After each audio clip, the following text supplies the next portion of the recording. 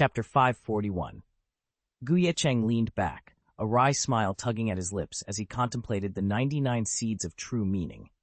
Such a tally spoke volumes. His foundation was rock solid, his potential nearly boundless. Yet the very same revelation came with a daunting caveat. Cracking into the master realm would prove over 1,000,000 times harder than the trials even demon-level domain masters faced. Yuan Sheng had been blunt. Any domain master must condense at least 1/3 of his own limit to break through into the master realm. In Ye Cheng's case, that translated to mastering 33 full domains. No small task if he wanted even the bare minimum barrier for forging his own microcosm. And the staggering scale of it was almost impossible to grasp. Even Yuan Sheng himself, supreme talent and head of the God of War Academy, had spent millennia perfecting each great Dao domain. Granted, Ye Cheng's gifts dwarfed those of any ordinary supreme demon. He might advance 100 times faster. Yet even at that breakneck pace, it would still demand decades to bring a single major domain to flawless completion. The path ahead was both awe-inspiring and terrifying in equal measure. Ye Cheng stared at the tally in front of him. 33 domains mastered.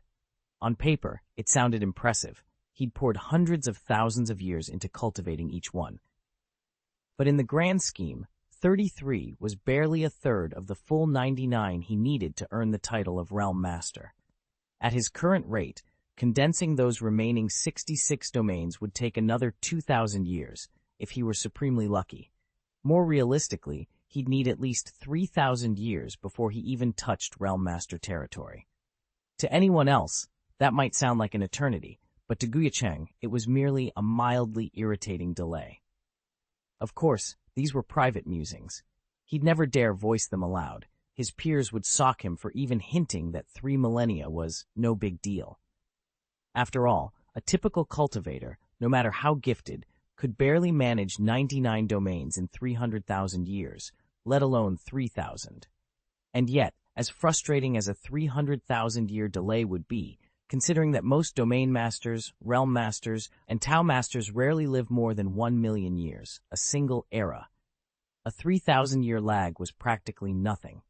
Only those who had broken through to true masterhood could hope to extend their lives across multiple eras. In the vast currents of time, 3,000 years was a mere ripple, and Ye Cheng was determined to ride it. Even the most powerful domain masters and realm masters wouldn't bat an eye at a long retreat. Saints live on for hundreds of thousands of years. They have all the time in the world, and if someone truly mastered all 99 domains, their strength would be unparalleled. Without ever forging a small world, they could use the sheer force of their domains to overwhelm a Dao Lord, complete a small world, and they could even rival a true master. Yes, it would take ages, but the payoff would be unimaginable. Ye Cheng's heart thumped at the thought.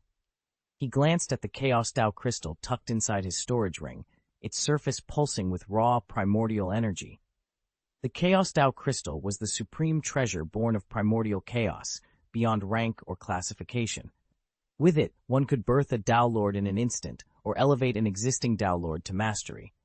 The Dao's true power contained in that single crystal was staggering.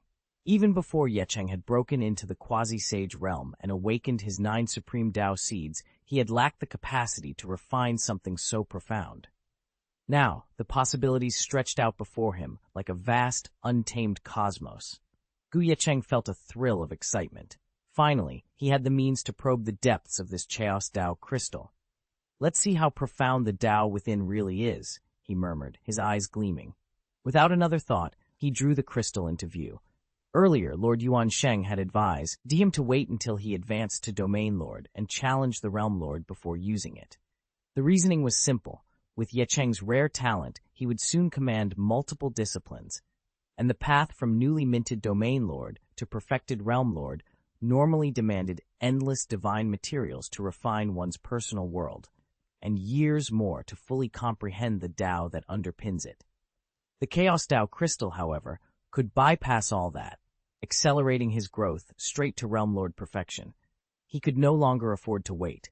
A sudden surge of willpower rippled through him. Boom! A crackle of energy burst around Ye Cheng as he unleashed the heaven-swallowing divine art. The world itself seemed to quiver in response, ready to reveal the true might hidden within the crystal. Streams of spiritual power condensed into 1,000 radiant beams, all converging on the Chaos Tao crystal before him. In an instant, the crystal shattered into countless glittering fragments. The moment it broke apart, a cataclysmic roar exploded through the air, like thousands of volcanoes erupting at once. The world around Ye Cheng went silent and plunged into darkness, save for a faint, pulsing glow at the heart of the crystal's remnants. In that awe-striking moment, Ye Cheng felt himself slipping through the veil of time, transported back to the universe's birth. He stood witness to the dawn of Tianxuan continent rising from primordial chaos, watched as the 3,000 Daos first flickered into being. The overwhelming surge of Tao true essence washed over him, granting an almost divine clarity. He was seeing creation itself unfold. Staggering under the revelation, Ye Cheng's heart thundered. No wonder, he muttered to himself, voice trembling with excitement. This Chaos Tao crystal can forge a realm master instantly. It guarantees transformation into a master, no exceptions. He stared at the dimly glowing fragments, awe and resolve burning in his eyes. The potential contained within this crystal, it's beyond terrifying. With that realization crystallized in his mind, Ye Cheng drew a steady breath. Whatever trials lay ahead, he knew he now held in his hands an opportunity few could ever dream of, and none could rival. A Chaos Tao crystal, what a treasure! It grants a cultivator the chance to witness the world's very dawn, to behold the 3,000 Daos emerging from absolute nothingness. In a single instant, it could equal a century spent meditating before a blank wall, striving to comprehend the Tao. In his mind, Ye Cheng felt that roar echoing through his heart. Yet at the same time, his sea of consciousness lay empty and boundless, his spirit sharpened to a single point of clarity. He stared unblinking at the primordial tableau before him, unwilling to miss a single detail. Under that razor-focused concentration, his Tao perception swelled and transformed with astonishing speed. Then came a soft hum, zzz, resonating through his inner world. In the void of his soul, the phantoms of the seeds of true meaning reappeared. These had dissipated when he'd last halted his secret cultivation technique, manifesting before only as faint, insubstantial illusions. Now each seed had solid substance, condensed to the utmost degree and humming with untapped potential. Beneath the vast tableau of world creation and the replayed chaos at the universe's birth, Ye Cheng watched in awe as the newly formed seeds of true essence underwent a furious metamorphosis. Tao patterns swirled around each seed like living threads, weaving themselves into talismanic shapes.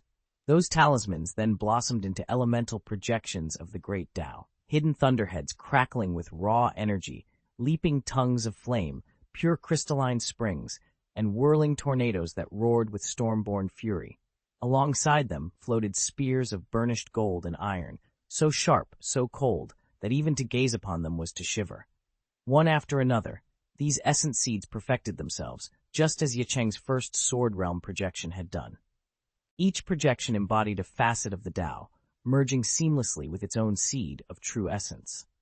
At last, the primordial spectacle began to fade. The chaotic reconstruction of creation wound down, and Ye Cheng's awareness snapped back into his own mind. He realized then that the Chaos Tao crystal, once an alien shard of power, had been wholly assimilated. As he opened his eyes, Ye Cheng discovered that his mental realm now held not one, but 12 brand new true essence seeds, each radiating its unique pattern of Tao.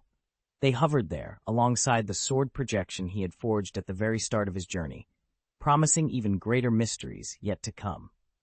In the time it takes for a single stick of incense to burn, Ye Cheng distilled and perfected 13 seeds of true essence, breaking through to the 13th tier of the great Tao realm. In that instant, his killing intent surged to heights that could rival, even challenge, the might of a fully realized realm master. Chapter 5 and 42. The Chaos Tao crystal really is extraordinary. One single crystal has saved me centuries of effort. It's simply astonishing. Within Ye Cheng's sea of consciousness, the 13 perfect realm seeds now shone with renewed brilliance. His eyes glowed with awe and gratitude. Yet he knew all too well how rare the Chaos Tao crystal was. Even if he were unbelievably fortunate enough to uncover a second one, Refining it to the same effect would be no small feat. Still, this solitary prize was more than enough to satisfy him. Moreover, he reflected, the very process of refining this crystal has taught me something crucial. Throughout the boundless world, countless natural treasures lie hidden, artifacts that, like the Chaos Dao crystal, can dramatically compress the time required to fathom the Dao's true meaning. He did not expect any of them to rival the Chaos Dao crystal's power, but even lesser treasures, accumulated one by one, could be invaluable. Securing a single miraculous item is a blessing. Gathering several would slash the time needed to erect a personal domain and forge a small world pocket of his own. Ye Cheng knew that if he wanted to break through to the next cultivation level now, he needed more than just talent. He had to build up a vast reserve of spiritual power, and the fastest way to raise that ceiling was by using the blessings of various natural treasures. With that in mind, his plan was set. First stop, Wandao Temple, to inspect the latest harvest of precious spirit ores and mystical flora from Beihuang Shenzhou. But before making that journey, there was one more destination on his mind, Killing Dao Temple, where his daughter was sealed in meditation. As he approached the God of War Academy's main gate, the crowd thinned just enough to reveal a circle of familiar faces. Dozens of cultivators stood clustered around the temple entrance, the stairway up to his cave house, and the spired roof of Changqing Palace. Word of his daughter's progress had spread like wildfire. Even the Yuansheng domain lord himself had come to see it. At the sight of Ye Cheng, the onlookers broke into enthusiastic greetings, their voices edged with envy. "Brother Ye Cheng, you've truly done well by your daughter," called Sage Hongyu, his eyes bright with admiration. Elder Xuefeng and Deputy Hallmaster Tiancheng both inclined their heads in agreement, their expressions equally approving. Nearby, the Yuansheng domain lord offered a warm wave. "Master Gu," he called, "your daughter's talent is extraordinary. Pray tell, what methods did you use in her training?" Ye Cheng smiled modestly. He knew that behind every breakthrough, his daughter's and his own, lay countless hours of careful guidance and a steady accumulation of spirit power. Now, with their attention fixed on him, he prepared to share just enough of his secret to satisfy their curiosity before he departed for Wandao Temple and the next stage of his own ascension. She actually broke through to the Heavenly Emperor realm in such a single bound. At the territory Lord Yuansheng's words, the gathered cultivators fell silent. Ye Cheng stared at the onlookers, bewildered. He still couldn't piece together exactly what had happened. The moment he himself had surged past the quasi-saint realm into the Saint Dao realm, the Gu family's bloodline had undergone a profound transformation, and with it, every family member had been caught up in the change. None benefited more than his little daughter, Xiaoyiren. He could feel that her destiny had been fortified beyond measure, but he couldn't yet grasp the full extent. All he knew was that her cultivation had skyrocketed, so dramatically that countless masters from the God of War Academy had gathered to witness it. After all, Yiren was no older than 8.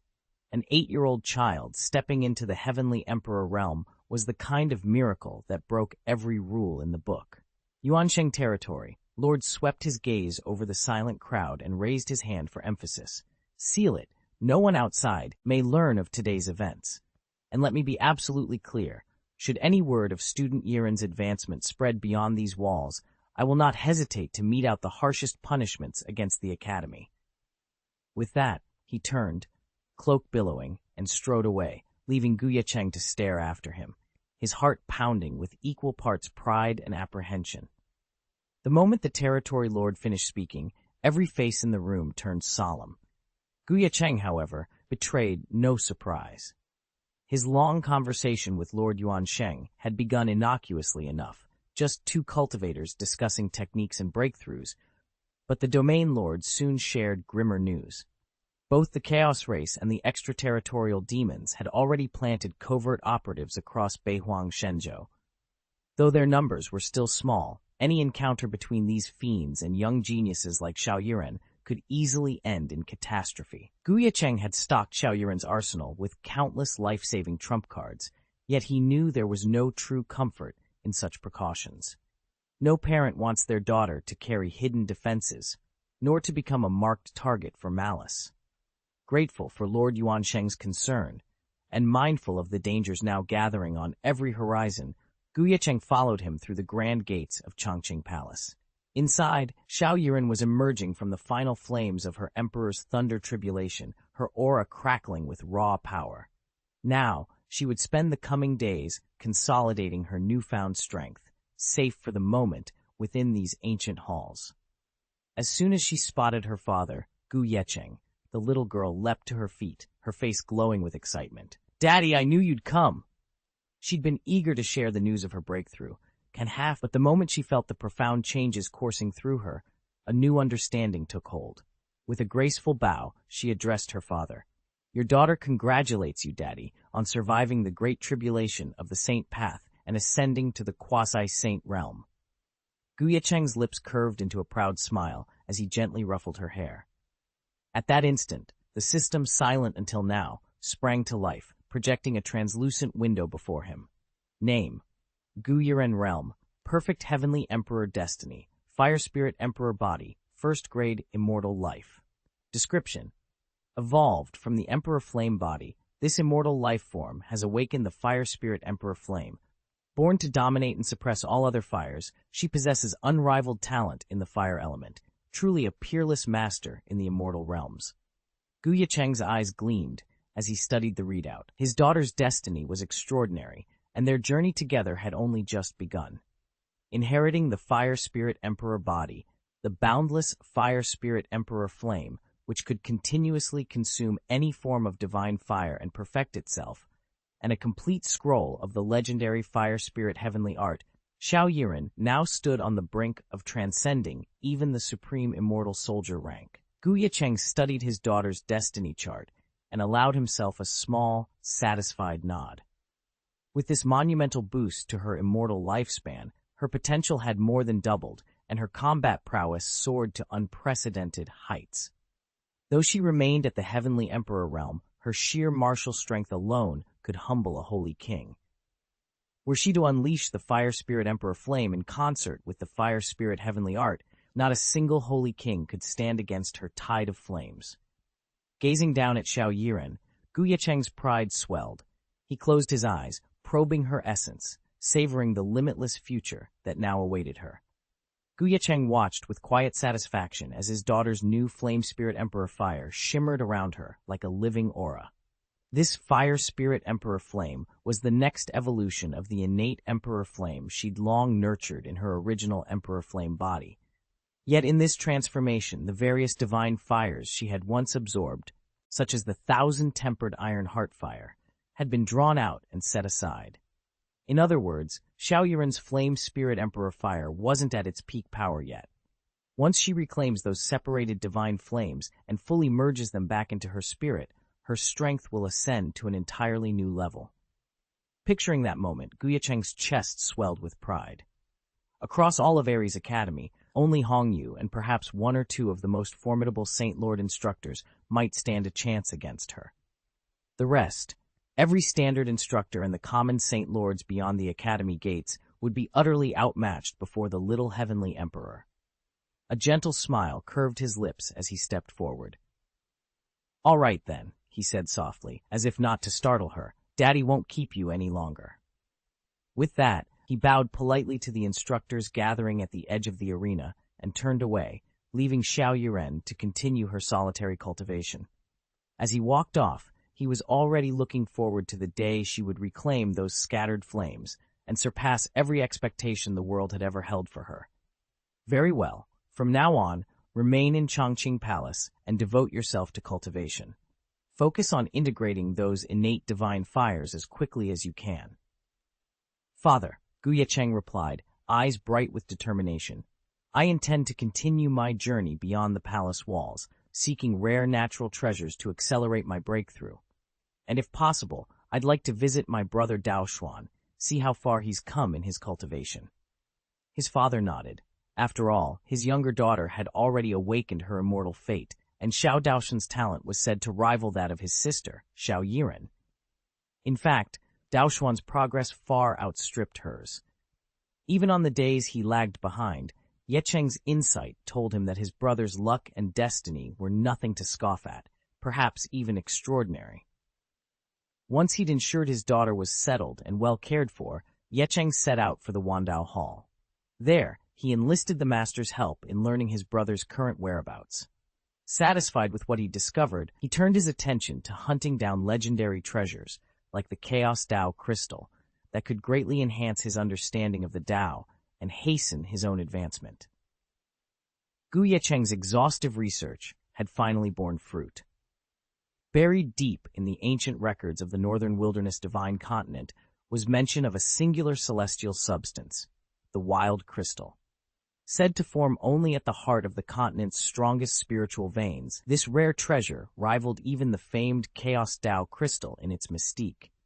Though both crystals owe their existence to the same cosmic laws, nurtured by the 3,000 great ways threading through heaven and earth, their origins diverge.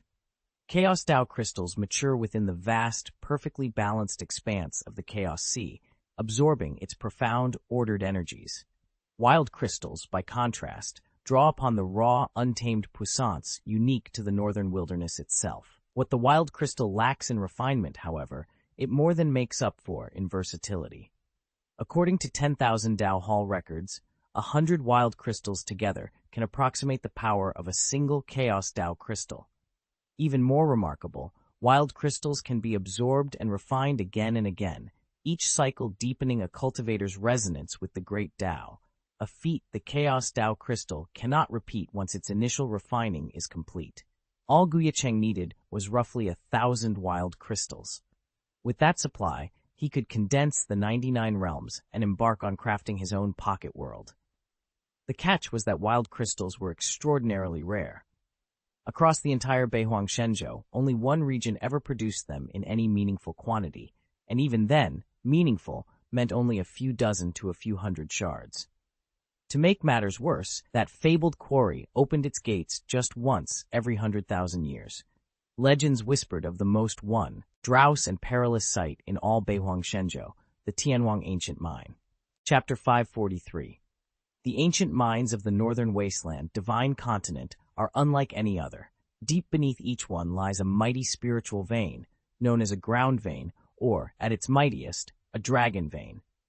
Should even one of these veins falter, the spiritual balance of the entire northern wasteland would be thrown into chaos. Yet it is precisely because of these veins that the richest heaven and earth materials and the most precious divine ores are born. In the age of legends, these mines and their surrounding lands thrived, glowing with life and power. They were the very heart of the northern wasteland, divine continent. But when the ancient era ended and the great spiritual tides receded, the mines fell silent and were slowly abandoned. Over the centuries, countless monks and curious creatures, drawn by rumors of rare divine materials, ventured into those depths and never returned. Bound by the residual energy of the veins, they twisted into corpse demons, doomed to haunt the dark tunnels forever. And so the mines remain to this day, silent, foreboding, and alive with restless spirits. These ancient mines, relics left behind by a lost civilization, have become de facto forbidden zones across the northern wilderness divine continent. Only powers on the level of the God of War Academy can hope to claim an entire mine for themselves. Tiangong Hall, one of the Academy's 3 great divisions, exercises unquestioned control over the Tiangong ancient mine. For every lesser deity or minor power, there are only 2 ways to secure top-grade divine materials. One is to join forces with others, braving the constant threat of rival elites from various tribes and sects as they all compete for a foothold in those deadly caverns. The other is to offer tribute to one of the Academy's halls, paying whatever price is set, in exchange for the chance to explore a more controlled site. Among all the ancient mines scattered across the northern wilderness, the Tianhuang Ancient Mine is by far the most perilous. Its veins of wild crystals draw countless treasure hunters, but the mine's true treasure is guarded by a horde of powerful corpse demons. An ancient seal holds them at bay, and it may be opened only once every 100,000 years. Any more frequent attempts to break it would risk unleashing unimaginable disaster. Ye Cheng's brow tightened as he reviewed everything he'd learned about the Tianhuang Ancient Mine. If the corpse demons sealed within ever broke free, they would surge across Shenzhou like a tide of blood, Every living thing would be extinguished. No wonder priceless artifacts, such as the Chaos Dao Crystal and the Desolate Crystal, were so fiercely sought. Treasures of that caliber don't come around often. According to the Wandao Hall's detailed records, the most powerful of those undead abominations have already ascended to the Dao Lord realm. Although Ye Cheng had grown remarkably strong himself, he was still only a perfect realm master.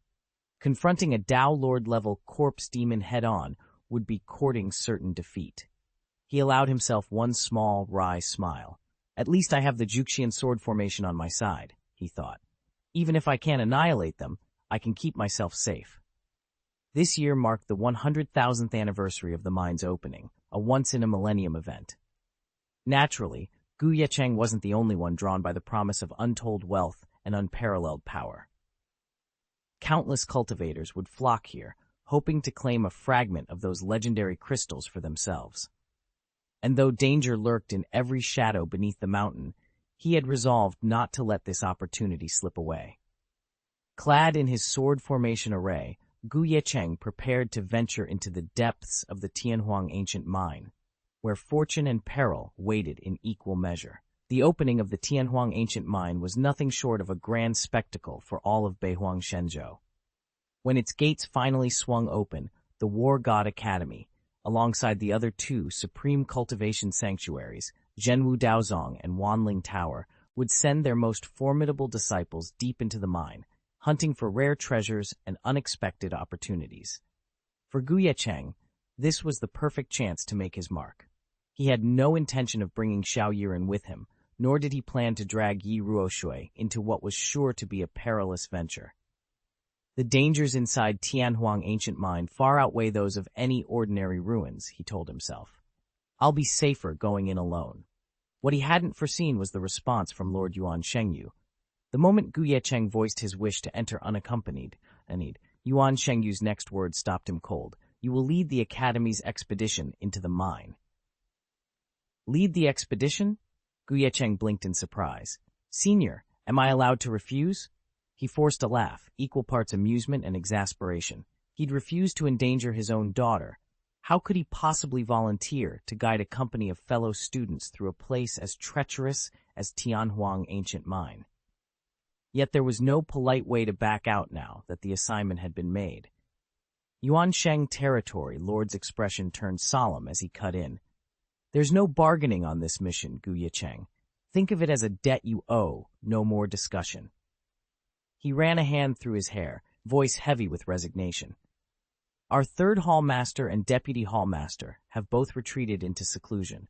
One is forging a new domain, the other is preparing for the Realm Master breakthrough. As for me, I spent the last 100,000 years trapped in the Tianhuang ancient mine, tangling with a corpse demon lord. If I led this next expedition, it would be a curse, not a blessing, for our younger disciples. Yuan Sheng let his gaze settle on Ye Cheng. The only other candidate for deputy dean has been in isolated training with the dean for years. He's completely unreachable. He paused, then added quietly, You came forward of your own accord and volunteered for the Tianhuang ancient mine mission. If I don't entrust it to you, who else could bear that responsibility? Confronted by his earnest appeal and the stark reality that no one else was available, Ye Cheng could only bow his head in reluctant acceptance. Lord Yuan Sheng already suspected why Ye Cheng was heading into the Tianhuang ancient mine, the legendary Huangjing. Tales said this priceless ore only ever appeared in the mine's most remote, perilous depths. If Ye Cheng personally led his team all the way in, he'd be spread too thin, unable to oversee both exploration and his subordinates. So Yuan Sheng gave a different order. Don't worry, he told the God of War Academy officers. There's no need to push them into the mine's core. Simply escort them inside, then station them at the perimeter for training. This mission wasn't about gathering rare materials or hunting divine artifacts, at least not primarily. With the Tiangong ancient mine already under the Academy's control, they had more than enough resources. Instead, the Tianhuang venture was meant to broaden the disciples' horizons and give them real-world experience. Out there on the mine's fringes, they would train, adapt to danger, and learn to operate as a team, lessons far more valuable than any treasure they might dig up. At the Tianhuang ancient mine, the corpse demons posed a singular threat. The malignant spirits embedded in their decaying flesh could slip unseen into a cultivator's soul, corrupt their thoughts, and ultimately transform them into more undead abominations, an insidious strategy remarkably akin to certain extraterritorial demon arts. Lord Yuansheng had arranged this mission precisely so the Academy's disciples and instructors could gain first-hand experience countering such covert assaults. When Lord Yuansheng finished his briefing, Ye Cheng finally allowed himself to relax. He'd feared the Academy would task him with supervising the junior disciples. Babysitting, as he privately called it, even though he wouldn't have refused if his schedule allowed. But with his ambition firmly fixed on refining 99 domain formations, he simply didn't have the luxury of time for childcare duties. Learning that no such assignment awaited him, he accepted the gleaming gold token Lord Yuansheng presented. With a single drop of blood, Ye Cheng bound himself to the token. The instant his life essence mingled with its runic core, a flood of soul signatures surged into his awareness. Over 300 distinct fluctuations pulsed through the surrounding caverns, each one a fellow cultivator, each one now within his grasp. A faint hum resonated at his fingertips. Ye Cheng tucked the token safely into his robes and stepped forward, determination stealing his heart. The real trial in the depths of Tianhuang was about to begin. Morning light filtered through the towering gates of the God of War Academy as over 300 cultivators assembled on the training grounds. Among them stood hulking human warriors, lithe elven apprentices, stout dwarven smiths, eager students, and their seasoned mentors, each selected as a representative for the forthcoming expedition to the Tianhuang ancient mine. At that moment, a surge of spirit energy rippled through the crowd. Every cultivator froze, their auras flaring in astonishment. Whose power is that? It's overwhelming. Could it be the Vice Dean leading us this time? I heard he's still entangled in unresolved issues. How could he manage such a mission? Murmurs swelled as they exchanged uneasy glances. Then, with serene confidence, a young man stepped onto the raised dais. His presence alone stilled the whispers. He wore the Academy's insignia, and his eyes shone with unwavering resolve. "Greetings, students and mentors of the God of War Academy," he announced, his voice carrying across the courtyard. "I am Ye Cheng. I will lead our expedition to the Tianhuang ancient mine. Please be here at first light tomorrow, prepared to depart without delay." A respectful bow rippled through the assembly. With that simple declaration, anticipation and determination took hold, marking the true beginning of their arduous journey. "We'll activate the teleportation array and appear at the outer gate of the Tianhuang ancient mine." Is our expedition leader really Master Ye Cheng? As soon as Ye Cheng's telepathic voice rang out, the eyes of over 300 Ares Academy disciples lit up in astonishment. Both students and instructors had braced themselves at the prospect of entering the fabled Tianhuang ancient mine. They all knew its deadly reputation, and they assumed that, if anyone from the Academy were to lead this mission, it would be one of the chief elders, such as Xuefeng, masters at the realm level. Those elders were more than capable of defending themselves in the mine's outer reaches, but deep inside, their strength might prove insufficient to safeguard the entire party. Ye Cheng, however, was an entirely different case. His power had been proven time and again throughout the Academy's fiercest challenges, most notably during the battle for the secret treasure in the Cemetery of the Saints. With him at the helm, every disciple felt a surge of confidence replace their earlier trepidation. Everyone, students and faculty alike, held him in the highest esteem. Students in particular, with their usual pride, rarely took any teacher seriously. Yet Ye Cheng had earned their absolute trust. So when word came that he would lead the expedition to the Tianhuang ancient mine, nobody questioned it. One of the older students even laughed with relief. With teacher Ye Cheng guiding us, there won't be any nasty surprises on the way. Excitement rippled through the crowd as they set about final preparations for the journey. Afterward, Ye Cheng pulled Xiao Yiren and Yi Roshui aside to outline the detailed plan, routes, contingencies, and their roles once they arrived. His calm confidence left them reassured that everything was under control. At dawn on the second day, Ye Cheng led the team into the teleportation array. A surge of brilliant light enveloped them, and within moments, they were gone, bound for the long-dormant Tianhuang ancient mine. As their forms vanished into the portal, news of the mine's reopening swept across Beihuang Shenzhou. From the capital to remote border towns, merchants, cultivators, and officials alike felt the tremors of change. The continent held its breath, for with the mine's gates open once more, destiny itself seemed ready to be reshaped. Chapter 5544. The grand opening of the Tianhuang ancient mine was the most anticipated event in the northern wasteland divine continent. Cultivators from every major sect and power had spent years preparing for this moment. After all, the precious ores and spirit-infused minerals needed to forge Domain Master and Realm Master weapons are found nowhere else in the region, only deep within these legendary veins, nourished by ancient earth currents. Now, as the day approached, excitement crackled through the air.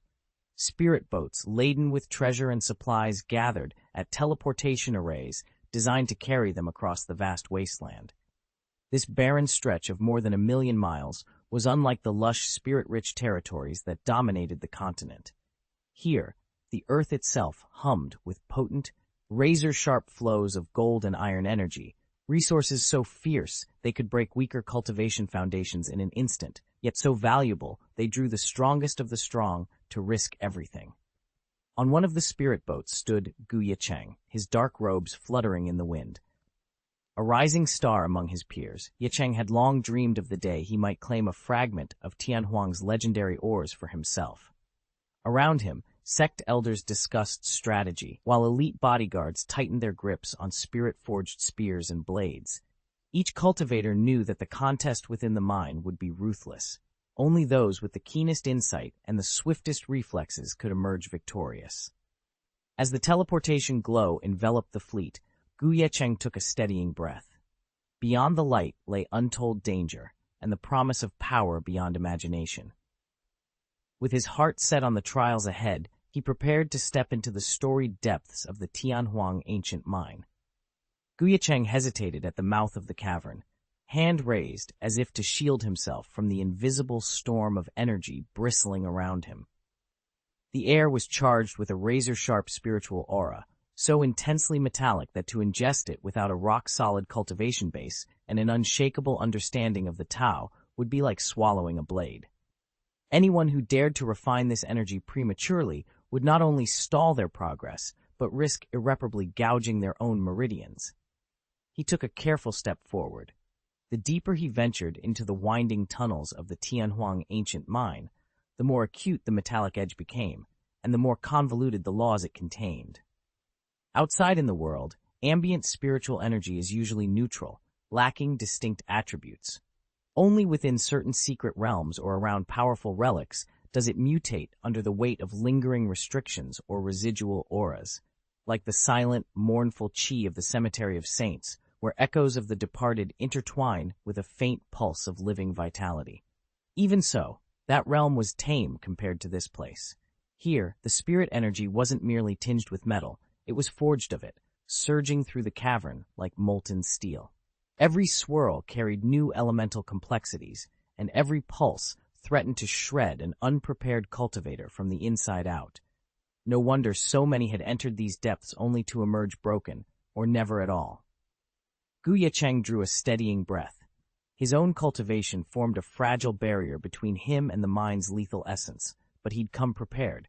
He allowed a controlled flow of his chi to spill into the chamber, probing the alien energy like a healer testing a patient's pulse. The moment their two currents met, a thrill ran up his spine. He stood on the brink of unveiling secrets buried here for centuries, or paying the ultimate price for his recklessness. With determination hardening in his chest, he tightened his grip and pressed onward into the heart of the mine. A single stream of spiritual energy can shift through dozens, even hundreds of elemental attributes: flame, thunder, ice, snow, storms, and more. But this flux is nothing like the corrupting aura of the Cemetery of the Saints, which saps a cultivator's strength the moment they set foot inside. The energy within the Tianhuang ancient mine, by contrast, is astonishingly stable and benign. If you never draw from it, it poses no threat. Unlike the cemetery's dead air, it will not erode your body or spirit. When the gates of the Tianhuang ancient mine finally creaked open, cultivators poured in from every corner of the northern wasteland. Few among them had reached the Saint King realm, and most relied on sheer persistence rather than overwhelming power. Yet none were willing to miss this chance. They came laden with mountains of elixirs and stacks of spirit-feeding pills, determined to brave the unknown and strike it rich. Among the hopeful throng stood Ye Cheng. He adjusted the straps on his travel pouch, heart pounding as he gazed down the mine's yawning entrance. All around him, anxious faces reflected the same mixture of excitement and uncertainty. In this crucible of opportunity, only those bold enough to seize the moment would emerge victorious, while those who hesitated might be left empty-handed forever. As long as we avoid siphoning off the spiritual energy inside the mine and stick to its outer perimeter, the risks won't be too severe, one cultivator said, eyes fixed on the distant ruins. Another chimed in, excitement brightening his expression. Besides, the Tianhuang ancient mine is the premier relic mine in all of Beihuang Shenzhou. Even in the outer fringes, there are top-grade holy materials, perfect for forging Saint Lord-class weapons. If fortune smiles on us and we discover a domain master-level divine ore, we could strike it rich, perhaps even edge closer to breaking through to the domain master realm ourselves. The first speaker nodded in agreement, his gaze unwavering. At this moment, the fabled Tianhuang ancient mine lay at the heart of the million-mile wasteland, encircled by colossal runic arrays carved into the earth. These runes resonated in unison, weaving a vast curtain of light that sealed the mine's interior, preventing any intruder from entering and keeping the restless corpse demons confined within. Along the boundary of that luminous barrier, dozens of cultivators had already gathered, each heart pounding with anticipation. They readied themselves, determined to breach the barrier and plunder the mine's legendary treasures. Soft murmurs rippled through the gathering of casual cultivators as they stood before the luminous barrier, sealing the entrance to the Tianhuang ancient mine. Faces that held sympathy for the mine's explorers were tinged with anxious concern. "Hundreds of thousands of years have passed," one whispered. "By now, the corpse demons inside must be far stronger than before." Another nodded grimly. "Even if the outer caverns remain relatively tame, the path grows deadlier the deeper you go. We'll have to press at least 200,000 to 300,000 miles into the mine's depths."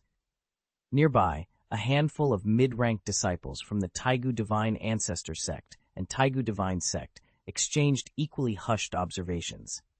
With domain masters steering their sects, their ambitions ran far beyond simple treasure hunting. But so did their fears. Each thought of plunging into the mine's black heart left them uneasy, and as they stole glances toward the banners of rival domain master sects, envy gnawed at them. In truth, every cultivator assembled before the mine's protective light curtain fell into one of three broad categories: lone, casual practitioners, disciples of ordinary domain master sects, and the elite contingents of the great domain master sects themselves, those backed by the formidable power of their patron masters. There's yet another kind of domain master sect, one allied with the three supreme cultivation holy places of the northern wilderness divine continent. These holy places, the God of War Academy, the Zhenwu Dao sect, and Wanling Tower, are known for their inclusiveness. The God of War Academy and Wanling Tower accept students of any race, while the Zhenwu Dao sect specializes in training human cultivators. What unites them is a single standard: talent above all. The exploration teams these holy places dispatch are leagues beyond those of ordinary sects. Riding with one of their contingents means guaranteed passage into the deepest reaches of the Tianhuang ancient mine. Whereas typical sect expeditions rarely venture beyond 200,000 or 300,000 li, holy place-backed teams have pushed 500,000 li or more, sometimes 600,000 or even 700,000 li, in search of the mine's true core. It's there, in those untrodden depths, that the richest veins of divine materials lie, materials coveted for the forging of weapons fit for realm masters or even Taoist masters. With the backing of a supreme holy place, Ye Cheng's team stood to reap far richer rewards and enjoy far greater safety than any other domain master sect. No wonder the onlookers' envy grew more intense by the moment. Across the valley, the allied sects of the three holy places had also dispatched their proudest monks, all eagerly awaiting the opening of the Tianhuang ancient mine. Then, with a sudden crackle of energy, a teleportation aura split the air. From it emerged a spirit vessel so vast it loomed like a mountain, over 10,000 feet long and just as wide. Upon its deck stood 365 statues, each one honoring an ancient god clan, the iron-blooded Fire Ape Legion, the winding nine-twist sky pythons, the mighty five-tusked white elephants. Every figure pulsed with a terrible Taoist resonance, their oppressive auras radiating outward like living thunder. 365 colossal statues stood sentinel on the deck of the spirit boat, which itself loomed like a mountain, radiating overwhelming majesty. Intricate, forbidden runes, each more cryptic than the last, adorned its hull, and the cultivators aboard were renowned for their formidable power.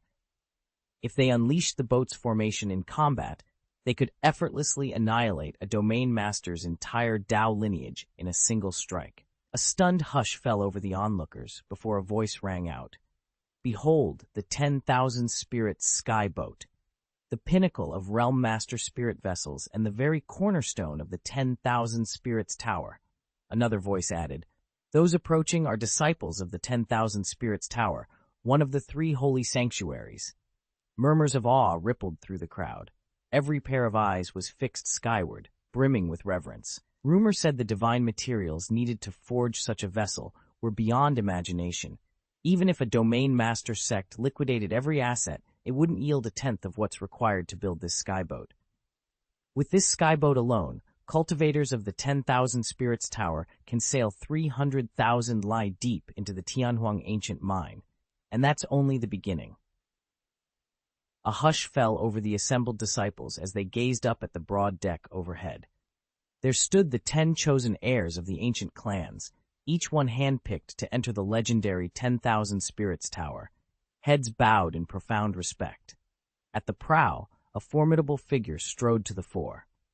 Clad in a richly brocaded robe and wearing a tiger-faced helm, he planted his feet firmly against the wind, hands clasped behind his back. He said nothing, yet the sheer weight of his presence left everyone speechless. "This," whispered one of the younger cultivators, "is the Nether Thunder Tower Master, 9th of the 27. He commands the Nether Thunder Tower and sits at the head of the ancient god Tiger Clan." Murmurs spread through the ranks. Word is he's cultivated to the 4th realm. His power rivals that of a late-stage realm master. "It's unheard of that Wanling Tower would dispatch someone of his caliber to lead our expedition," another added in awe. The courtyard buzzed with excitement. "They're really aiming high this time," someone muttered. "Those ancient gods allied with Wanling Tower have struck it rich." Whispers rippled through the gathered cultivators as they eyed the banners of Wanling Tower's divine allies. Sure enough, the contingent of ancient god cultivators who'd signed on for the Tianhuang ancient mine expedition were positively beaming when they saw today's lineup. Their leader grinned wider than anyone, launched himself into midair, and saluted the Dark Thunder God Tiger. "Master Tiger," he called, voice ringing with eagerness. When the Dark Thunder God Tiger inclined his head in return, the ancient god leader could barely contain himself.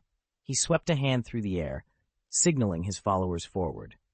With happy chatter, they crowded onto the gleaming Wanling skyboat, rubbing their palms together in anticipation of the treasures awaiting them in Tianhuang Mine. Once the last of them had vanished into the skyship's hold, the Dark Thunder God Tiger remained behind, his gaze drifting curiously toward the 2 remaining allied sects, Zhenwu Dao and the War God Academy. A sly smile curved his lips. "Brother Changlin," he called, voice low and teasing. "It's been too long. I see you've been waiting patiently. Why delay any further? Join me, and let's see what fortunes await us in the depths of Tianhuang. I promise you, Brother Changlin, that neither you nor Kangchong sect will suffer so much as a scratch. Do we have an understanding?" The Dark Thunder God Tiger's voice rumbled across the pavilion like distant thunder. Before him stood Supreme Elder Changlin of Kangchong sect, an honored elder in the Zhenwu Dao sect, and an old friend of the Tigers. Their amicable history, however, was merely the pretext for this gathering. By extending such a grand promise, the Dark Thunder God Tiger intended to remind the Zhenwu Dao sect just how precarious their position had become. As Changlin inclined his head in cautious agreement, the tiger's gaze swept the courtyard. Seated to one side was the envoy from the God of War Academy, an ancient tribal leader whose axes of war were legendary, and beside him sat Elder Quishan of the Ox Bull tribe, a pragmatic chieftain who'd once cornered Ye Cheng at the entrance to the Cemetery of All Saints, demanding Ye Cheng's hard-won spoils. By hosting these powerful figures under one roof, the Dark Thunder God Tiger made his intentions clear. Any alliance against him would crumble under the weight of his influence. Zhenwu Dao, God of War Academy, Ox Bull tribe, all were reminded that refusing his terms would be a perilous gamble. The storm was gathering, and he held the lightning bolt in the palm of his paw. Master Quishan, esteemed Taoists of the Quinyu tribe, the Dark Thunder God Tiger announced, "If you're interested, Wanling Tower cordially invites you to join us in exploring the Tianhuang mine." A hush fell over the gathering. Neither the Kangchong sect nor the Quinyu clan deigned to answer. Their leaders merely exchanged polite smiles.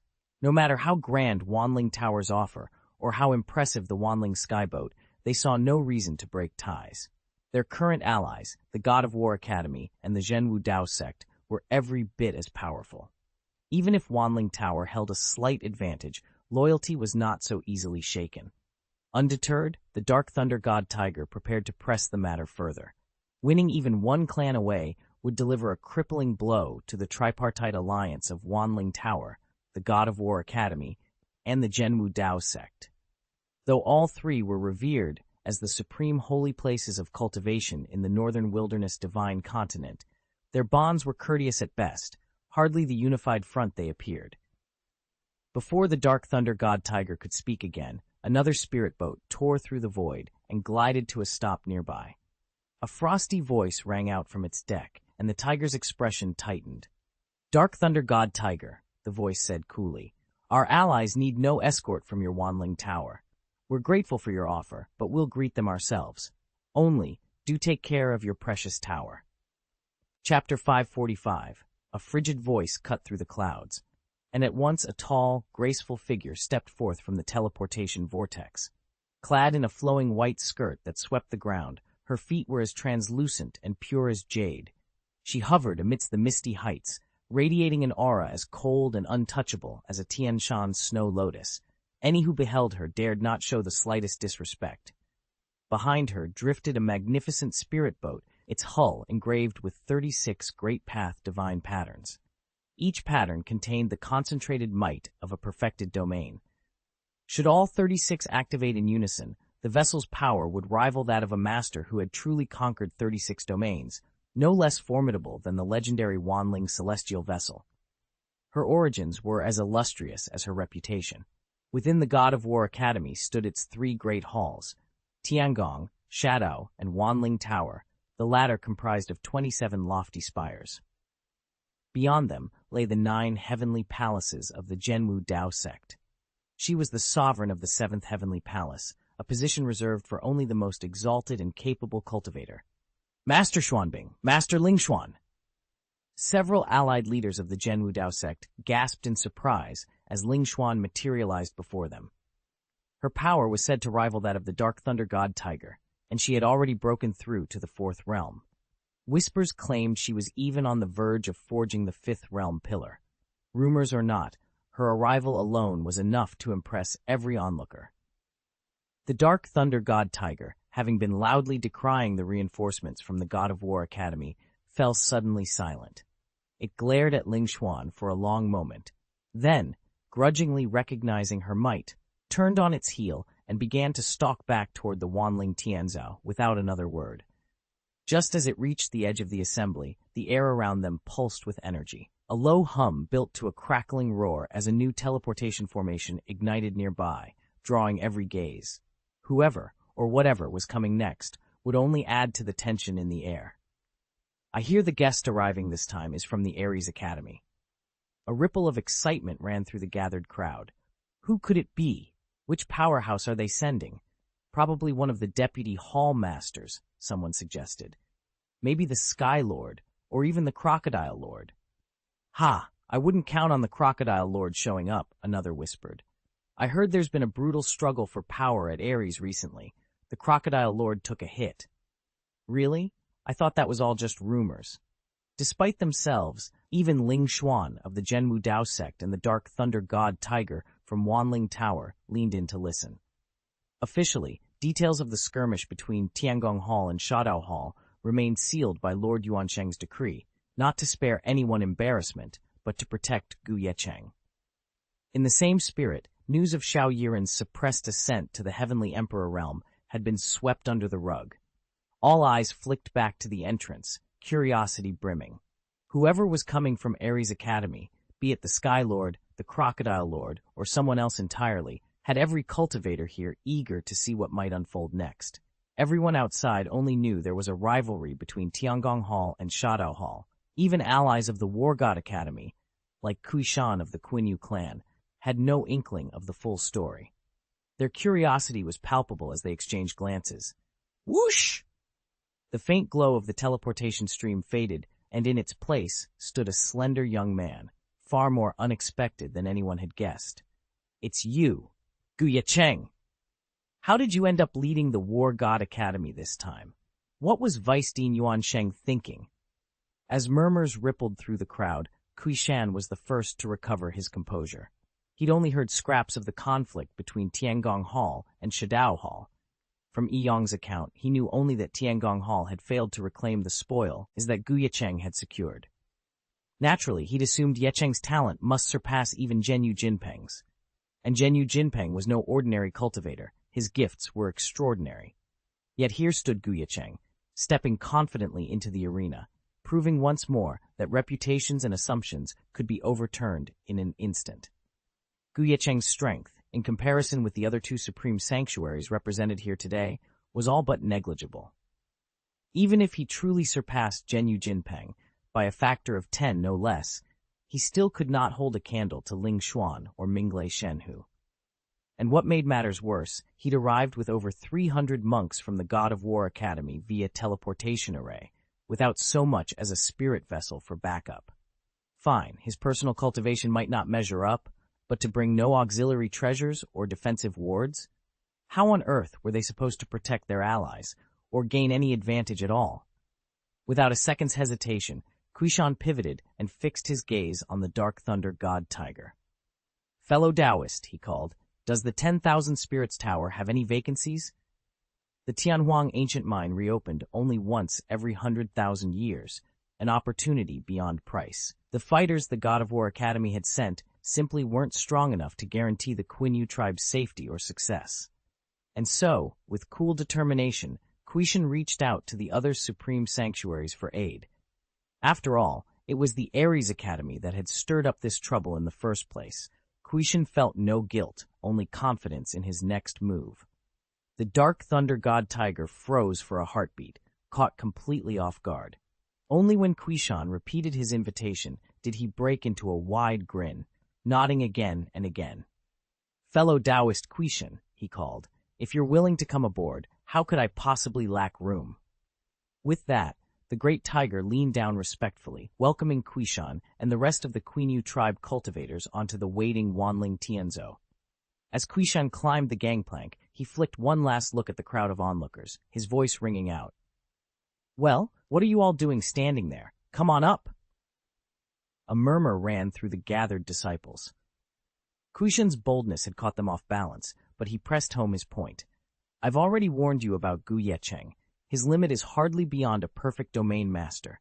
In the treacherous depths of the Tianhuang ancient mine, he can barely fend for himself, much less protect any of you. His words struck home. Eyes darted from one face to another, hesitation and doubt flickering in their gazes. The Dark Thunder God Tiger saw his chance to drive the point home and to humiliate the War God Academy. Stepping forward with a gracious bow, the Thunder God Tiger offered each of the hesitant disciples his paw, ushering them aboard the heavenly vessel without another word.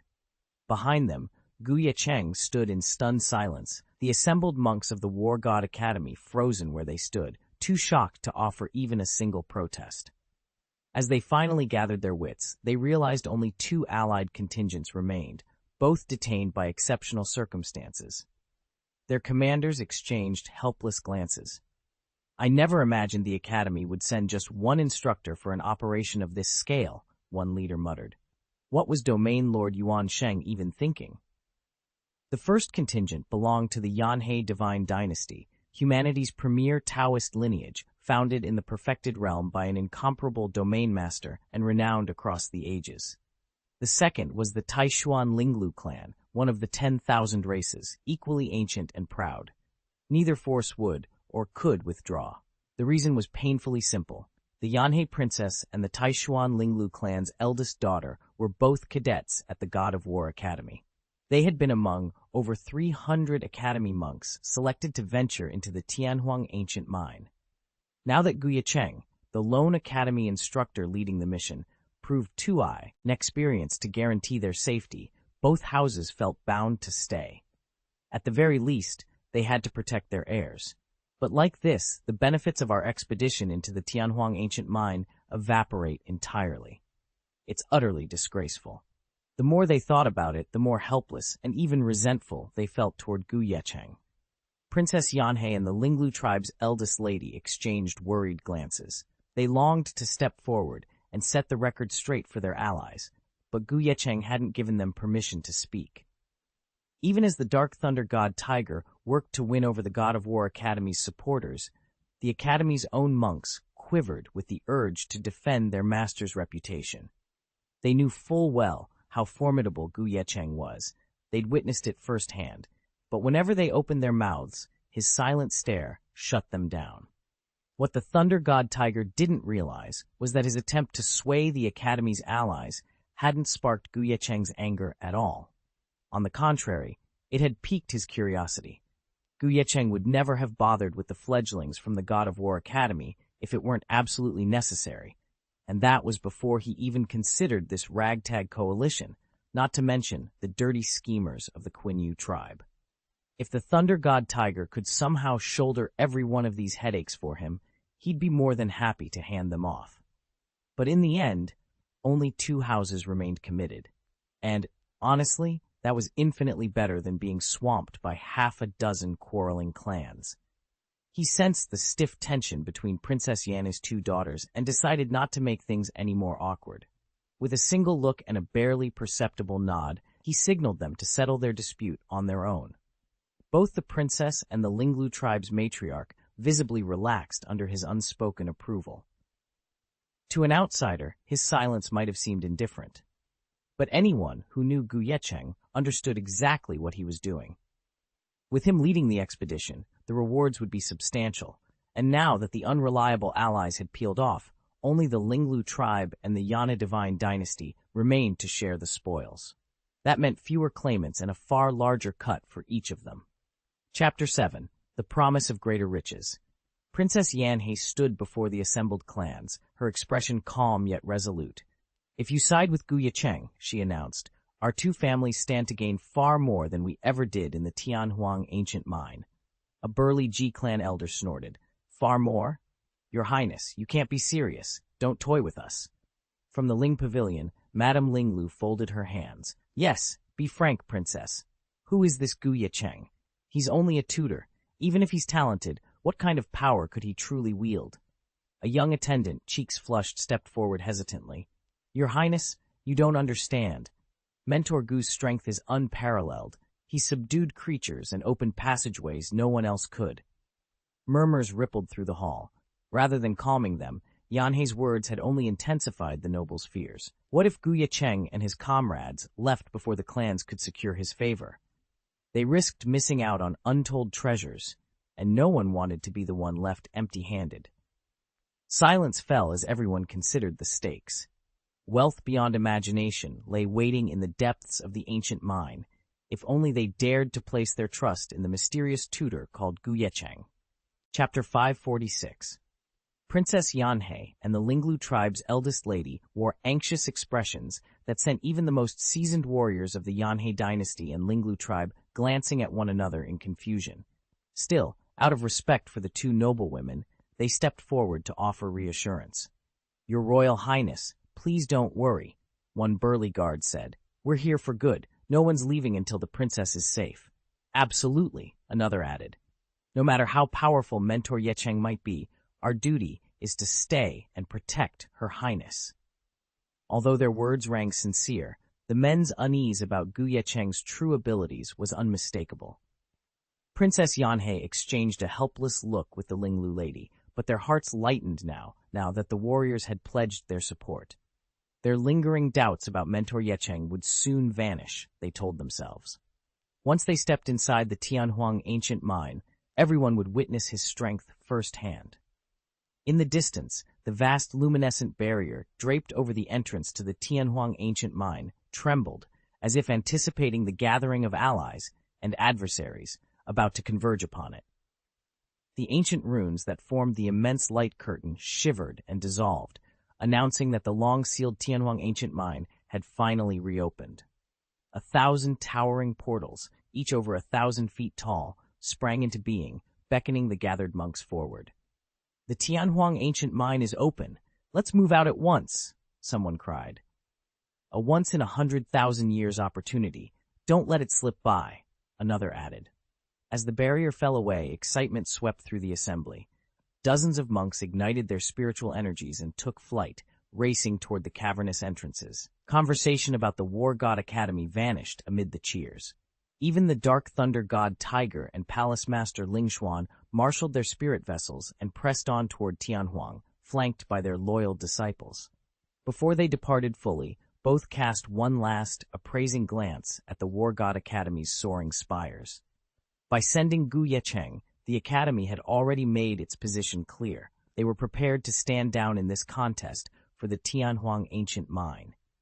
Their rivals felt no scorn, only a deepening respect, their expressions more solemn and dignified than ever. The Thunder God Tiger finally understood why all the rumors about the War God Academy were coming true. Deputy Hall Masters and even Hall Masters had quietly withdrawn one after another, their losses now threatening to cascade into the upper realms. "Once we return from the Tianhuang ancient mine," he murmured, "the Academy's strength will soar to an entirely new level." He leaned forward, voice low. "We can't let the gap between us widen any further.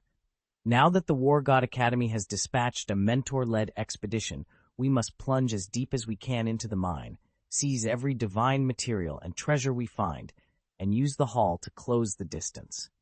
On the Zhenwu Dao sect spirit boat, Lingshuan sat in silence, but his expression betrayed complete agreement. Gu Ye Cheng, however, paid them no heed.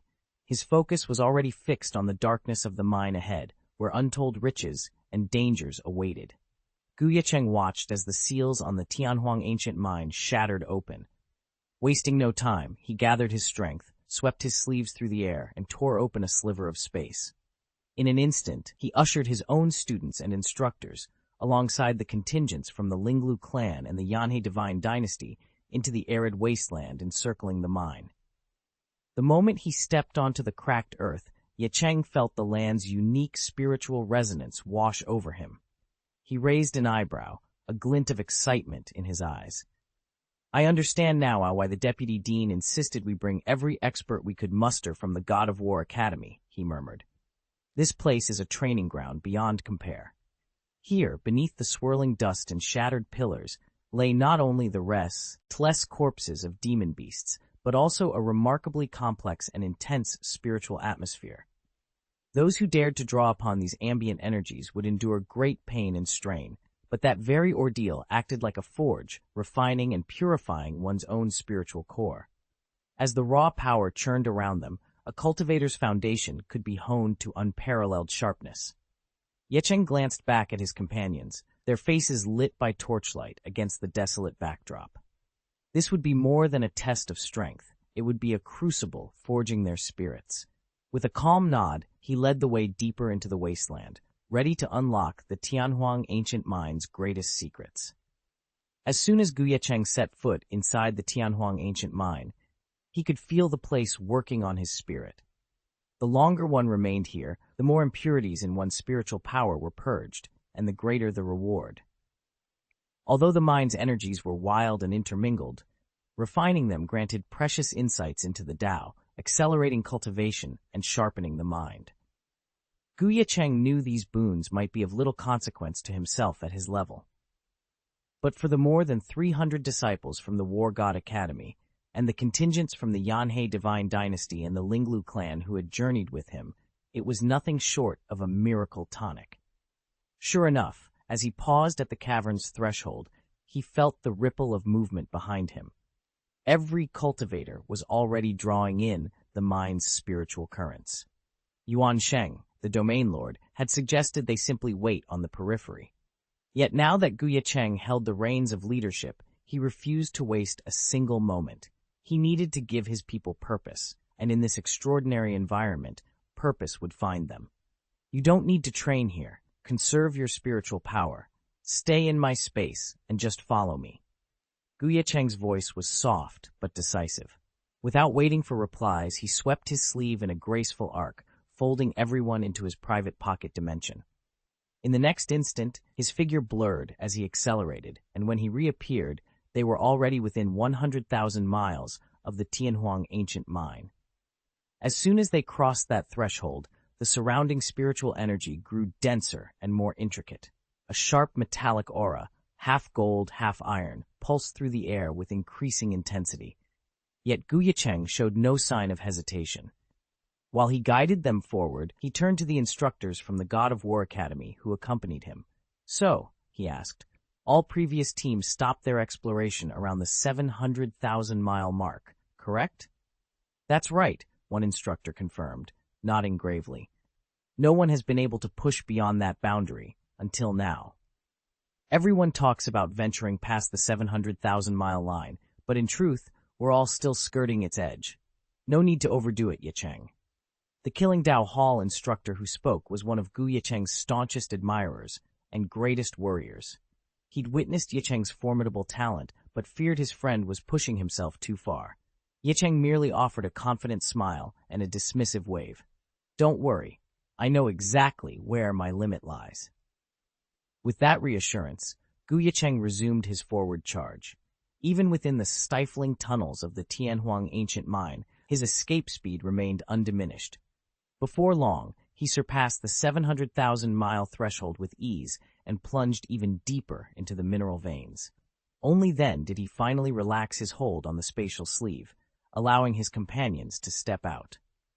Half a day later, they emerged, blinking in the sudden brightness.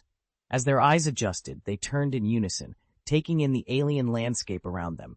Craggy walls bathed in pale, luminescent crystal veins, the air rich with the scent of ancient ores. Shock registered on every face. Where are we? One of them whispered. The 500,000-mile zone? They exchanged stunned looks. Somehow, in Pressy, past the 700,000-mile mark, Ye Cheng had landed them nearly 200,000 miles shallower than expected, and into entirely uncharted territory. Or 600,000 li? The lead royal priest of the Yanhei Divine Dynasty stared at Ye Cheng in stunned disbelief. A blade-sharp aura crackled through the air, and even a powerhouse at the late Domain Master stage felt his legs weaken beneath him. The other students and instructors from the God of War Academy shifted uneasily, all eyes fixed on the young man at the center of it all. Ye Cheng offered a cool, slight smile and waved a hand. We're actually standing around the 700,000 li mark of the ancient mine now. That's where this leg of our journey ends. We'll be moving in from here next. Moving in from here? Teacher Ye Cheng, are you trying to get us killed? The commanding domain master of the Linglu tribe erupted, equal parts horror and fury in his voice. Do you realize what the 700,000 li zone of the ancient mine is? I don't care how you brought us here so quickly. It's madness. This deep layer isn't meant for people like us. He glanced down toward the yawning chasm below. The Tianhuang ancient mine, nourished by the planet's earth veins, was renowned for its boundless stores of divine materials, and for the deadly perils that lurked at every turn. Yet Ye Cheng had brought them to the very edge of its most dangerous depths. Not only did corpse demons prowl these lands unchecked, but the very ground was laced with countless heaven and earth seals. Venture too close, and even a domain master could vanish without a trace. And the deeper one pressed into these seals, the more deadly they became. To the veteran fighters of the Linglu clan and the Yanhei Divine Dynasty, this territory, stretching over 700,000 li, was a walking execution ground. Without a late-stage domain master leading the expedition, it wasn't merely that 1 in 100 steps could cost a life. It felt like a fatality every 1,000 steps. Yet here stood Ye Cheng, cool as ever, insisting they advance further. "Master Ye Cheng, have you lost your senses?" The Linglu domain master exploded. "Even if we hold our ground and miraculously go unnoticed by any powerful corpse demon, the spiritual energy here is so razor-sharp we can barely withstand it. We can't even absorb or refine a single wisp of it. How do you expect to lead us under such conditions?" His voice cracked with desperation. Beside him, the eldest lady of the Linglu clan cowered in silence, too terrified to utter a single word. Miss Ling's eyes widened with fear as she glanced at Ye Cheng, worried that her clan's elders might have offended him. But Ye Cheng did not look angry. Instead, he seemed to understand the elders' fury and already had a plan to calm them. Before he could act, however, he suddenly responded to some unspoken command from the Linglu tribe's domain master, and a thunderous roar shook the air. Not far off, a vast 10-foot-tall figure materialized atop a shadowed mountainside. It was a corpse demon in human form, its body encrusted with countless blades, swords, spears, and daggers jutted from its flesh, giving it a nightmarish appearance. Murderous intent radiated from the demon like a storm, and its cultivation aura pulsed violently. It had clearly attained the master realm. At the sound of its roar, the Linglu clan's elders staggered, nearly toppling to the ground. "Miss Ling, run!" their leader bellowed, shoving aside his shock. Clenching his teeth, he rallied his subordinates. "Hold it here. Buy her time." With that, he charged forward, determination burning in his eyes as he prepared to stand against the corpse demon and give Miss Ling the slim chance she needed to escape.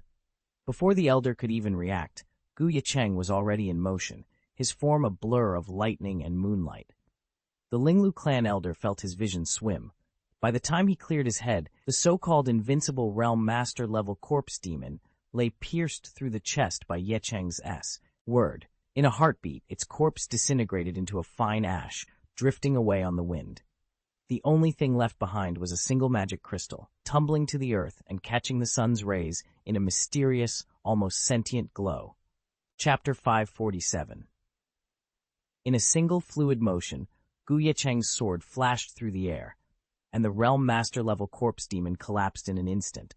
From the moment it lunged until the final decisive strike, it was over almost before anyone realized what had happened.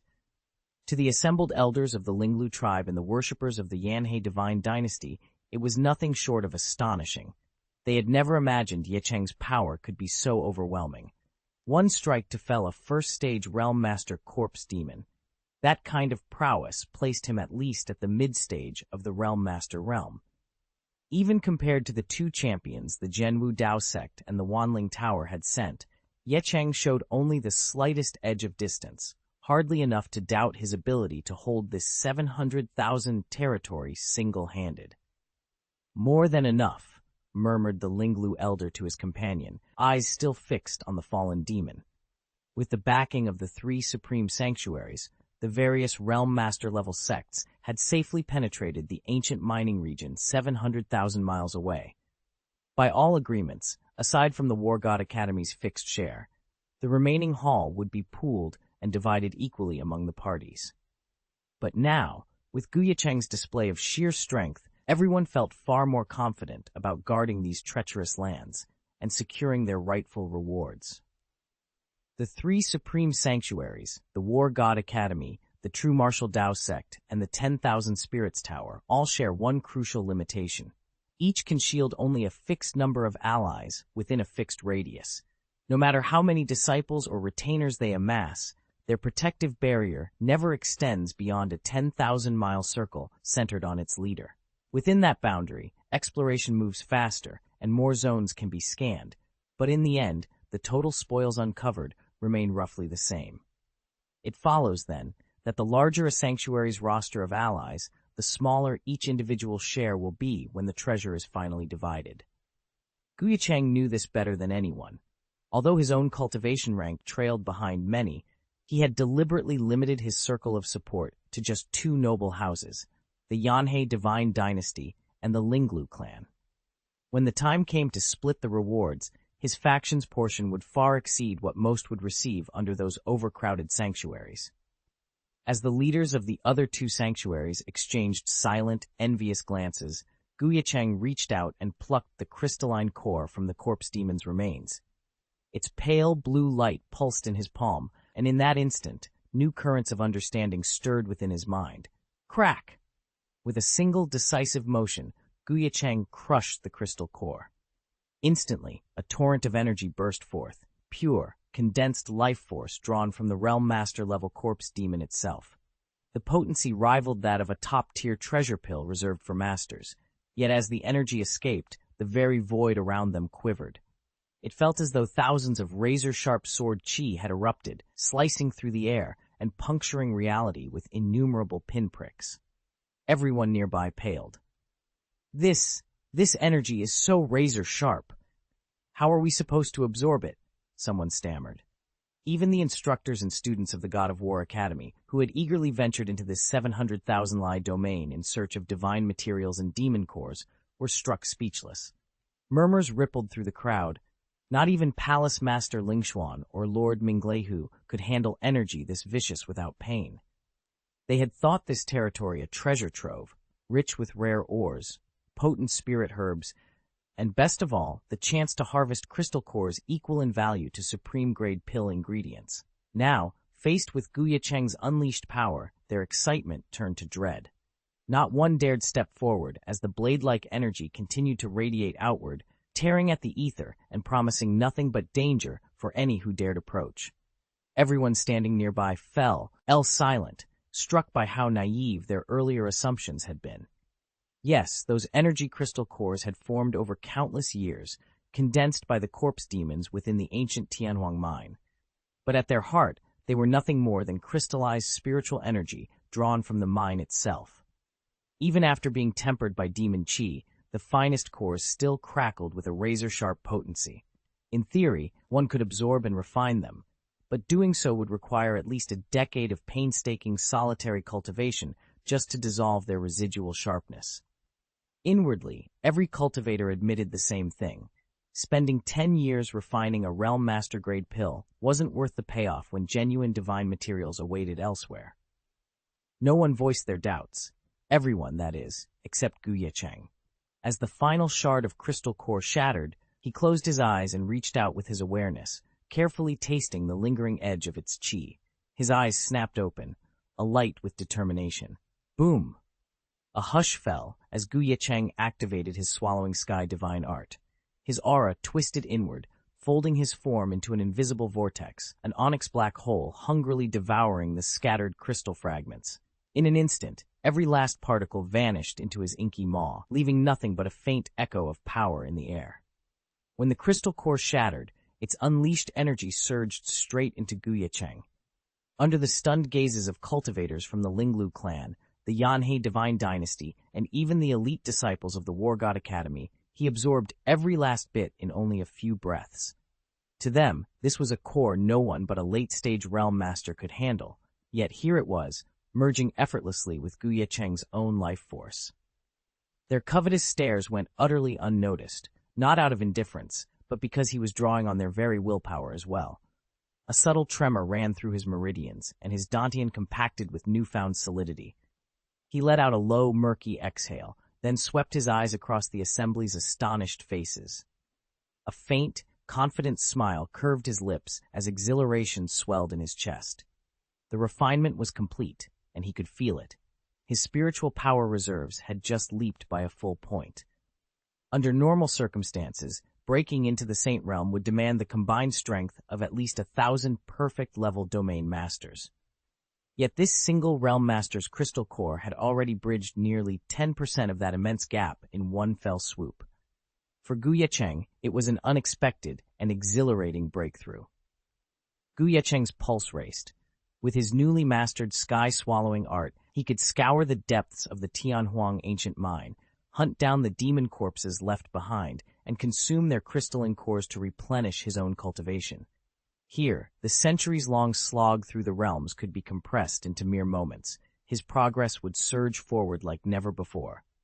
He'd come seeking the desolate crystal, but he now realized he had a second, equally vital mission: purge every last demon corpse in these halls. The Tianhuang ancient mine only revealed itself once every 100,000 years, and then for just 3 fleeting months. Not a single heartbeat of that precious time could be squandered. Without hesitation, Ye Cheng swept out his hand. In an instant, a cascade of brilliant light erupted behind him. From that radiance emerged layer upon layer of his own projection, perfect holographic incarnations formed from his chi. Unlike ordinary clones crafted by weak cultivators, these were living extensions of his power, ready to strike at his command. In most cultivators' cases, their projection avatars are limited to the simplest killing techniques and basic Taoist arts, unless the original body endures the legendary Dongliushui transformation after years of arduous cultivation and transfers all its refined magical energy to those avatars. Only then can those copies wield true magical skills. Ye Cheng's projections, however, require no such sacrifice. Each of his duplicates can freely channel magical powers, cast spells, and even form the Zhuxian sword formation, provided he arms them with his quadruple killing swords. That's because every avatar is condensed directly from Ye Cheng's vast reserves of magical energy. Among the 3,000 great magical powers, the most indispensable is the Other Shore Great Magical Power. Any avatar forged by this technique instantly matches the strength of Ye Cheng's original body. Even granting Ye Cheng an extraordinary destiny, his projections vastly outstrip ordinary cultivators. In fact, each of the 9 Taoist avatars he summons via the Other Shore power already stands at the late stage of the Realm Master realm. Ye Cheng's mastery still outclassed them by a full realm, but he needed every advantage he could muster. With a flick of his wrist, the 9 supplementary Outer Shore Taoist clones materialized and condensed into perfect form.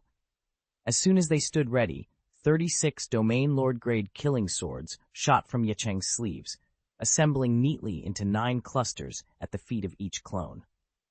These swords weren't part of Ye Cheng's personal arsenal, but spoils he'd looted during his massacre of the Blood Demon sect in the Cemetery of All Saints. Individually, they were only basic Domain Lord weapons, but when arrayed in his Zhuxian sword formation alongside the 9 Taoist bodies, their collective lethality skyrocketed. Together, they could rival even the combined might of the Zhenwu sects and Wanling Tower's leaders. "You will split into 9 teams," Ye Cheng commanded, gesturing toward his incarnations. "Operate in tandem with me.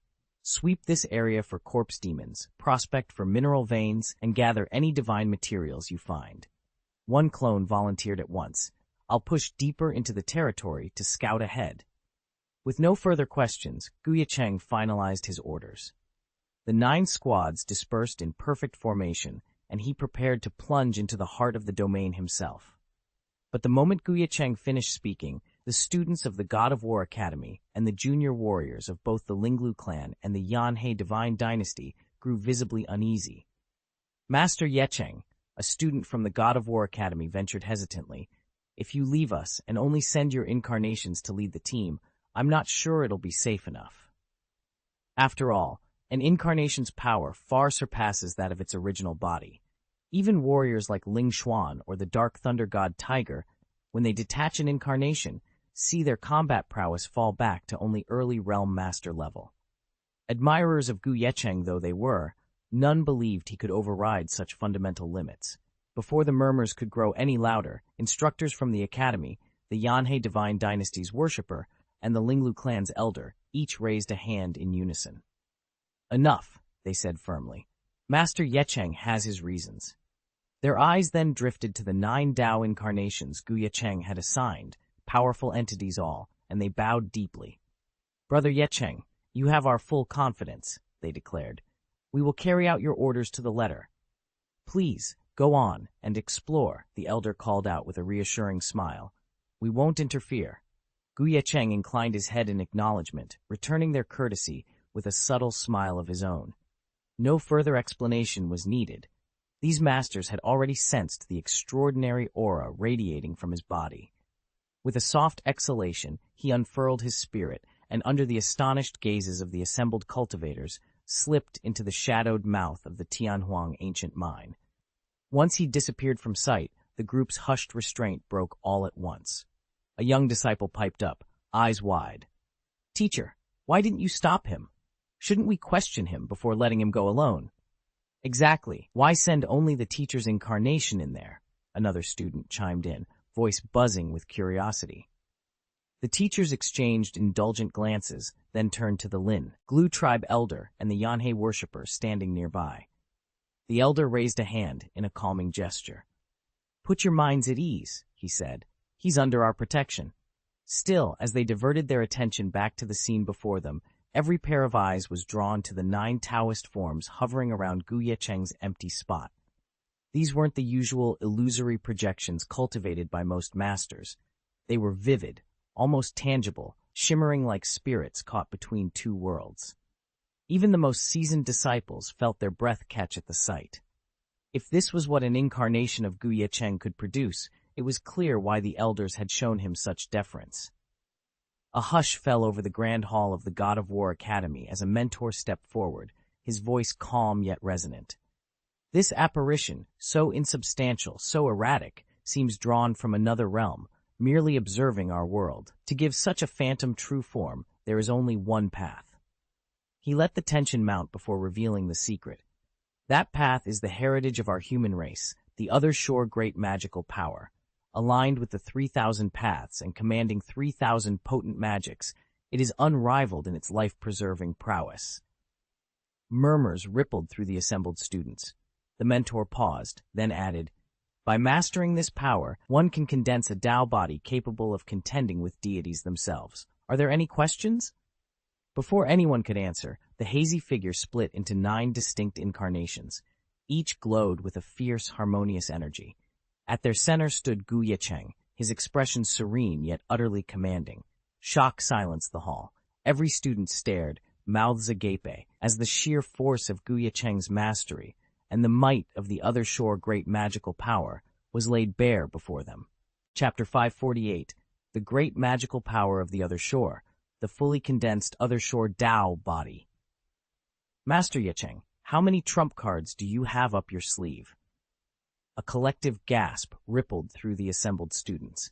They knew Ye Cheng was formidable, but none had expected him to manifest 9 fully condensed Other Shore Tao bodies at once. Each of these spiritual avatars carried power equal to Ye Cheng himself. With them deployed, his protective field and foraging radius multiplied tenfold, an unprecedented advantage in the treacherous depths of the Tianhuang ancient mine. Excitement electrified the air as cultivators envisioned the riches they'd harvest under such formidable guardianship. Yet beneath the cheers lay unspoken doubts. A handful of onlookers wondered whether this dazzling display would hold up in a true life-or-death struggle. Words alone could not banish their skepticism. Only Ye Cheng's performance in the next crucible of battle would silence the critics. Unfazed by speculation, Ye Cheng pressed deeper into the mine's interior. He soared beyond the 800,000-mile mark, a threshold few dared approach. As he crossed that invisible boundary, the tunnel opened into a vast region stretching to 899,999 miles, where the most concentrated veins of primordial qi pulsed like veins of molten light. Ahead lay both grave dangers and untold riches, and Ye Cheng was determined to claim them. A ghostly crimson curtain of light stretched before them, rising like a forbidding wall to seal off the final 100,000 miles of the Tianhuang ancient mine. Beyond that barrier lay the mine's heart, the richest vein of divine materials in all the northern wilderness, locked away for untold centuries. Not a single cultivator had ever breached its threshold. Even those who had ascended to the realm of the true master had failed. "This is the Tianhuang ancient forbidden," Ye Cheng murmured, stepping forward with a mix of awe and frustration.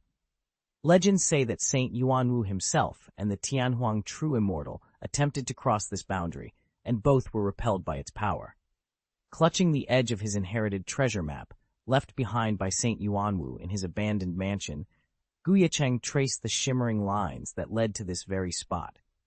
He had studied every scrap of lore about the northern wilderness, but nothing in its annals explained how to penetrate this crimson barrier. He let out a low sigh. If only we could get inside. The wild crystals there must be beyond imagination.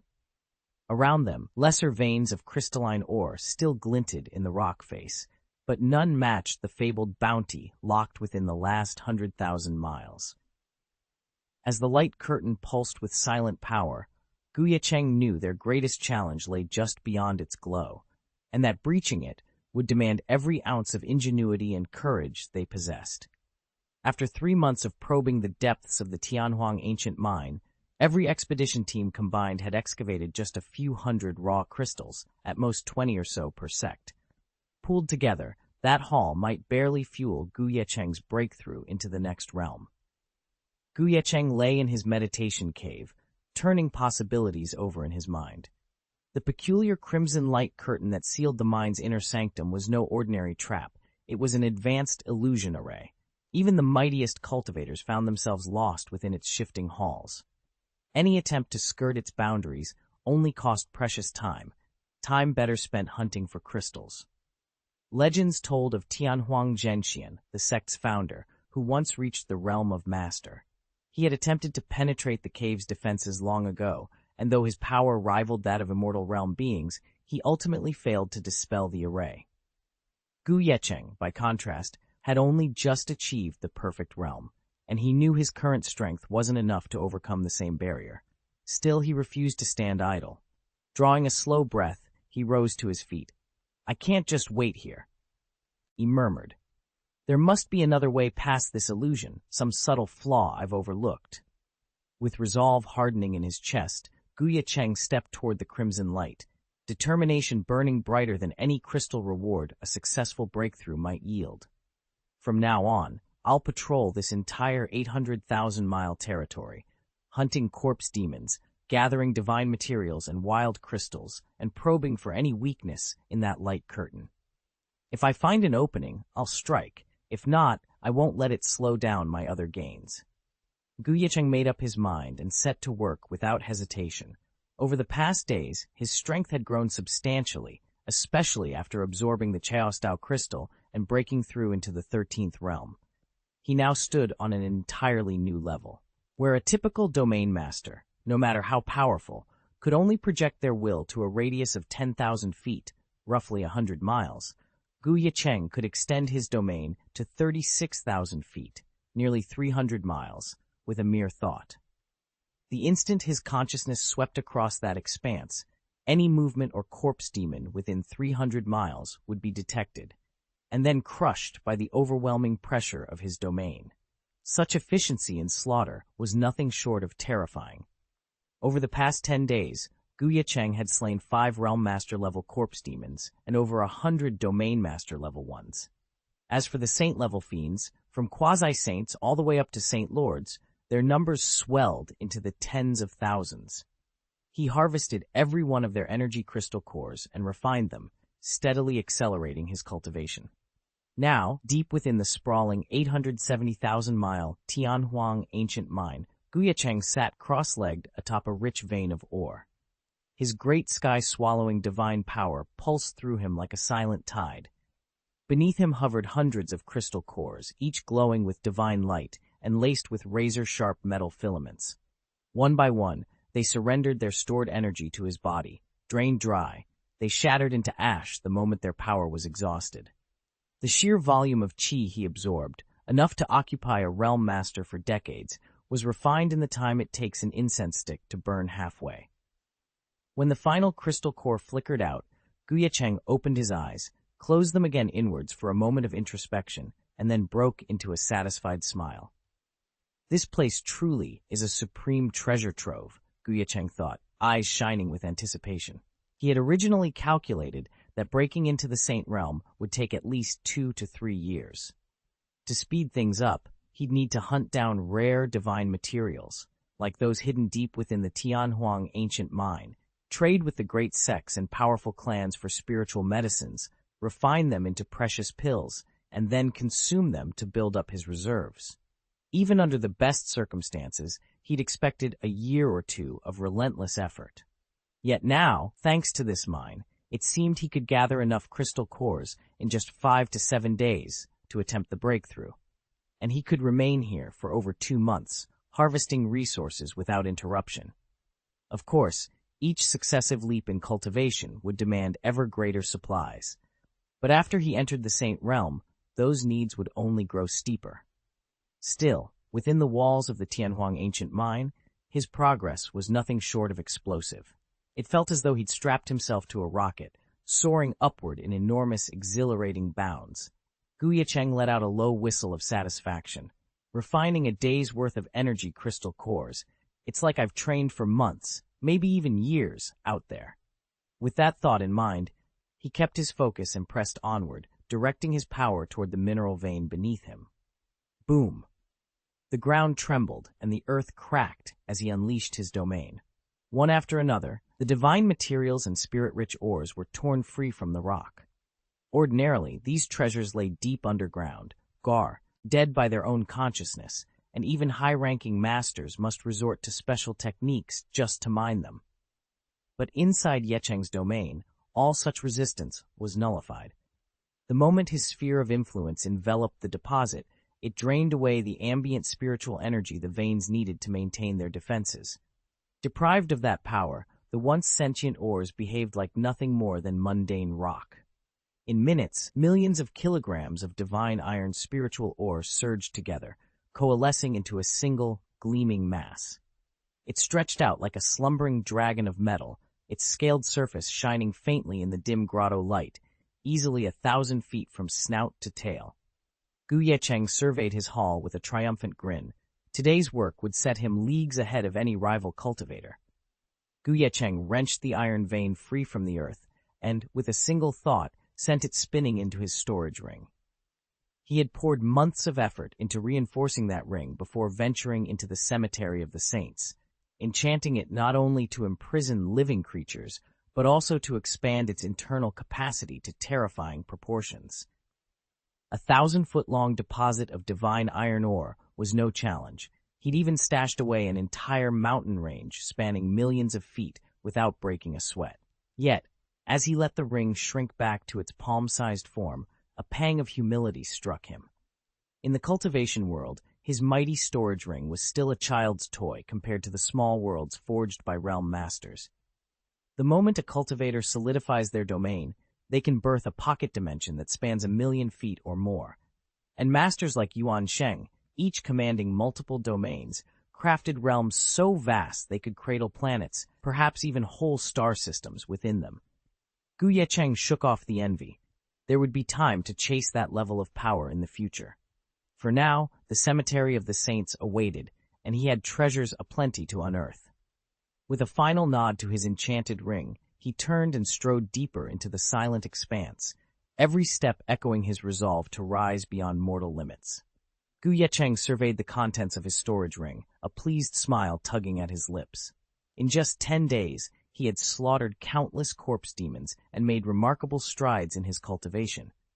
His haul of spirit materials and refined iron was vast, more than enough not only for his own needs, but to forge weapons for Yiruo Shui, Xiao Yiren, and any Gu family members who might join him in the North Wilderness later on. Of course, one could never really have too many treasures.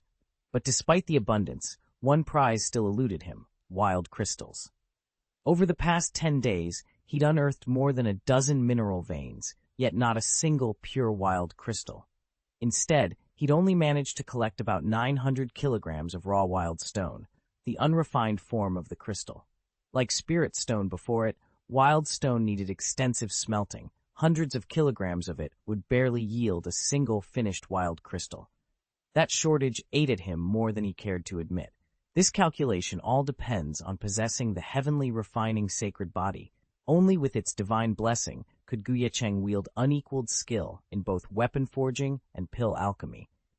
An ordinary cultivator, lacking such a gift, wouldn't even dream of condensing a single wild crystal without 1,000 kilograms of raw wild stone, and that, he knew, was merely the barest starting point, still miles away from his true ambition. Ye Cheng recalled the 9 Dao bodies he'd dispatched ahead. They'd led the God of War Academy's team 700,000 miles from home, slaughtering corpse demons and probing mineral veins. On paper, their haul should have been staggering. In reality, When he examined the ores returned from the 800,000-mile mark, the yield was almost laughable.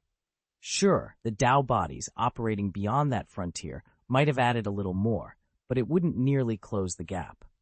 Earlier, Ye Cheng had calculated that shattering the 99th realm would demand at least 1,000 pure wild crystals. Translated back into raw ore, that meant amassing over 1,000,000 kilograms of wild stone. The sheer scale of that deficit sent a wave of frustration crashing over him, and left his head throbbing with the effort of closing it. This is truly a situation I never could have imagined. Ye Cheng allowed himself a bitter smile. The ceiling of his cultivation realm had already forced him to postpone his marriage to Yi Ruoshui. He'd intended, once they reunited, to cement the Tao partnership she'd suggested. But now he'd put that plan on hold again. He wasn't afraid of anything else. What worried him was that if their child were born once more with an inherited surge in fate and talent, the thresholds for his own forging would rise even higher. He had figured that if he could gather enough wild stones and crystals from the Tianhuang ancient mine, even half of what he needed, he'd steady his resolve. He'd have the confidence to face whatever dramatic leap in destiny lay ahead. But at this moment, he exhaled, his spirits sinking. Then, without warning, the token at his waist trembled. A burst of divine consciousness flooded his mind, a message from a God of War Academy mentor who had just entered the depths of the Tianhuang ancient mine. The news he'd just heard made Ye Cheng's eyes light up with excitement and surprise. "A wild ore vein has been found? Wait for me. I'm on my way right now." Chapter 549. Without hesitation, Ye Cheng activated his body technique and streaked forward like a flying rainbow, heading straight for the barren stone vein revealed in the intelligence report. In less than half a day, he arrived at the remote mine entrance. By then, the 9 expedition teams led by the 9 great Taoists had been waiting here for some time. As soon as they spotted him, their leaders stepped forward to greet him. The first to discover this vein were the worshippers and elders of the Yanhei divine dynasty, joined by representatives of the Linglu clan. Both factions bore expectant smiles. Barren stones and barren crystals are coveted treasures, capable of accelerating a cultivator's comprehension of the Tao and propelling them into higher realms. Even claiming a mere 1% share of the yield from this Tianhuang ancient mine would more than justify the risks of venturing inside. One of the elders, his weathered face alight with anticipation, bowed slightly and gestured toward a yawning chasm hidden among jagged rocks. "Your Highness Ye Cheng, the mine's entrance lies just ahead. We've uncovered 36 divine seals of varying strength at the mine's entrance," announced the Yanhei divine dynasty worshipper, stepping forward with a bow. "Your Highness, if it pleases you, I volunteer to be the first to dismantle them." The colossal formation, 36 interwoven restrictions, was lethal to anyone below true Realm Master caliber. The worshipper had dared to offer himself only because he carried a forbidden relic, a specially forged weapon capable of dispelling the divine barriers that haunted the Tianhuang ancient mine. Such artifacts were beyond valuable, but he hoped to win favor and secure first pick of the mine's hidden treasures. Ye Cheng raised a hand, cutting him off. "Your discovery of this barren vein is already a significant contribution, and I thank you for that. However, you and the Spirit Deer clan have both made significant contributions," Ye Cheng began, his voice steady and controlled. "I don't yet know how many barren stones remain in this vein, but once we've extracted and refined them, I'll grant each of your families a 3% share of the final yield, strictly in finished gems, not the raw ore." He gave them a moment to absorb the offer before continuing. "On top of that, list any natural treasures, spirit materials, or rare artifacts you require. I'll see that you receive each item in due course. But that is all. No additional shares and no direct involvement in the mining operations themselves." At his words, the 2 clan leaders exchanged uneasy looks. A 3% cut for merely discovering the vein, without ever having swung a pick, sounded generous. Yet being barred from the excavation they had volunteered to help with felt like an overreach, even outright bullying.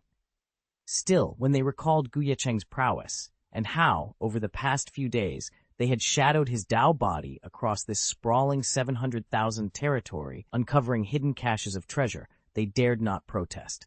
With reluctant respect, they fell silent, awaiting his next instruction. They had all just witnessed Ye Cheng's power, and they knew, without a doubt, how terrifying it was. If he truly willed it, even a single % of the mine's yield could be denied them, let alone 3. No one dared utter another word. Securing that 3% now felt like a blessing. After a tense moment, a worshipper of the Xianxia divine dynasty stepped forward, his resolve hardening. From the sleeve of his crimson robe, he withdrew a fiery red jade talisman and knelt before Ye Cheng. "Your Highness," he said, voice steady, "we accept your terms. This fire talisman was personally crafted by His Majesty Xianxia. It bears a miraculous power, able to shatter the heavenly seals that bind this place." He paused, then added, "If it pleases you to use this talisman, let it stand as the humble contribution of the Xianxia divine dynasty." No sooner had the talisman changed hands than the elder of the Lingle Yu tribe rose to his feet. He bowed deeply before Ye Cheng and produced a slender, rune-etched case. "Your Highness, my tribe possesses one more forbidden weapon," he announced. "Accept it, and we will aid you in breaching this ancient mine's defenses." The elder hesitated for only an instant. Their share could not grow beyond 3%. Better to show loyalty now and win Ye Cheng's favor for the days to come. Elder Shen of the Linglu tribe cleared his throat as he presented the forbidden weapons. "Aside from everything else," he began, "my eldest daughter is currently training at the War God Academy. We'll undoubtedly cross paths with His Highness Ye Cheng again, so it's only wise to stay on his good side." Ye Cheng forced a small, awkward smile. He glanced at the gleaming armaments, swords and spears forged with long-forgotten techniques, and felt their weight, not in his hand, but in his conscience. He opened his mouth as if to refuse the gifts, then thought better of it. Gently, he set the weapons aside on a nearby rock and waved the assembled elders and devotees back toward the mine's entrance. "Please wait here," he said. "Keep your distance from the barren vein." As he turned, his energy coalesced around him. In an instant, he streaked upward in a pillar of blue light, vanishing toward the heart of the mine. Behind him, murmurs rose among the Linglu elders, the Xianxia divine dynasty worshippers, the divine dynasty monks, and the ancient tribe strongmen who had accompanied them. One elder whispered, "Did you see that look on His Highness's face? Did he just spurn our offering?" A venerable monk shook his head, puzzled. No, it wasn't disdain. It seemed almost sympathetic. For a moment, everyone exchanged uncertain glances. But Ye Cheng was already gone, diving into the mine where the barren stone vein lay hidden, determined to uncover its secrets alone. The barren stone vein sat before him like a slumbering titan, an entire dark mountain cloaked in black gravel. Embedded among the rubble were countless fragments of stone that shimmered with a faint gold light, each one alive with subtle fluctuations in temperature. Hold one in your palm, and you could swear it pulsed between scorching heat and bitter cold. These were barren stone chips, the lowest grade of what the mining guild called barren stones, but still immensely valuable. In the outside world, a single chip could fetch 100 spirit crystals, and that was only what lay on the surface. Rumor held that rich seams of purer, more potent barren stones ran through the mountain's heart. It dominated the landscape. Over 1,000 feet tall and stretching tens of thousands of feet across, it brooded like an ancient beast curled in eternal rest. Ye Cheng drew closer to the mountain's base, his heart pounding with equal measures of greed and excitement. He had come for these stones, after all, and with a good haul, his fortunes would be secured. But the moment he took a step onto the gravel slope, the mountain stirred. Boom! Deep within the earth, a thunderous roar rolled outward. In that instant, 36 ancient seals at the mountain's foot sprang to life, each one unleashing a blade of divine light. Those beams twisted and coiled in the air like celestial dragons, converging on Ye Cheng and tightening their grip around him. He gazed up at the unearthly radiance, every instinct screaming that this was no ordinary trap, but by then, it was already too late to retreat. Everyone Ye Cheng had sworn to protect watched in horror, their hearts pounding and sweat beading on their brows. Only the warriors of the Xianxia divine dynasty remained outwardly calm.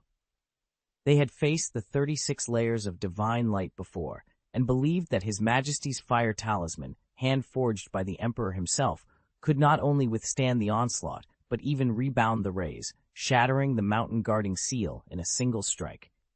Just as they prepared to unleash the talisman's power, the ground shook, and a roar like thunder split the air.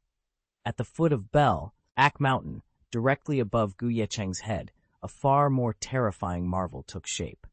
72 layers of sealing barriers sprang up in an instant, each shrouded in its own blinding pillar of divine radiance.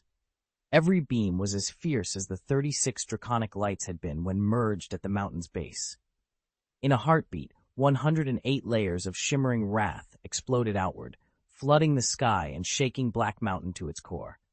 Ye Cheng stood at the epicenter of this apocalypse, the target of the supreme killing move. The divine lights swirled around him, their combined force poised to crush him beneath a power no mortal had ever faced before. A terrifying killing energy rippled through the air.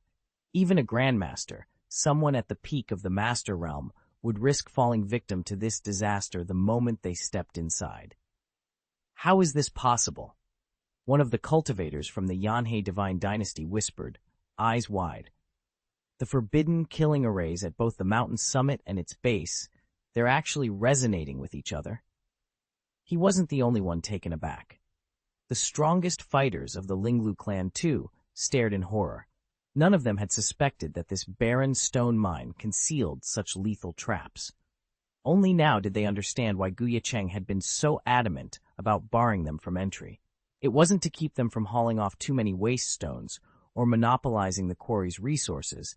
It was to save their lives. Two of the senior monks, recalling how they'd once mocked Ye Cheng as overly cautious, bowed their heads in shame. Regret and fear warred in their expressions as they turned once more to the mountain's dark entrance, dread pooling in their eyes. Teacher Ye Cheng, do you really think you can get through that? A female disciple from the God of War Academy pressed her hands to her chest, her eyes wide with worry. His Highness wouldn't bar our entry unless he knew something was wrong with this mine's defenses, and that he's prepared for it. Several instructors hurried to reassure the anxious students, but their forced smiles did little to mask their own unease.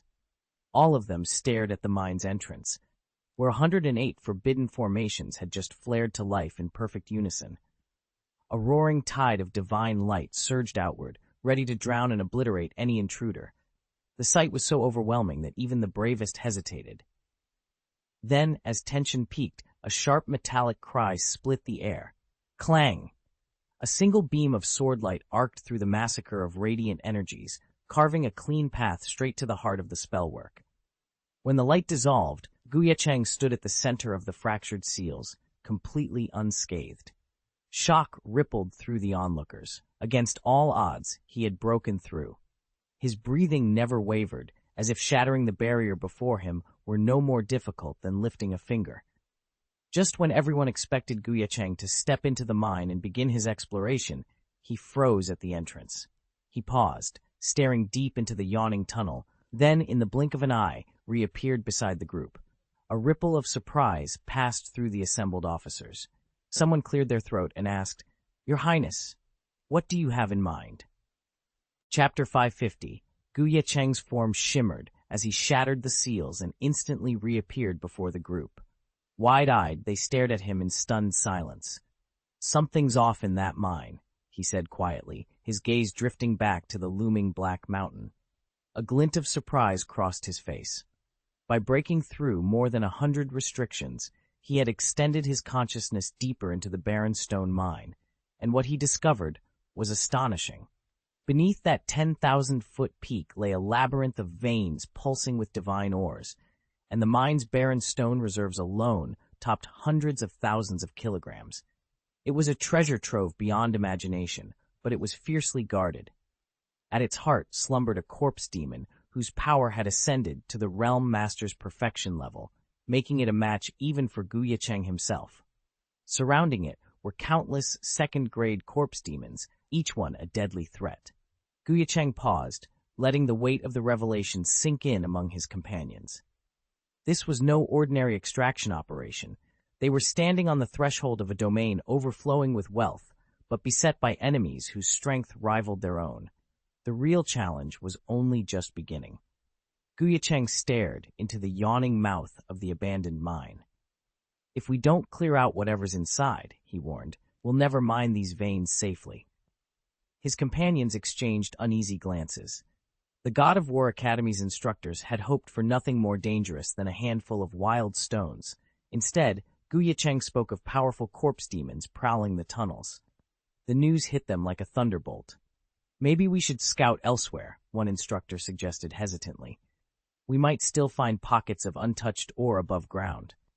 Another chimed in, "It'd be a shame if you led us into a death trap and came back empty-handed." Ye Cheng simply smiled, his confidence unshaken. "Don't worry, I have my own methods for dealing with corpse demons." Over the past 10 days, he'd been refining the mine's crystalline cores, using their latent energy to rebuild his spirit. Now his reserves stood at nearly 70% of his full potential, enough, he calculated, to shatter the remaining 30% barrier and ascend into the Saint Realm. Once he broke through, his power would surge. He might not yet rival a true Tao Lord, but even a seasoned Realm Lord would be no match for him. And should the last 30% prove elusive, he already had another source to draw upon. Turning back to the anxious instructors, Ye Cheng's eyes glittered with determination. "Trust me, we'll clear these tunnels, extract every last wild stone, and come out stronger than ever." With that, he stepped into the shadowed entrance, his staff held ready and his spirit humming with energy. The promise of battle and of victory hung in the stale, mineral-rich air. Swish! With a subtle lift of his hand, Ye Cheng's 9 Tao avatars dissolved into streams of radiant light and flowed back into his body. Over the past 10 days, those spectral forms had guarded the cultivators here, hunting down hordes of corpse demons and gathering countless crystal cores. Now, as they merged into his core, the chi refined from those cores surged through him, elevating his cultivation to an astonishing new height.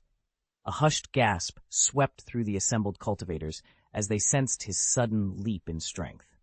They all realized what Ye Cheng had been meticulously preparing for, and before they could even react, the Academy's masters, the Linglu tribe's elders, and the Yanhe Divine Dynasty's disciples all turned pale. "Your Highness Ye Cheng, don't be rash!" one of the Academy instructors barked. "The Tianhuang ancient mine is no place for a breakthrough." Unfazed, Ye Cheng retracted the last vestiges of his Tao avatars, closed his eyes, and calmed his breathing. His aura erupted outward in a silent roar as he stepped onto the threshold of the Saint Realm. Meanwhile, 700,000 miles behind the ancient mine, Kushan stood at the prow of the Wanling skyboat, a broad grin on his face, as his band of hulking warriors, once bound for the God of War Academy, raised their cups in hearty salute.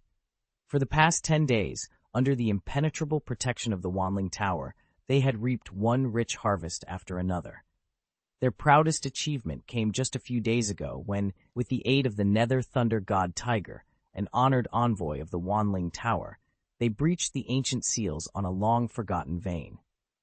Inside lay veins of rare divine ore and caches of spirit-infused minerals. Though they were obliged to split their finds with the Tower's other allies, and to give an even larger cut to the God of War Academy, their original patrons, their share still overflowed with enough precious crystals and ingots to fill several cargo holds. Overwhelmed with satisfaction at such gains, Kushan had no hesitation in ordering a grand celebratory feast aboard the tribal sky vessel, the Wanling Skyboat, as they drifted above the rolling clouds of the Queenyu domain. A boisterous laughter rose around him until one burly warrior, polishing off another bowl of spiced venison, leaned in and whispered with a smirk. "Word is the God of War Academy has dispatched Ye Cheng to lead their expedition this time. I wouldn't bet they'll even break through the 500,000-mile barrier. At best, they'll manage 200,000 to 300,000 miles." Another chimed in, swirling the last drops of his wine. Compared to the alliances that Domain Lord sects are forging these days, their reach is laughable. Their voices echoed across the deck, mixing with the clatter of goblets and the distant thunder of the Nether Tiger's drifting roars, a fitting soundtrack to the tribe's triumph. "How many divine materials and treasures do you think they've managed to haul out?" "Ha! Taoist Kushan was absolutely right. If he hadn't led us away when he did, we'd have been wiped out for sure. Indeed. Let's raise a toast to Taoist Kuishan. To Taoist Kuishan. Glasses clinked and flattering words rang through the hall. Taoist Kuishan basked in their praise, a triumphant smile curving his lips. As the echoes of celebration died down, a new thought gleamed in his eyes. Fellow cultivators, he announced, voice smooth, enjoy the victory, but don't forget our next move. Once we emerge from the ancient mine, we must immediately report to the Ares Academy and press formal charges against Ye Cheng. A stunned silence fell over the group. Though they had aligned themselves with the 10,000 Spirits Tower for this expedition, none intended to break ties with the Ares Academy. At most, they had planned a courteous debrief, reminding the Academy of their support, hardly a lawsuit. Fellow Taoist Kuishan, one of the more senior disciples ventured, brow furrowed. With all respect, what grounds do we have to sue Ye Cheng? And how would we even lodge such a complaint? Murmurs of agreement rippled through the hall. They admired Kuishan's cunning, but this proposal was bold, even reckless. To accuse Ye Cheng formally would require evidence, legal procedures, and the Academy's goodwill. No one was sure they could or should cross that line. Yet all eyes remained on Kuishan, waiting to see what he would say next. After all, they had willingly withdrawn from the Ares Academy. Ye Cheng had nothing to do with it. Seeing the crowd's bewildered expressions, Kuishan stroked his beard and offered a self-satisfied smile. Fellow disciples, you've got this all wrong. Ye Cheng never told us to leave, but isn't this entire situation his fault? We cast our lot with the 10,000 Spirits Tower only because we couldn't bring ourselves to refuse Lord Nether Thunder God Tiger's gracious offer. After all, we're sworn allies of the God of War Academy. Loyalty and brotherhood run in our veins. If Ye Cheng had stood by us and made his position clear back then, would we have abandoned him to follow Lord Nether Thunder God Tiger? Of course not. We would have remained firmly under the banner of the God of War Academy. Yet he never gave us that assurance. How could we not feel betrayed? If there's blame to be laid, it belongs to him, not to us. Kuishan's words hung in the air, leaving everyone present utterly stunned. Faces turned from confusion to astonishment as they realized they'd never before heard such a persuasive justification for a sudden change of allegiance. But when I think about it, Kuishan's suggestion does make sense. Someone admitted. You're right, Brother Kuishan. We'll stick to that story when we get back. Exactly. Let's follow Brother Kuishan's lead, another chimed in. One by one, the cultivators raised their cups in agreement, and Kuishan's grin widened. Ever since Ye Cheng had shattered the Queenyu tribe's pride, particularly that of Tianyu Queenyu, the tribe had nursed a bitter grudge. Though they dared not challenge him openly, they were more than willing to sabotage him behind the scenes. With their plan firmly in place, Kuishan reclined in his seat, utterly pleased with himself. He shifted his focus to the object resting in his storage ring, a fully matured golden ginseng root. Its knotted, limb-like form was traced with shimmering runes, and the life essence it emanated was breathtakingly potent. Even without consuming it, inhaling its aura revitalized him, an effect powerful enough to invigorate a late-stage domain master like himself. This golden ginseng was by far the greatest treasure Kuishan had unearthed in the past 10 days within the depths of the Tianhuang ancient mine, a place famed not only for its rich veins of magical ore, but also for the precious herbs hidden among its caverns. The valley was full of rare and precious medicinal herbs, many nearly as valuable as wild spirit crystals. Among them was one herb in particular that, though not quite the equal of a spirit crystal, could easily be traded in the outer world for over 100 kilograms of wild spirit stones, divine-grade treasures coveted by Tao masters. To Kuishan, this single herb represented a staggering fortune. If he refined it properly, he could leap from a late-stage domain master straight to the pinnacle of that realm, bypassing tens of thousands of years' worth of grueling practice. And yet he hesitated to seize it. The herb's medicinal potency was simply too great. If he consumed and refined it all at once, its overwhelming power might do more than perfect his domain master cultivation. It could even catapult him directly into the realm master tier, skipping several realms in a single bound. His innate talent wasn't strong enough to handle such a rapid ascent. He preferred to advance steadily, mastering each realm in turn. Ye Cheng hadn't dared to force his breakthrough inside the Tianhuang ancient mine, and for good reason. This cavern system, among the oldest in all Beihuang Shenzhou, dates back to the world's uncharted beginnings. Its walls still pulse with the primal breath of chaos. Any cultivator who attempted a breakthrough here would inevitably trigger the mine's unique chaotic thunder tribulation, 3,000 divine thunderbolts born of that original chaos. Known as one of the most terrifying tribulations in existence, these divine thunders render protective domains useless. Only one's own flesh and blood can stand against them. Fail to withstand the onslaught, and all is lost. Worse still, the more extraordinary a cultivator's talent, the more violent the thunderbolt they must endure. Ye Cheng himself had never been hailed as a peerless genius by the great sects, the God of War Academy or the Zhenwu Dao sect. But by the time he rose to the rank of domain master, his innate gifts and formidable accomplishments already set him apart from millions. Even so, none of that fame or power could guarantee survival against the chaos thunder tribulation raging within the ancient mine, so he bided his time. Ye Cheng had reached the threshold of the Dao Master realm, but he knew full well what awaited him there, the Chaos Divine Thunder. Legends said that when it struck, even the hardiest of master-level bodies would be torn apart, reduced to nothing. No one who defied it ever survived. He dared not resist. He wasn't alone in his caution. Across the Zhenwu Dao sect and the Wanling Tower, many cultivators had amassed precious treasures and rare elixirs, poised for a breakthrough at any moment.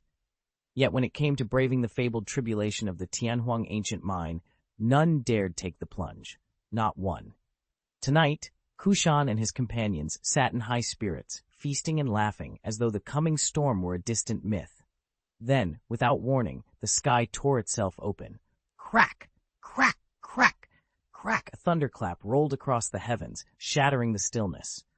On both the Zhenwu Tianzhou and the Wanling Tianzhou, every cultivator and beast froze in unison, eyes skyward. A thunderbolt! Someone's breaking through and drawing down the tribulation. Ye Cheng's heart pounded. This was the moment that would seal his fate, either mastery or oblivion. He steadied his breath and prepared himself for the storm. Chapter 551. Crack! Crack! Crack! The sky above the wasteland mine ruptured with thunder as dark storm clouds swirled into view. Below, the Yanni priest, the Deer clan elders, and the teachers and students of the God of War Academy all lifted their heads, eyes wide with shock and awe. None of them had expected Ye Cheng to be so audacious, so direct, in summoning such a fearsome spectacle. In this ancient quarry, his heavenly tribulation had truly begun. In an instant, the clouds coalesced into a vast dome stretching 100,000 feet across the sky. Then, as if unleashed by some colossal force, they surged downward like a tidal wave, intent on engulfing everything in their path. From the heart of that roiling mass shot a single bolt of golden lightning, crackling with raw, chaotic energy. It streaked forth like an arrow loosed from a divine bow, striking Ye Cheng with bone-rattling force. That brilliance served as a signal. The heavens answered in kind. Thunder rolled in unstoppable cascades, and jagged forks of lightning danced across the storm-tossed clouds. Ye Cheng stood alone beneath the roiling storm, eyes fixed on the heavens as thunder rumbled all around him. 1, 2, 3. In an instant, 3,000 tiers of divine thunder coalesced overhead, each tier a living bolt of power, crackling in purple, crimson, sapphire, and every hue in between. These were the primal forces born at the dawn of chaos, now converging with the golden lightning that had pursued him relentlessly. Together, they formed a colossal millstone of raw energy, grinding down on Ye Cheng with unimaginable force.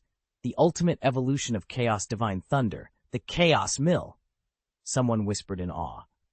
Legend says that at full strength, this form can obliterate even immortal realm beings, reducing them to dust and ash.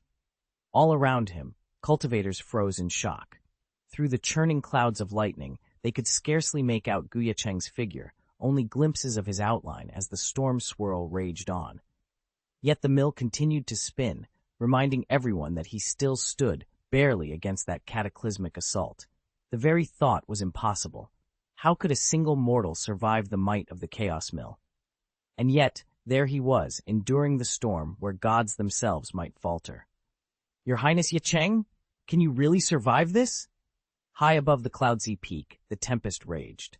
Bolts of divine thunder tore through the sky, each more ferocious than the last. Inside the eye of the storm, Ye Cheng stood alone and unflinching. He paid no heed to the desperate shouts drifting up from below.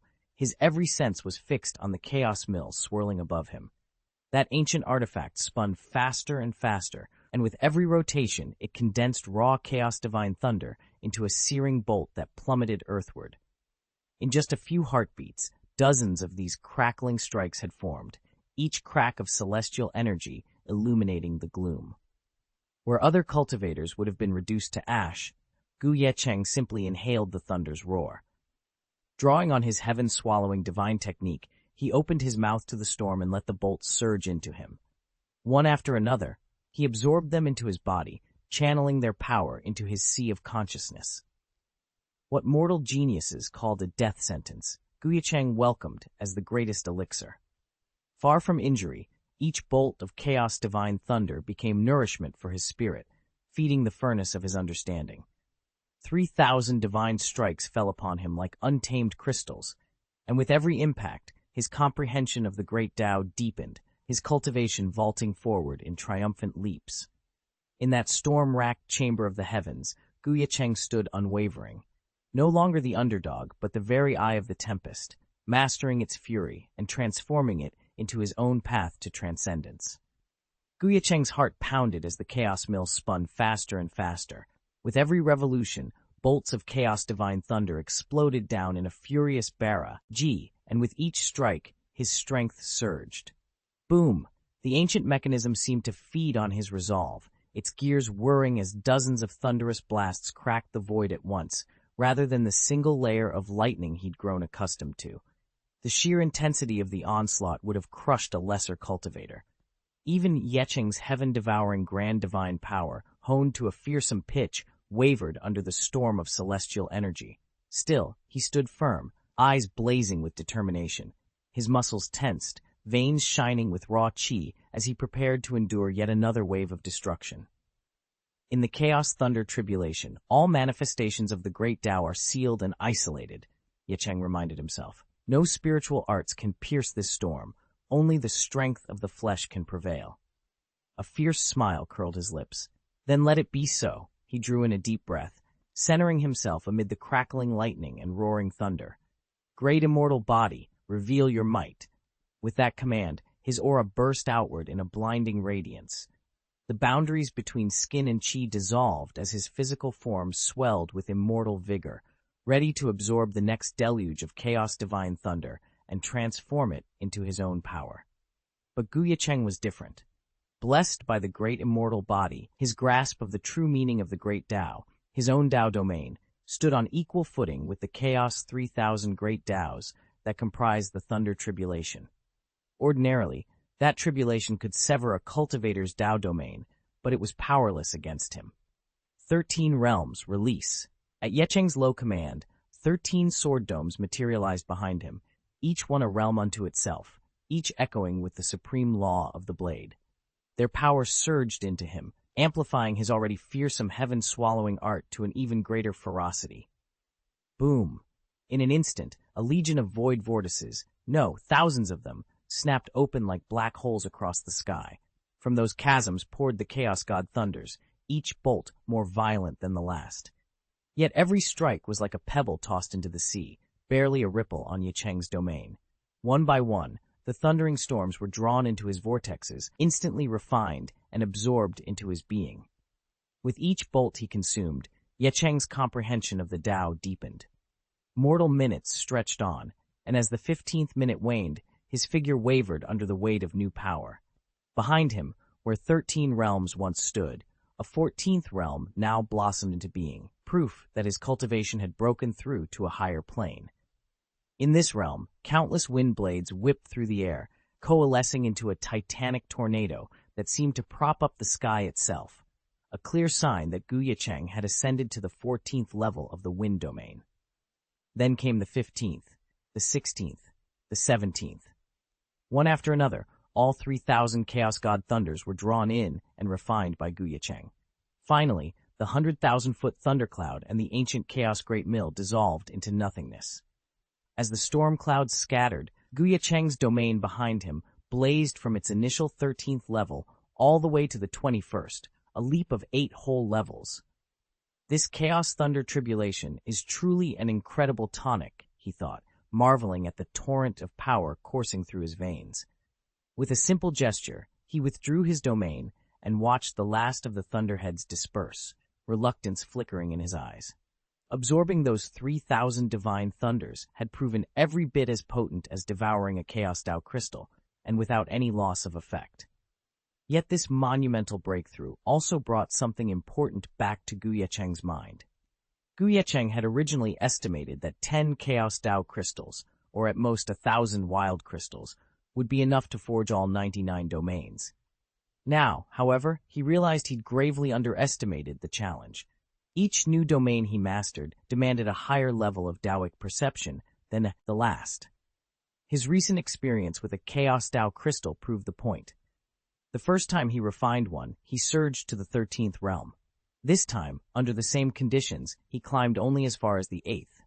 Wild crystals, he knew, would behave much the same way. A mere 1,000 wouldn't do. It might take well over 1,000, perhaps even 3,000 to complete his task. 3,000 wild crystals, that meant 3 million jin of raw wild stones. Fortunately, the Tianhuang ancient mine they'd discovered held a vein nearly 1,000 feet long. Its reserves were vast enough to yield hundreds of thousands of pounds of wild stones, more than enough for his purposes, even if he only extracted a third. Resolved to secure what he needed, Ye Cheng set aside further hesitation. He would return to the mine and claim every ounce of wild stone required to achieve his ultimate breakthrough. Ye Cheng's silhouette suddenly appeared as he burst through the roiling sea of clouds, hurtling toward the group waiting at the edge of the mine. The power of that Chaos Thunder Tribulation had been overwhelming. Dozens of divine thunderbolts, each crackling with primordial fury, had struck in unison. The very air had quaked with their impact. In its final moments, the Chaos Demon itself seemed to lash out at Ye Cheng in anger, summoning one last volley that shook the heavens. When those thunderbolts struck, everyone nearby instinctively backed away, retreating to the safest distance they dared. Yet, even as they put space between themselves and the mine, their eyes remained glued to the churning storm overhead, worry etched on every face. If Ye Cheng had been slain in the tribulation, the thundercloud would have dispersed just as quickly, but that possibility filled them with dread. Slowly, the thundercloud began to thin, the last rumbles fading into silence. A collective breath seemed to release among the onlookers. "He made it," one disciple whispered. "His Highness Ye Cheng survived." "But what if he didn't?" another countered in a shaky tone. "If he'd failed, the storm would still have cleared. How can we be sure?" Before their anxious murmurs could grow any louder, the ground trembled again, this time from approaching footsteps. Out of the thinning mist charged several rescue teams, led by Shan and his companions. Relief washed over everyone's faces. Help had arrived just in time.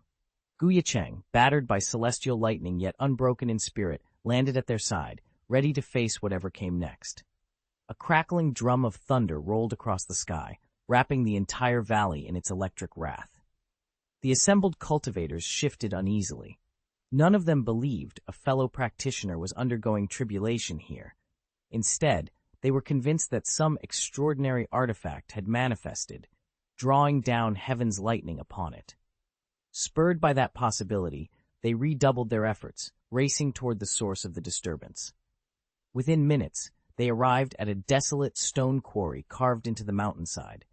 Jagged pits and shattered boulders spilled down to its depths, like the wounds of the earth itself. At the quarry's mouth, where the thunder grew loudest, a strange grayish aura wavered in the air. Could this barren stone mine be attracting the thunder tribulation? Shan murmured, his eyes narrowing. From his vantage point, he could taste the raw primal chi seeping from the rocks, a power both savage and alluring. His heart thumped in his chest. He took another step forward, and froze. Forming a loose semicircle around the quarry were troops he never expected to see united in one place. Emblems of the Spirit Deer Clan gleamed on their robes. Banners of the Yanhei divine dynasty rustled in the breeze, and at the rear, the disciplined ranks of the God of War Academy stood like stone pillars. Kuishan's eyes widened so far they threatened to pop. "You're here too?" he blurted. A tense hush fell over the gathering as rival cultivators exchanged wary glances. Everyone had come chasing the same rumor. Now that they'd converged, the question was inevitable. Who would stake their claim first, and who would survive the storm? Chapter 552. Why are you even here? Looking for death? A dozen monks from the Yanhe Divine Dynasty, led by Kuishan, squared off against the newcomers from the War God Academy. One elder monk sneered at them, his voice dripping with disdain. The War God students, already on edge about Ye Cheng's safety, glared right back. The old Yanhe priest snorted, then exhaled a pressurized breath that made the air around them ripple. "If you don't have anything worthwhile to say, just shut up." A lanky academy student snapped back, stepping forward with a cocky grin. "Fine. But with His Highness Ye Cheng protecting us, we're a lot safer than you are." The monks bristled at that. They'd heard of Ye Cheng's talent, but they'd never believed he was strong enough to guard a whole expedition, especially not in this 700,000-li stretch rumored to be littered with precious artifacts. Yet as they noticed the students' unwavering expressions, doubt flickered in their hearts. Could it be that the War God Academy had genuinely placed their trust in the prince's power? Just as the onlookers stood there, jaws agape, a sudden rush of wind cut through the mist. Through a break in the swirling clouds, Ye Cheng descended, his robes billowing around him. A crackling aura of raw destruction still clung to his frame, an unmistakable sign that he'd just endured a thunder tribulation. But what truly stole their breath away was the level of his power. It roiled with saint-level intensity. "A saint realm cultivator?" someone whispered, voice trembling. You've broken through to the great realm? And you were the one who summoned all that thunder just now?" Kushin's words came out in a stutter, disbelief and fear warring in his tone. Kushin's face had gone pale. Ye Cheng hadn't just survived the tribulation in the Tianhuang ancient mine. He'd withstood the Chaos God Thunder itself, even 3,000 consecutive strikes, and emerged unscathed. How could anyone be so powerful? Even if Palace Master Lingxuan and the Dark Thunder God Tiger joined forces, they might not stand a chance against him. Could the Quinyu tribe's secret enemy truly be such a terrifying powerhouse, and one they'd been foolish enough to undervalue? Panic clawed at Kuishan's chest as he realized just how dangerously they'd miscalculated, not to mention the Taoist monks of the Kuishan sect, who'd once abandoned the God of War Academy's expeditions to join the 10,000 Spirits Tower's ventures. Ye Cheng's display of power had proven beyond doubt that everything the Academy students had boasted was true. Their rewards were staggering, far eclipsing what any group aligned with the tower could hope to collect. The defectors had chased after the tower's campaigns alongside the Dark Thunder God Tiger, and yes, they'd managed to seize some spoils. But once they'd paid their tithe to the 10,000 Spirits Tower and disgorged the agreed shares to the tower's other allies, their hard-earned haul of rare divine iron, though mined at 100% yield, shrunk to under 30% for each of them. In contrast, those who pledged themselves to Ye Cheng walked away with at least double those profits. Of course, they regretted their choice. With that bitter realization weighing on them, several of the more shameless domain lords stepped forward and spoke up together. "Your Highness Ye Cheng," one began, voice quavering, "we were wrong to abandon you before. Please forgive us and let us return," one of the domain lords stammered, voice wavering. A student stepped forward, cold laughter on his lips. "You want to come back now? What exactly were you doing before?" Another tutor chimed in, voice dripping disdain. "You wander off as you please, then expect us to welcome you home. Tell me, what's your opinion of Ares Academy now?" A low murmur of anger rippled through the courtyard. The Academy's students and instructors still burned with resentment at how these very domain lords had swaggered away, leaving their comrades in the lurch. Hissing reproaches, they cut the petitioners down with every word. Blood flushing their faces, the domain lords looked pleadingly at the elder of the Linglu tribe and the high worshipper of the Yanhe Divine Dynasty, both longtime allies. Surely they would intercede on their behalf. but both elder and worshipper had just witnessed the awe-inspiring power of Ye Cheng. Overnight, their loyalties had shifted. The prospect of sharing in Ye Cheng's spoils and the fear of his displeasure drove them to cling to his coattails instead.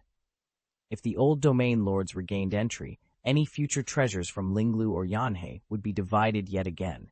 Neither dared voice a defense without Ye Cheng's approval. Eyes cast down, they averted the pleading glances of their former comrades. Only the desperate domain lords remained, shoulders slumped, voices fading as they awaited someone, anyone, to speak mercy on their behalf. Ye Cheng stood at the center of the courtyard, expression unreadable. He did not flinch. He did not speak. In the sudden silence, everyone waited for his verdict. Ye Cheng's eyes swept over the assembled lords with icy calm. Had you shown even half the loyalty of the Yan Divine Dynasty or the Linglu tribe, I might have considered promoting or at least training a few of you. But since you've already betrayed me, why should I keep traitors at my side? With that, he waved his hand once. An invisible tide of force surged outward, striking Xianxia and the nearby nobles like a collapsing mountain. They staggered, disoriented, then rocketed backward tens of thousands of feet before crashing to a halt. Silence fell. Then one audacious lord muttered, This is like trading a watermelon for sesame seeds." Another voice cut through the hush. "Brother Xianxia, all this stems from your Quinyu tribe. You and your clan owe us an explanation." A ripple of murmurs ran through the crowd. Xianxia, still reeling from Ye Cheng's overwhelming power, felt fury flare across his face. He opened his mouth to defend himself, only to find a dozen hostile stares fixed on him. Even those lords who once greeted him as Brother Dao now watched with barely concealed malice. Xianxia froze under their stony stares. The chill in their eyes made his blood run cold. Only now did he realize the kind of allies he'd been courting. Fair-weather friends, ready to betray him the moment circumstances shifted. A wave of regret crashed through him. All he could do was swallow his pride, offer any compensation they demanded, and slink away in disgrace with his entourage. Ye Cheng barely noticed their departure. Once they were out of earshot, he swept his hand through the air and unleashed the ninefold Dao body technique. 9 perfect replicas of himself materialized, each pulsing with martial energy. He entrusted these Dao bodies to lead the War God Academy's forces deeper into the ancient mine, to continue hunting corpse demons, and to scour for any more barren stone veins. When his orders were set, Ye Cheng turned and looked up at the towering 10,000-foot peak that rose beyond the mine's entrance. Expectation gleamed in his eyes. This mountain still held secrets waiting to be unearthed. "Next, let's see how many divine treasures this mountain holds," Ye Cheng murmured, anticipation lighting his eyes. With a flick of his will, he vanished in a flash of light and reappeared at the mountain's base. The moment he set foot inside, a suffocating pressure bore down on him from all sides. The very air and earth around him thrummed with a tangible spiritual force, as if the mountain itself sought to crush intruders. Ordinary domain masters caught in such an aura would be slammed to the ground, their ability to soar through the air completely stifled. They'd be forced to crawl forward, searching and mining for precious materials like common laborers. Ye Cheng, however, was prepared. He drew a steadying breath and let his senses adjust, probing the hostile energy with practiced ease. The source of this formidable oppression was the Wild Stone vein. Much like Wild Crystal, or Chaos Crystal, Wild Stone contained the primal laws of heaven and earth. When enough fragments gather, they resonate with those laws so powerfully that they can seal a cultivator's mastery over them, making it nearly impossible to harness one's own techniques. Undeterred, Ye Cheng advanced methodically, scanning the rock faces and crevices. For every step, he tapped into his refined perception, isolating pockets of divine ore amid the mountain's raging spiritual tide. Bit by bit, he collected the gleaming fragments, raw, untamed power waiting to be refined. A small smile tugged at his lips. If this vein was as rich as he suspected, the surprises he found here could reshape his entire path of cultivation. Ye Cheng strode deeper into the barren stone mine, his senses tingling as the cavern's strange qi sought to suppress him. Yet the Tao laws locked within these desolate crystals were no match for the chaos thunder tribulation, and thanks to the blessing of his great immortal body, he could brush off even that force.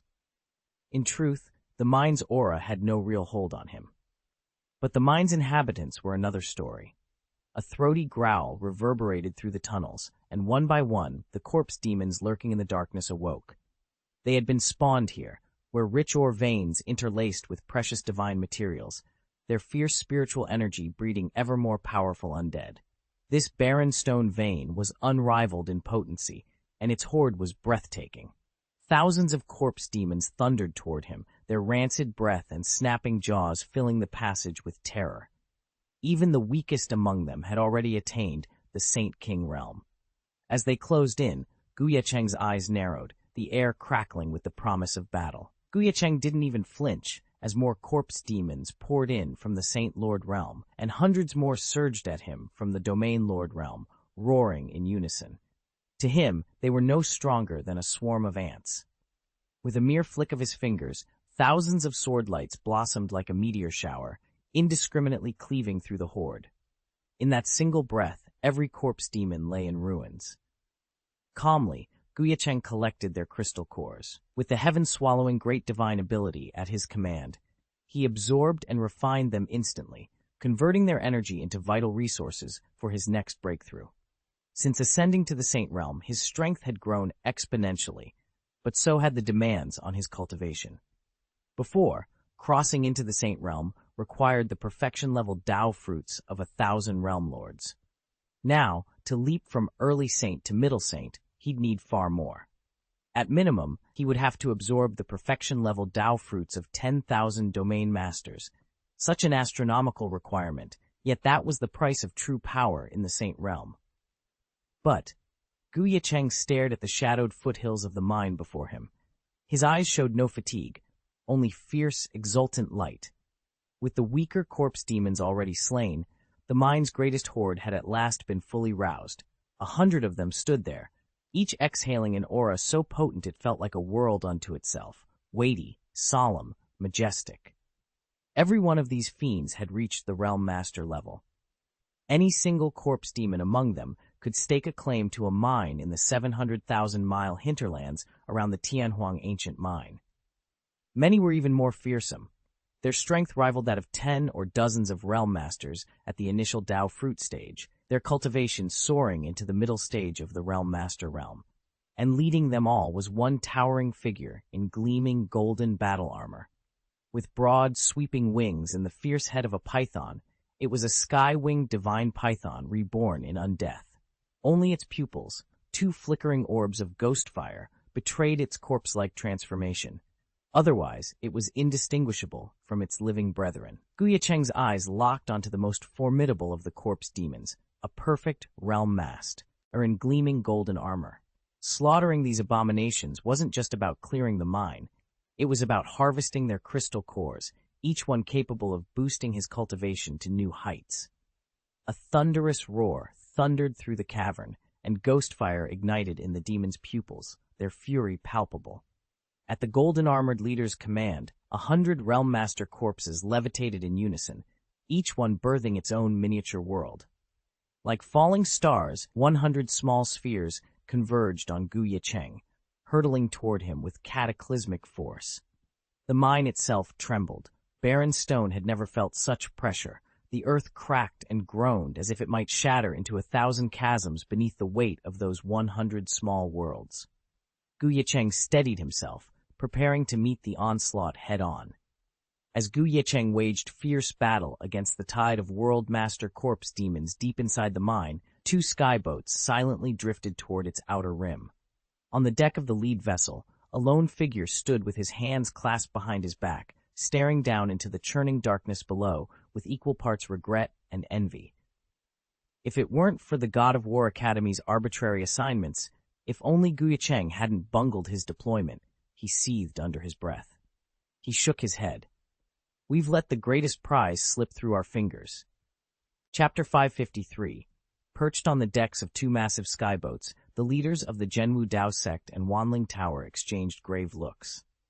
Ling Xuan of Xuanbing Palace stood at the prow of one vessel. Opposite her, the Ninth Tower Master, known as the Dark Thunder God Tiger, surveyed the distant horizon.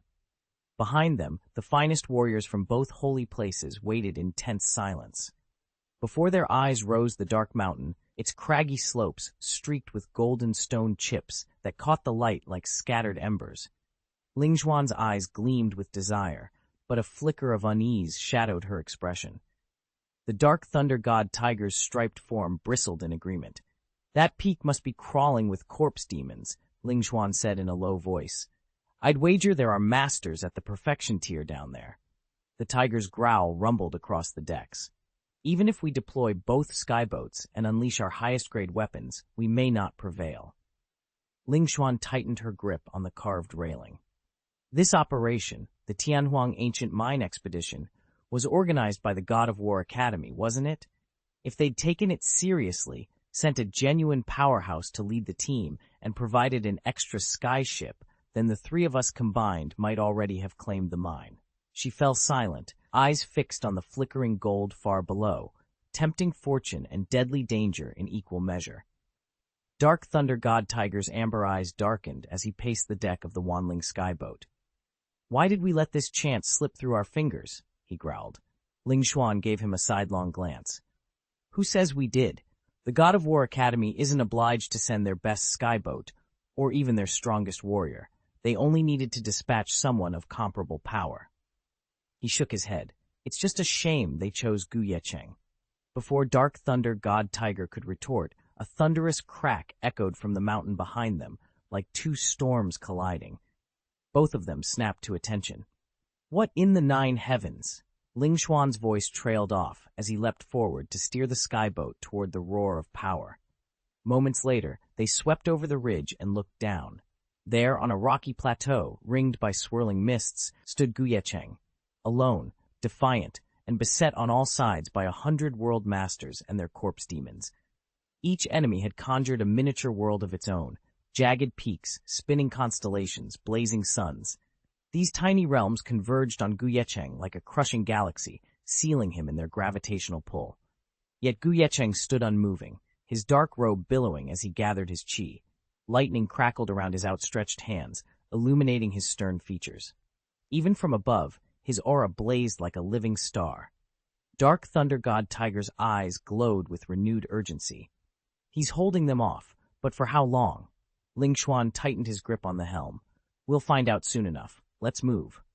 With a burst of wind and thunder, the Wanling skyboat dove into the swirling battlefield, bearing its allies to Ye Cheng's side. A galaxy brimming with ruthless intent and overwhelming killing power, this was the world Ye Cheng found himself in, a complete outsider. To him, even breathing the ambient spiritual energy felt like gulping down poison. Every step risked unleashing divine might capable of ending entire existences. Hostile forces lurked everywhere. The very cosmos seemed arrayed against him.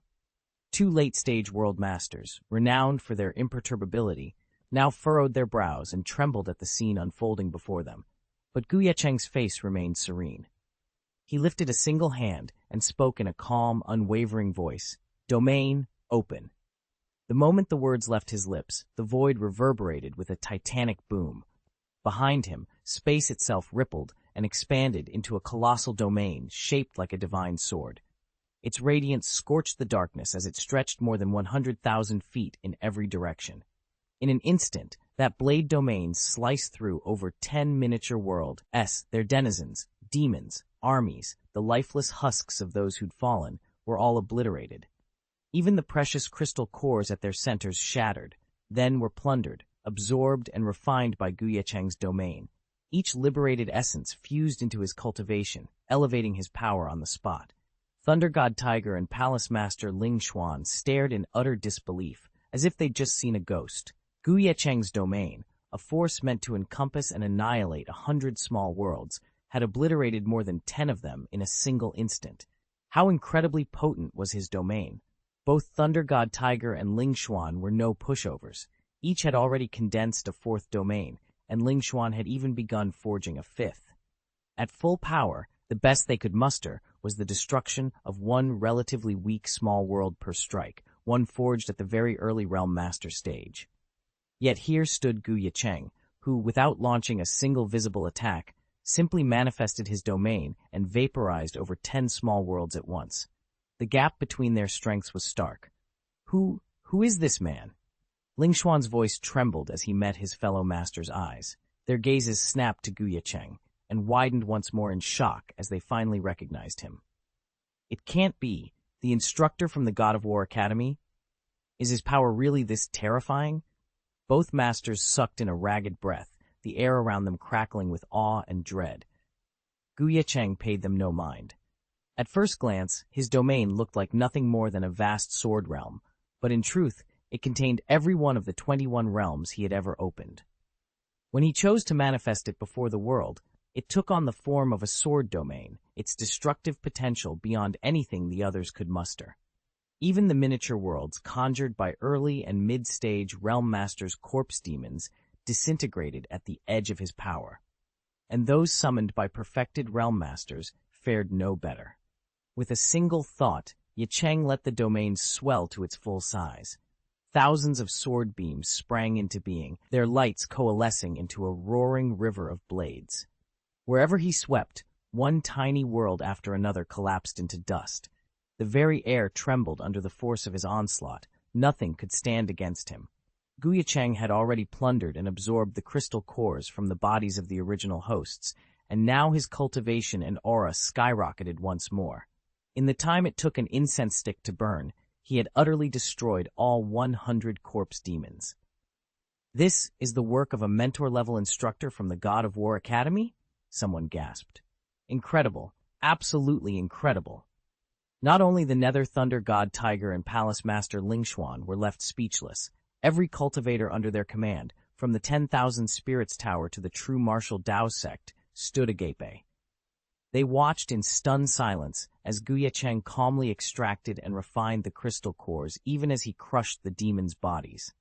None of them, after nearly half a month of exploration and training in the Tianhuang ancient mine, had ever seen those corpse demon cores handled so effortlessly. If the proud Dark Thunder God Tiger and Palace Master Lingxuan themselves found it difficult to refine a single core, how could Ye Cheng dismantle and assimilate 100 in less than the time it takes an incense stick to burn? The full weight of his prowess left every witness reeling. Ye Cheng devoured the crystal cores as easily as if he were refining pills. The jagged energies within them barely registered against his defenses. A deafening roar shook the cavern. At that moment, the corpse demon leader, once the mighty sky-wing divine python, now clad in gleaming golden armor and radiating an overwhelming aura, finally cleared his mind in the depths of Huangxi Mine. Though he was as crafty as he was powerful, he had arrogantly dismissed Ye Cheng's threat.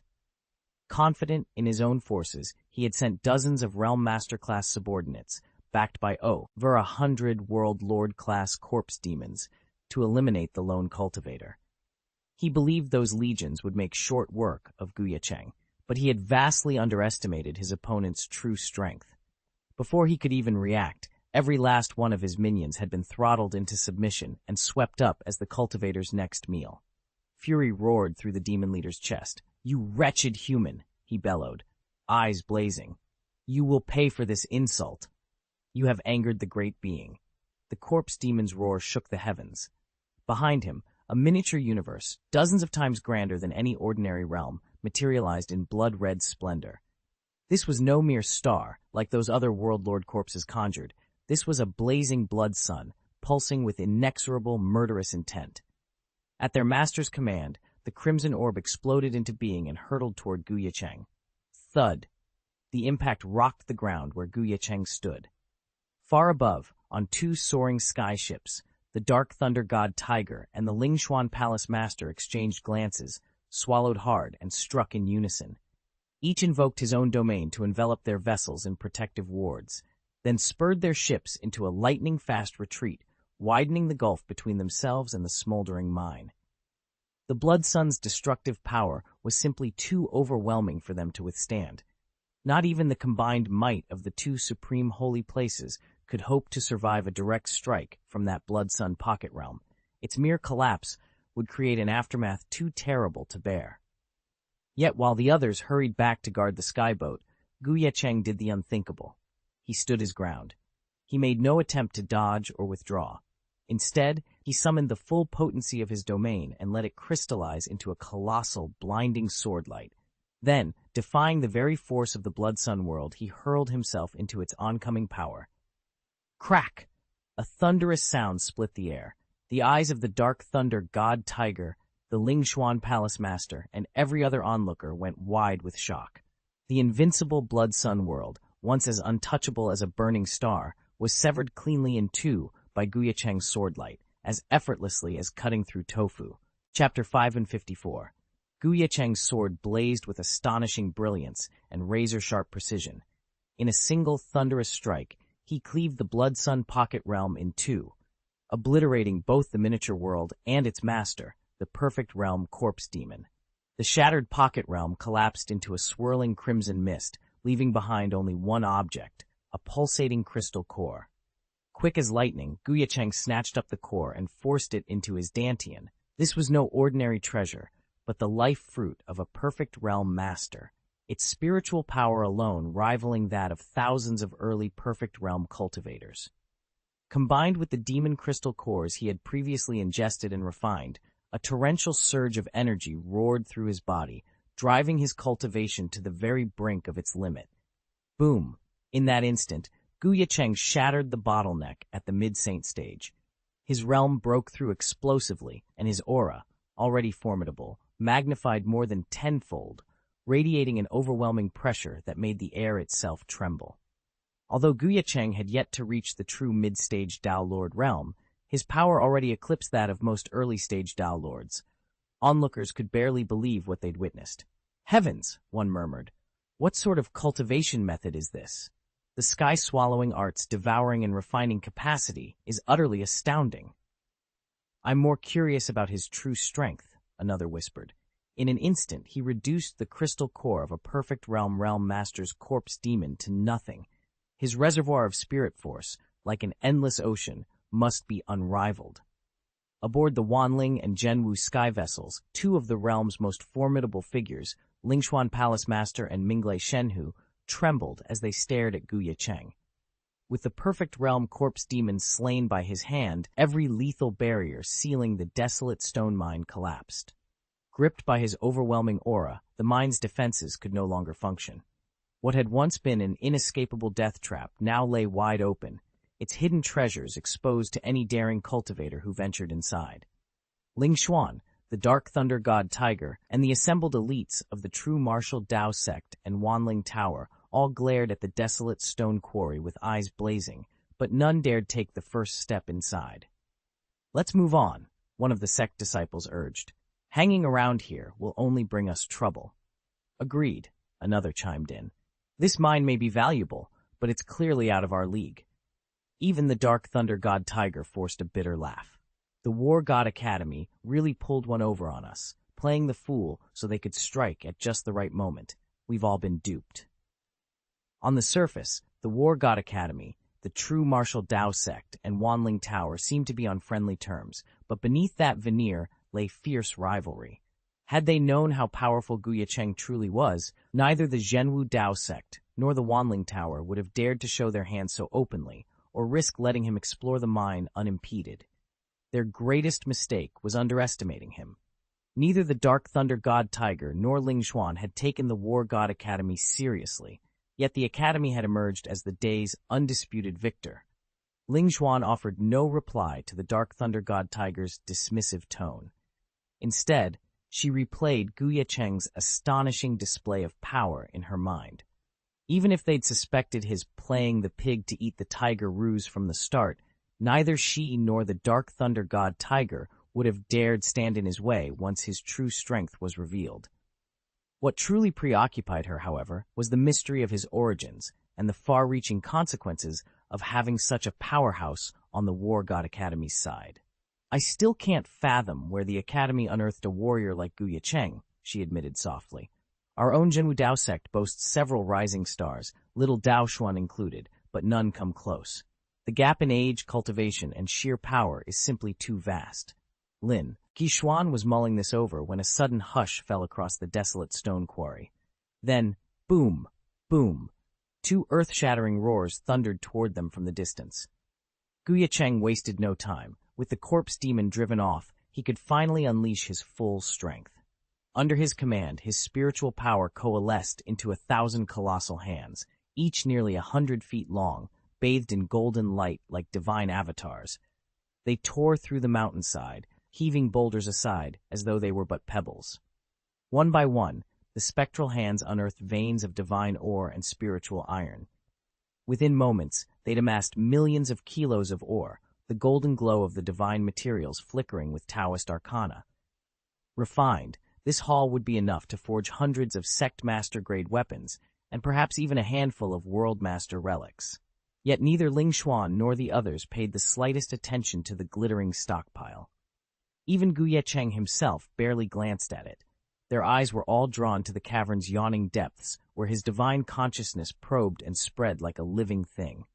Then, at last, Ye Cheng's eyes flared with brilliant light, and with a single decisive gesture, he commanded what he had discovered below. Kuchacha! In the blink of an eye, thousands of phantom hands coalesced overhead, forging themselves into a 9-layered golden divine sword that spun into a massive blade wheel. With a thunderous crash, it sliced the ore body before Ye Cheng clean in two. In the newly exposed chasm's depths lay the true prize, a barren stone vein glowing with molten gold light. Ye Cheng leaned forward, eyes sharp as he measured its span. 1,000 feet, 2,000, 3,000, 4,000, 5,000 feet. A stunned silence fell over Ling Xuan, the Thunder God Tiger, and the gathered elites of the twin sanctuaries. A barren stone vein 5,000 feet thick, no one could recall hearing of such a discovery. Ling Xuan swallowed hard, his voice trembling with excitement. This vein will yield over 2 million caddies of ore. Every cultivator present felt their pulse race. Barren stone was immeasurably precious in the immortal realms.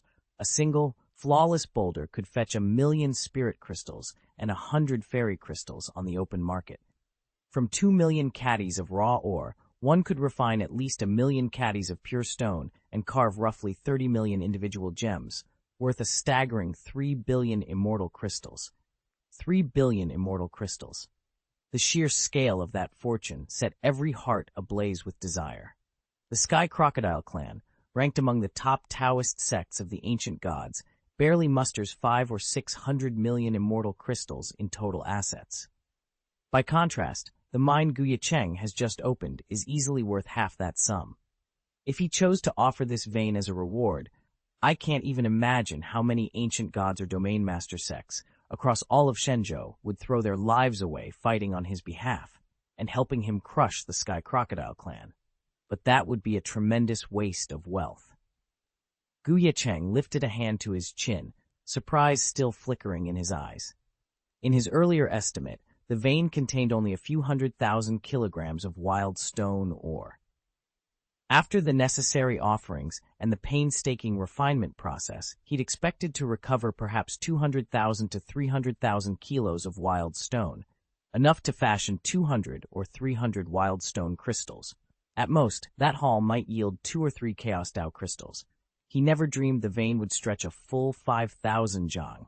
Silently, Ye Cheng gathered his divine power and prepared to unearth every last gram. Boom! With a single heave, Ye Cheng uprooted the massive ore vein and stowed it away in his storage ring.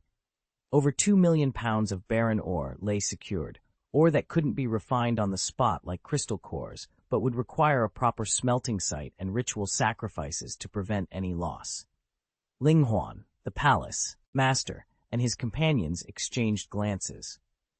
Though they had come driven by avarice, witnessing Ye Cheng's effortless mastery had quelled every greedy thought. As the last chunk of ore disappeared into Ye Cheng's ring, they silently acknowledged defeat and turned to seek fortune elsewhere. But before they could depart, a tremor ran through the mine.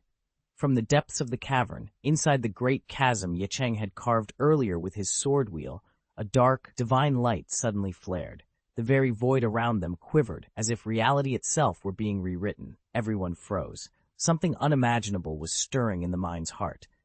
Ye Cheng stared in disbelief at the shimmering tear in the air. Is that a spatial rift? Around him, the other explorers froze. Spatial rifts were a familiar danger in ancient ruins and hidden realms, places where the fabric of reality had grown thin over centuries. But the Tianhuang ancient mine was different. Established in the earliest days of Shenzhou, its boundaries had remained remarkably stable. The chances of a breach here were vanishingly small. Yet before anyone could react, the rift pulsed with a dark, divine light that set even Ye Cheng's prized purple qi cauldron of all beings quivering. He took a step forward, desperately trying to gauge its properties, when a roaring wave of teleportation energy exploded outward like a tidal surge. In a heartbeat, the force swallowed him whole. Silence followed. The rift snapped shut almost as quickly as it had opened, leaving no trace of its existence. Ye Cheng was gone, erased from sight, as though he had never been there. The only sign of what had transpired was the lingering echo of that otherworldly surge and the stunned expressions of those left behind. Chapter 555. The hell! Ye Cheng just vanished. Across the two skyships, the assembled elites of the Supreme and Celestial Holy Lands erupted into shouts of disbelief. Their greatest champions, stalwart warriors whose reputations rivaled legends, pounded the deck in frustration. Just moments ago, Ye Cheng had been standing before them, his power radiating with an almost divine intensity. None could match him. Yet without warning, a jagged tear rifted open in space, and in the blink of an eye, he was gone. No one even knew where the fissure led, one master shouted, peering warily into the shimmering void. It appeared deep within the Tianhuang ancient mine, over 700,000 miles underground. Whatever lies beyond that tear must be deadly. Adjacent, a Celestial Holy Land strongman spat. That crack is far more treacherous than any surface trap. We recovered 10 high-level souls lost down there already. If Ye Cheng's been swept in, there's no telling if he'll ever return. As panic and speculation swirled on the two ships, Ye Cheng, orphaned by the spatial maelstrom, gradually recovered his senses. The deafening roar of collapsing stone and turbulent winds had faded to silence.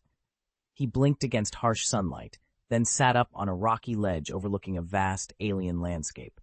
Strange, twisted towers stretched toward a bruised orange sky. Jagged plateaus rose like the spines of some ancient beast. He ran a hand through his hair, heart pounding. The world around him was unfamiliar. No carved passages, no echoing halls of the Tianhuang mine. Only a lonely wilderness, as if an entire continent had drifted into another realm. Ye Cheng stood, tightened his cloak, and steeled himself. Whatever dangers lay ahead, he would face them head-on and find his way back. A crimson veil of light shrouded this world, and thick gray mist swirled on every side. Even someone as formidable as Ye Cheng couldn't make out more than 100 feet ahead. Beyond that, he had to rely on his divine sense, yet that, too, reached no farther than 1,000 feet. He strained to perceive any clue of his surroundings. What kind of place was this? Ye Cheng's eyes glinted with resolve. His heart was heavy, but there was no hint of fear. Though he'd been flung here by some inexplicable force, he commanded the great magical power of the other shore. And beyond this realm lay 9 perfected Tao bodies, poised to restore him should his original form be destroyed. At worst, he would forfeit the 4 domain master-level divine weapons he'd carried in, along with the spiritual iron and wild stone ore he'd gathered in his storage ring. And with the Xianxia sword formation ready at his command, he could summon the projection of the immortal king at any moment to fight alongside him. If he were willing to burn his own life's essence and blood, the very wellspring of his vitality, Ye Cheng could hold his ground even against a powerhouse of the immortal realm. Armed with such trump cards, he felt not dread but a fierce curiosity and a thrill of anticipation. The more dangerous the place, the greater the opportunity, he mused. He'd already struck a windfall once before, a wild stone mine that yielded some 2.67 million kilograms of ore. Yet he knew even that massive haul wouldn't carry him through all 99 cultivation tiers. As his strength grew, so did his demands for rare materials and heavenly treasures. For most cultivators, this ever-rising threshold spelled disaster. For Ye Cheng, it meant one thing: gather more, gather faster. Rather than plunge straight into the unknown cavern, he first tapped into his storage ring. In response to his will, a cascade of light poured forth, depositing over 2 million kilograms of unrefined wild stone ore at his feet, raw, untamed, and awaiting refinement. With those reserves in hand, he was more than ready to press deeper into the heart of danger. With a sharp snap of his fingers, Ye Cheng's spiritual energy crystallized into a roaring divine flame. At his silent command, the fire leapt to life, enveloping the dull stone ores and instantly refining them into molten ingots. He felt no fear of death, but he would not rush in blindly. Before delving deeper into this strange new realm, he needed to strengthen himself, to rebuild his confidence. Besides, if his original body truly perished and he were reborn through the Taoist cycle, he would awaken only at the Tianhuang ancient mine. Whether that spatial crack would ever reopen was anyone's guess. Determined, he poured more intent into the divine fire, urging it to burn hotter and faster. At his current level of cultivation, the Tao flame he summoned from pure spiritual power rivaled even innate celestial fire. He had already broken into the fire realm among the 21 realms, and the enhancements of his Tianlian saint body, now bearing over 2 million pounds of condensed spirit mass, boosted his potency further. To an ordinary Tao master, refining such a vast quantity of raw ore would take years. For Ye Cheng, it was a task measured in mere hours. After only 1 month, Ye Cheng had perfected his refining technique, transforming 2,670,000 caddies of raw ore into 1,800,000 caddies of flawless, crystalline, golden wasteland stone. He stood before the neatly stacked mound, an entire hill of gleaming gold, heart-pounding as he took in what he'd accomplished. The Tao truth encapsulated within those stones was almost on par with the combined power of 18 Chaos Tao crystals. How much stronger would he become now? A low hum escaped his lips as he centered his spirit. In an instant, the air around him twisted into a spinning vortex of divine energy. Pushing his great swallowing sky technique to its limit, Ye Cheng directed that immense power at the golden stones. Under his influence, the piled mass melted away like snow beneath the sun, flowing down in a shimmering river of molten Tao. Each drop of that radiant liquid, suffused with the genuine essence of the 3,000 great Tao, was drawn back into Ye Cheng's body. He felt it flood his veins, every particle of truth imprinting itself on his soul, ready to elevate his cultivation to unprecedented heights. Ye Cheng's cultivation circle surged with energy as he continued his meticulous refinement. One by one, the latent Tao seeds in his consciousness bloomed into fully formed domains. 21 domains rose up behind him almost at once, each shimmering with the imprint of a different great Tao law. Energized by the essence of the universe's myriad principles, his mind effortlessly summoned new seeds that quickly matured into domain space and materialized in his wake. 22, 23, they sprang into existence in rapid succession, 33, 45, 49, until finally, boom, the last fragment of that barren stone dissolved under Ye Cheng's will. A tremor of qi rippled through his body, and with it the 56th domain crystallized into being. He stood at the center of a luminous constellation of 56 overlapping realms, each one a testament to his mastery. For a long moment, Ye Cheng simply inhaled, letting the aftershocks of power settle in his veins. He opened his eyes and stared at the domains spiraling behind him, 56 perfect spheres of Tao law converging into sublime unity. Surprise flickered across his features, quickly joined by a hint of helpless wonder. Such a breakthrough was beyond even his most ambitious expectations. Though his cultivation rank remained at the early Tao master level, the blessing of 56 domains had multiplied his combat strength hundreds of times over. Where once he had only just entered the Tao master stage, now he stood on par with those of the late Tao master realm. Ye Cheng's heart thudded with a mixture of exhilaration and awe. 56 domains. With such power at his command, there was no telling how high he could rise next. Ye Cheng leaned back, a pang of helplessness tightening his chest. He'd carefully estimated the resources required to forge his next domain, yet he'd still grossly underestimated how far short he was. I absorbed and refined 1,800,000 caddies of barren stone, he muttered to himself.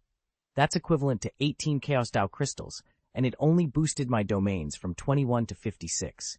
35 new domains for 18 crystals. He ran the numbers again. Originally, 1 Chaos Tao crystal could sustain 13 domains.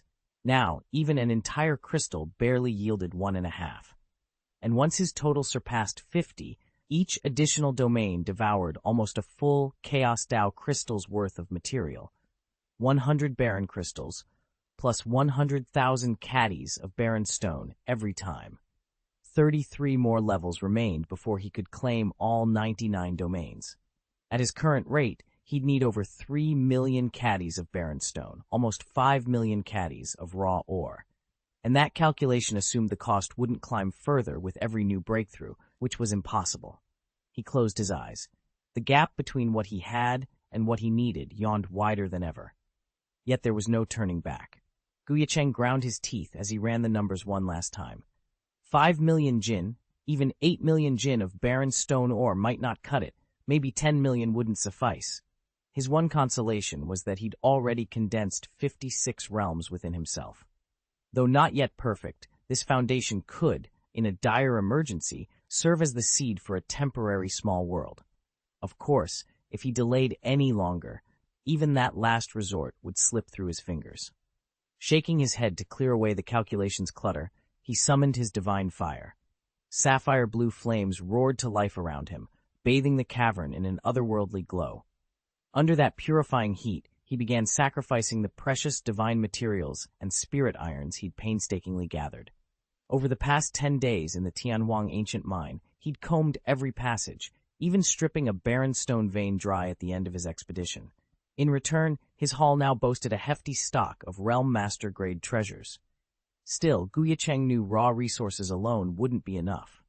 Ahead lay a deeper, more mysterious, and far more dangerous section of the mine. To survive, let alone thrive, he had to push his combat prowess to new heights. A key step in that strategy was to upgrade the legendary 4 swords of Zhu Xian, raising them to a higher tier of power. With renewed determination, he arranged his forge, steel tools at the ready, and set to work, hammer striking anvil, echoing through the rocky expanse as his plan for dominance took shape. Voila! Divine flames roared as Ye Cheng cast in the last of his sacred materials. They crackled and liquefied at once, molten iron spilling over the 4 domain lord-grade killing swords arrayed before him.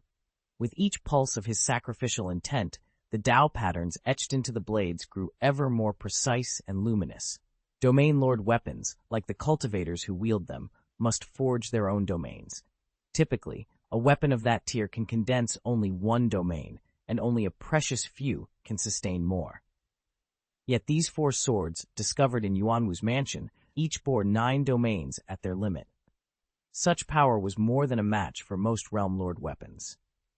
Of course, ascending from a Domain Lord artifact to a Realm Master weapon would demand extraordinarily rare materials, far beyond what ordinary domain-level blades require. But after stripping entire mines and mapping out countless ore veins, Ye Cheng's stockpile made even that vast expenditure seem modest. Despite all their efforts, they still fell short of the resources they needed. Undeterred, Ye Cheng concentrated every ounce of his spirit into the task at hand. Hua-la-la, he intoned, infusing the last of the true water divine nectar, born from countless divine materials, directly into the 4 killing swords. As the elixir merged with the blades, a fierce, rippling aura began to build. Over the next half-month, that aura only grew more intense. Then, with a thunderous crack like rolling thunder, the 4 killing swords erupted into motion. They shot upward through the swirling gray miasma, each blade streaking the sky like a rainbow-hued dragon, carving its path through the tenfold galaxy. In that single instant, every sword crystallized its own martial domain, and in doing so, each ascended to the rank of Realm Master weapon. Not merely Realm Master level, but top-tier artifacts in their own right. No sooner had the swords completed their transcendence than the oppressive mist recoiled and fractured, granting a fleeting glimpse of the heavens beyond.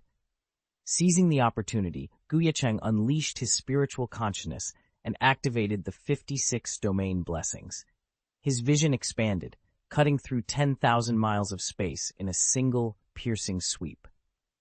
What he saw, though, filled him with sudden alarm. The landscape before him was nothing like the familiar expanse he'd known. It was someplace utterly alien. He gasped aloud, disbelief and dread warring in his chest. "I've been teleported here?" Chapter 556. Through his spiritual sense, Ye Cheng beheld a vast, circular curtain of crimson light, like an enormous city wall enclosing an entire world. Although the curtain only revealed a fragment of the landscape within, its contours and trajectory were unmistakable.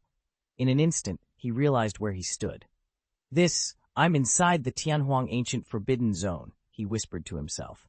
Legends spoke of the Tianhuang Ancient Mine as a place no living being had trespassed for countless ages.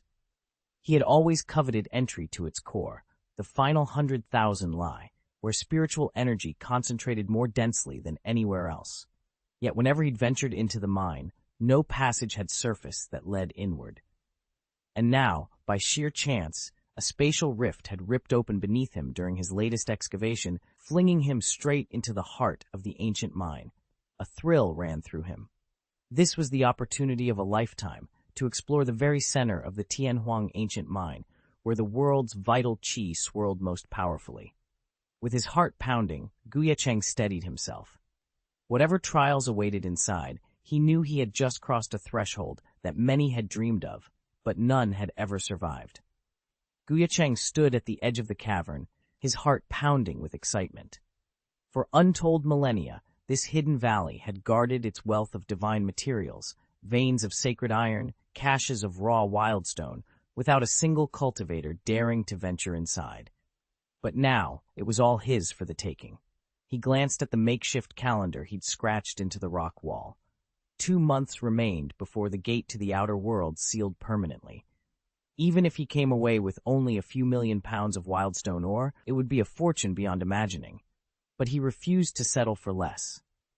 Pulling a hand-engraved talisman from his sleeve, he murmured the incantation to activate the Zhuxin sword formation. In an instant, the formation flared to life, the air humming with ley line energy. At its center, a translucent projection of the immortal king materialized, eyes ablaze with divine authority. With this spectral guardian in place, Ye Cheng knew he could mine without interruption. No rival sect or treacherous bandit would dare challenge such a fearsome presence. He allowed himself a brief, triumphant smile. At his current cultivation, the sword formation's draining of life energy posed no real threat. A few Realm Lord-grade pills would swiftly restore any spent vitality, even if an unforgiving accident cost him more than 90% of his origin chi. He could remedy the loss in a matter of months. In the worst case, 1 or 2 years would see him fully recovered. Nothing about this expedition could derail him now. "Let the veins run red with ore," he whispered, drawing his sword. "I'll unearth every last nugget before the time runs out." And with that vow, Ye Cheng plunged into the labyrinth of tunnels, ready to claim the divine treasures long left undisturbed. So, I can unleash the avatar of the immortal king 9 times at full power, each strike costing 1 life force, Ye Cheng thought, a determined gleam in his eyes. 9 such assaults should be more than enough to seize 3, even 5, of the barren stone veins hidden in this ancient mine. With that in mind, he reached into the depths of his cultivation and summoned the 4 swords of immortal execution. No sooner had he crossed the Realm Master threshold than 4 ethereal blades appeared, arranging themselves into a lethal formation above his head. Simultaneously, the avatar of the immortal king flickered into being behind him, ready to spring to his defense at a moment's notice. Preparations complete, Ye Cheng advanced toward the mine's core. The blessing of the 56th domain surged through his veins, not only magnifying his raw combat power, but also vastly extending his perception. Where he had previously seen only 100 feet and sensed 1,000, both his eyesight and spiritual sense now spanned 10,000 sand feet in every direction, able to detect even the slightest tremor in the darkness.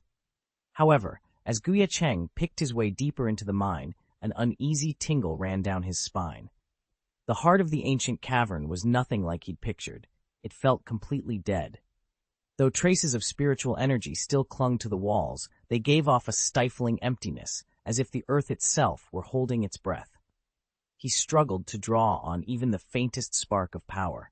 Worse still, there were no glittering mineral veins in sight, and the dreaded corpse demons said to haunt the fleet, the Tianhuang ancient mine, had vanished without a trace. A bleak desolation pressed in on him from all sides. "This isn't right," he whispered. Ye Cheng came to a halt. Rather than charge forward blindly, he closed his eyes and drew a steadying breath.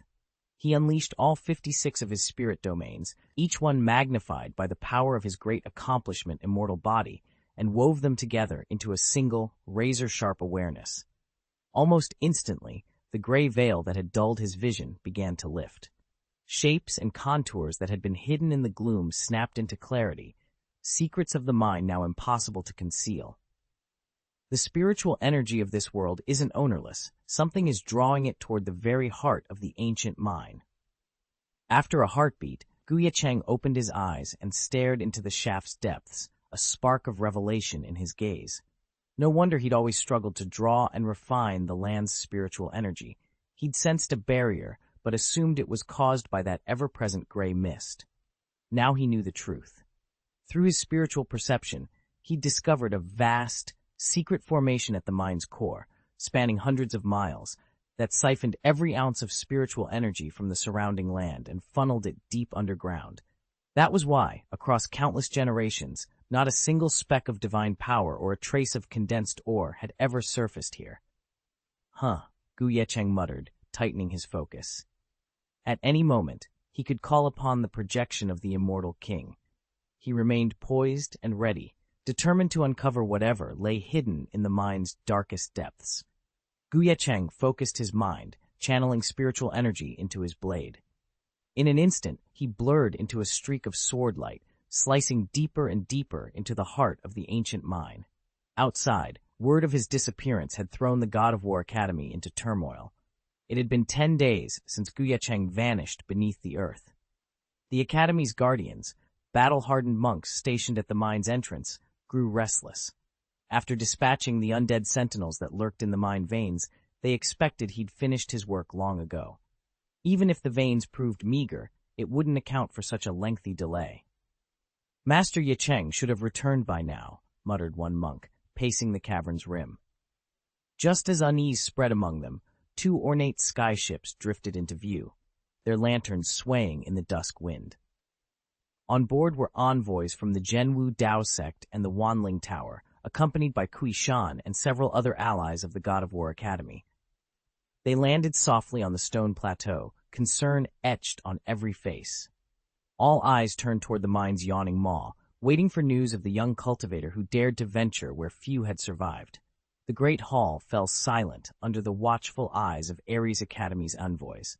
Though Shan and his entourage hung on every word, their broad smiles and lofty posture couldn't hide the awe, as well as a touch of fear, they felt before these legendary figures. Seeing their masks of confidence only deepen the Academy delegates' unease, Shan seized the moment. He knelt low before the Dark Thunder God Tiger. "My lords," he intoned, voice smooth as silk, "in the spirit of our new alliance, allow us to share some important news." The Dark Thunder God Tiger lifted a single brow, then inclined his head. Truth be told, he doubted that Ye Cheng, lost to that spatial rift, could ever have returned. And yet the brief glimpse of Ye Cheng's power had unsettled him more than he cared to admit. Better, he decided, to keep on the right side of this young warrior, should fate ever reunite them. Since Shan was more than willing to play the messenger of doom, the tiger merely nodded his assent. With that subtle blessing, Shan rose, a pleased smile crossing his face. He would be the one to inform Ares Academy of Ye Cheng's disappearance, a gesture of goodwill that masked darker intentions, and bought his side precious time. Dark Thunder God Tiger gave a single solemn nod. At once, Shan threw back his head and laughed, then vanished in a flash of light, only to reappear hovering high above the Ares Academy cultivators below. "My fellow Taoists," he called out, voice ringing across the courtyard, "it's been far too long. I imagine you're all desperately wondering about your master, Ye Cheng, aren't you?" He let his words hang in the air, eyes sweeping the tense assembly. "Well, here's a friendly warning. If you value your lives, get out now. Don't wait around and risk being crushed underfoot." Shan's gaze glinted with triumph as he glanced over the crowd, paying no heed to the ghostly clones of Taoist disciples concealed in a shadowed corner. In his certainty, he dismissed those illusory figures as nothing more than academy puppets, and he grinned at the fear flickering on the students' faces. The lead instructor of Ares Academy stepped forward, voice icy with controlled anger. Kuishan, what are you insinuating? Feigning wide-eyed innocence, Kuishan shrugged dramatically. Why so hostile? Do you really believe your precious leader will return to save you? His laughter echoed mockingly across the courtyard. Then, leaning forward as if sharing a deep secret, he called down to them with cruel delight, to be honest. Kushan's announcement hit the gathered warriors like a thunderclap. Your leader, Ye Cheng, suffered a terrible accident deep in the Tianhuang ancient mine, he lied, feigning sorrow. A sudden spatial rift opened beneath him, and everyone present was swallowed whole. You should notify the God of War College and make preparations for his funeral. A stunned silence fell over the God of War College disciples. Then a chorus of horrified exclamations broke out. A spatial rift? Here in Tianhuang ancient mine? How is that even possible? They pressed closer together, faces pale as they tried to make sense of Kuishan's words. He saw their shock and reveled in it, until he noticed the contingent from the Ares Academy standing calmly at the edge of the crowd. No panic, no fear, nothing like the terror he'd expected. Kuishan's smile vanished, replaced by confusion and anger. He strode toward them and shouted, What's wrong with you? Without Ye Cheng's protection, you still plan to stay here? At that moment, the leaders of the Wanling sky vessel and the Zhenwu sky vessel arrived, drawn by the commotion. They exchanged wary glances, sensing that this was no ordinary mining accident, but the beginning of something far more dangerous. They'd barely stepped into the chamber when their eyes fell on the 9 lifelike figures huddled together in the far corner. In an instant, every face went ashen. Are those his other shore Dao bodies? Whispered Ling Xuan, disbelief warring with excitement. Ye Cheng actually cultivated the other shore great supernatural power? The thunder god tiger's roar died in his throat. At the sound of their voices, Kuishan and the others, who had been quietly celebrating Ye Cheng's presumed disappearance, fell completely silent. All of them stared, slack-jawed, at the 9 Dao bodies, perfect replicas of their absent teacher, each radiating a faint, otherworldly glow. Kuishan's lips twitched in a mixture of awe and irritation. He'd been so eager to claim victory over Ye Cheng, yet here in plain sight were the ultimate safeguard against any threat. He swallowed hard as a cold realization settled over him. One more time, he'd been beaten to. Oh, the punch.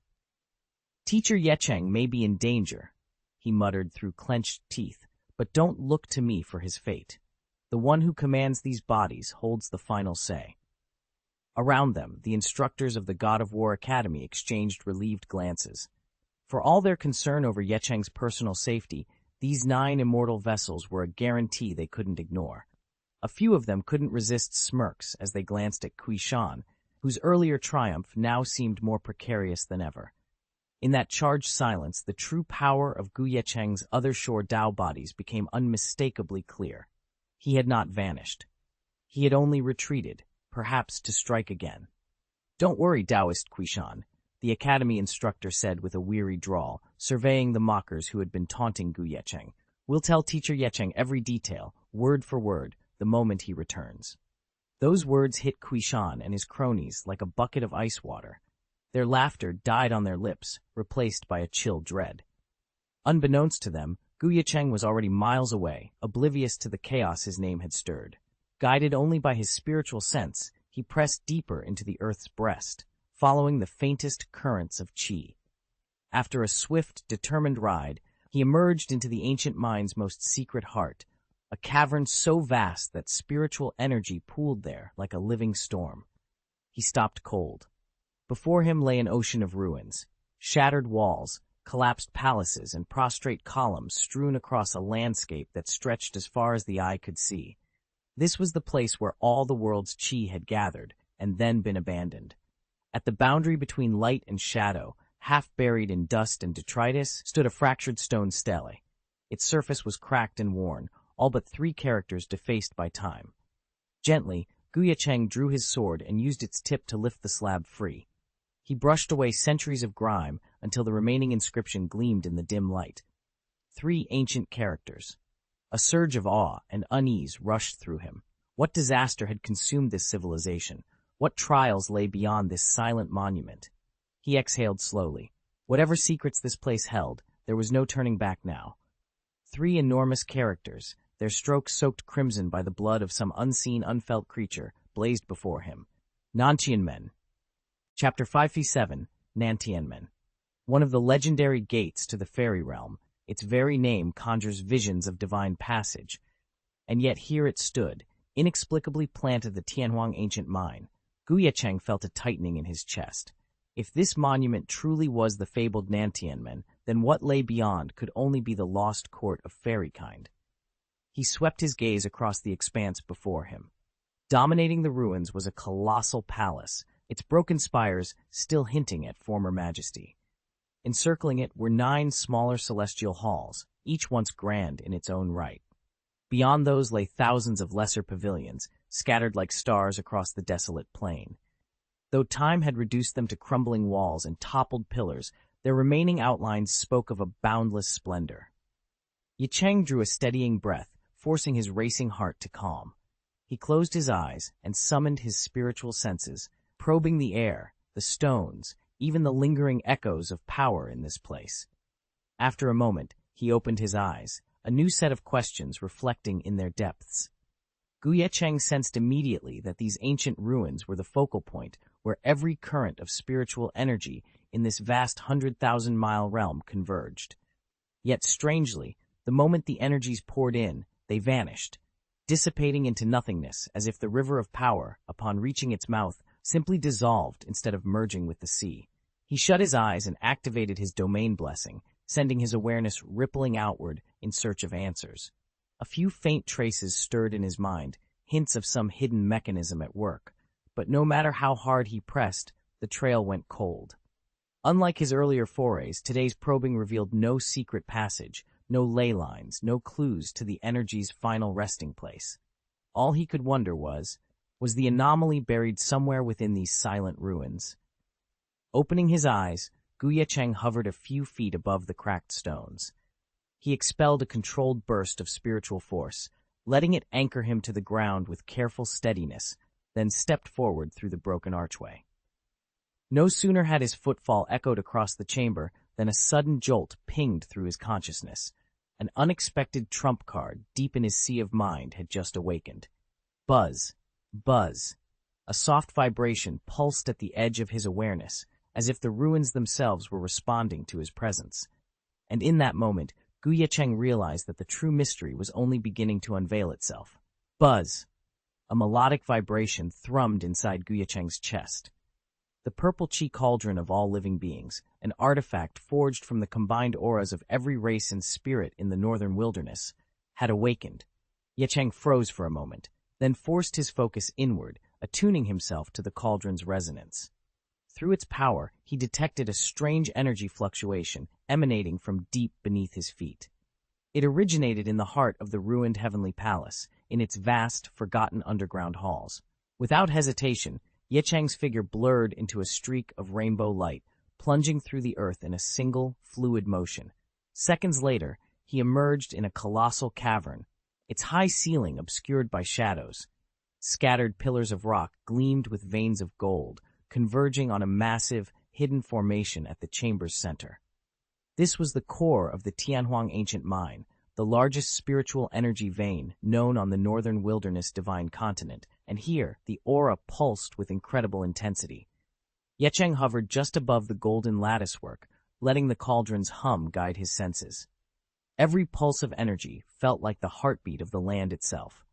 He knew that preserving or harnessing this power could shift the balance in the coming conflict. But first, he had to uncover why the purple chi cauldron had chosen this moment to stir to life, and what ancient secret lay buried in the mine's glittering depths. Ye Cheng pressed forward through the twisting cavern, his cultivation senses straining to penetrate the dense magic veins embedded in the stone walls. Those veins, relics of some ancient ley line network, cloaked the hidden formation in layers of spiritual interference. Yet despite the interference, and despite the fact that the formation lay partly in ruin, Ye Cheng's perception remained sharp. This formation's grade, it's nearly on par with immortal realm techniques, he whispered to himself. Deep within the heart of the veins stood the formation, a vast, quasi-immortal array shaped from jagged runestones. It silently siphoned the world's ambient spiritual energy, channeling it inward toward a glowing center. Ye Cheng frowned as he studied the runes, a curious sensation prickling at the back of his mind. "There's something familiar about this," he muttered. "It reminds me of the purple chi cauldron of all living beings." Before he could unravel the mystery, a low hum filled the chamber, an incoming surge of spiritual essence. Like a river finding its course, the energy flowed from the ruined outer runes straight into the formation's heart. At that moment, everything clicked into place for Ye Cheng. He raced forward, heart pounding, and watched in awe. In the formation's central chamber, pale, misty figures swirled into view. They were souls, bound by the array's power. As each wave of spiritual energy poured in, the souls coalesced, their shapeless forms driven outward by the surging current. With every pulse, their outlines grew more distinct, beginnings of identity flickering into being. Ye Cheng's eyes widened. The formation wasn't just harvesting spiritual power, it was gathering and animating souls, and as the misty figures pressed against the shimmering barrier, he realized that whatever lay ahead would change everything he thought he knew about this place, and about himself. With the aid of concentrated spiritual energy, the trapped souls had managed to take on semi-corporeal forms. Yet that very form proved their undoing. The moment they materialized, the formation's runic lights ignited, coiling around them like chains and slicing through them like sharpened blades. In an instant, each soul was strangled and shredded into a myriad of glowing fragments, each fragment pulsing with spiritual radiance and the essence of the Tao. Ye Cheng watched in grim recognition. He'd seen identical energy fluctuations whenever he absorbed and refined wild stones or crystals. Then, too, they cracked open, yielding tens of thousands of essence-laden shards. The only difference here was the source. These fragments were born of living souls, not inert minerals. He could feel the formation's cruel design woven into every rune. This is perverse," he murmured. Over the years, Ye Cheng had encountered countless cultivation techniques that fed on life, blood sacrifices, soul-devouring, flesh offerings, all designed to supercharge one's power. His own sky-swallowing divine art, if he chose, could feast upon living spirit bodies as well. But the very thought sickened him. He would never defile the innocent to advance his cultivation. Steeling himself, Ye Cheng prepared to dismantle the formation and free its victims, if any soul essence still lingered to be saved. Even Ye Cheng, with his formidable sky-swallowing divinity, could do little more than consume a cultivator's chi to boost his own spiritual reserves. He lacked the power to absorb or refine the Tao laws those masters had grasped. No matter how profound their comprehension, whether they built entire realms or fashioned pocket worlds, their laws remained as ephemeral as a flower's reflection in a mirror or the moon's image on water. Such creations existed only so long as their cultivators lived. Once the practitioner died, his lifetime of Tao achievements might leave behind residue, but the realm itself would collapse and vanish, at best partially preserved by some external artifact. And don't even think about crystallizing that lost Tao essence into energy cores for future generations. It simply could not be Da. 1. Yet this formation before him could wrench the highest enlightenment straight from living souls and refine it for its own use. That was entirely beyond anything Ye Cheng had ever imagined. The grade of this formation may not reach the realm of the immortals, Ye Cheng murmured, eyes narrowing in both awe and bewilderment, but its design, only someone at immortal-level power could have constructed it. He drew a slow breath, trying to steady his racing thoughts. Why had the purple chi cauldron of living beings led him here? Was the architect of this formation somehow tied to the creature's dwelling in the northern wilderness? Before he could puzzle it out further, a fresh surge of spiritual energy rippled through the chamber. Once more, a cluster of souls materialized within the formation's glowing sigils. This time, however, their faces were sharp and clear in his vision. Ye Cheng's heart skipped a beat. Among the newcomers were beings of every race, draconic, bird-like, and feline, as well as human cultivators. Yet what caught his eye most was their attire. The design was nearly identical to the uniform of the War God Academy, save for a few subtle differences in cut and color. As a senior instructor at the academy, Ye Cheng recognized those variations instantly. These were not random wanderers. They were the souls of cultivators who had entered the War God Academy during its earliest days, almost 100,000 years ago, back when the institution was still nothing more than a blueprint and a bold ambition. Staring at those ancient spirits, Ye Cheng felt the weight of history converge in this hidden chamber. The answers he sought were buried in the past, now laid before him in spectral form. He steeled himself for what came next, determined to unravel the mystery behind their summoning and the immortal hand behind this extraordinary formation. How could their souls be here? No, this can't be. In a flash of astonishment and disbelief, Ye Cheng's eyes blazed with sudden light. As he gazed at the drifting spirits before him, an overwhelming, unnameable rage coiled in his chest. Not long ago, in the depths of the Cemetery of Saints, he had battled the extraterritorial demons that swarmed into the northern wilderness divine continent. He'd even slain their most formidable champion, the Samohi Realm Master, and so he was more than familiar with the demon's corrupt aura. Now that same vile energy clung to these departed souls. Each wisp of essence from those ancient God of War Academy elders was ragged and incomplete, scarred in a way only extraterritorial demonic rites could inflict. And there was only one place where those venerable warriors could have been so grievously wounded, the desolate battlefield beyond the divine continent's borders, at the fabled Demon Gate. These souls, Ye Cheng's voice dropped to a fevered whisper, they were collected on that very battlefield at the Demon Gate. A cold fury surged through him, coalescing into a single terrible realization, and in that moment, Ye Cheng vowed he would make the demons pay. Ye Cheng took a steadying breath and let his resolve wash over him, stoking the dormant power in his veins. Blessed by his domain, bolstered by his immortal physique, and empowered by the purple chi cauldron of all living beings, he slipped into the shadows, his presence cloaked and silent. From this hidden vantage, he studied the formation before him. As the minutes passed, the array drew in ever more spiritual energy from the surrounding earth veins of Xianxia. Souls, tormented remnants of the fallen, were wrenched from their rest, crushed and consumed by the pattern's relentless pull. The scene confirmed everything Ye Cheng had suspected. I still don't know who constructed this device, he murmured, voice low, but its power is staggering, and its intent grotesquely cruel. By siphoning Xianxia's earth essence and incorporating quasi-immortal runes, the formation had reached a terrifying level of refinement. Worse yet, it tied itself to the outer heavenly G8's battlefield, dragging in the spirits of countless elite masters who perished there.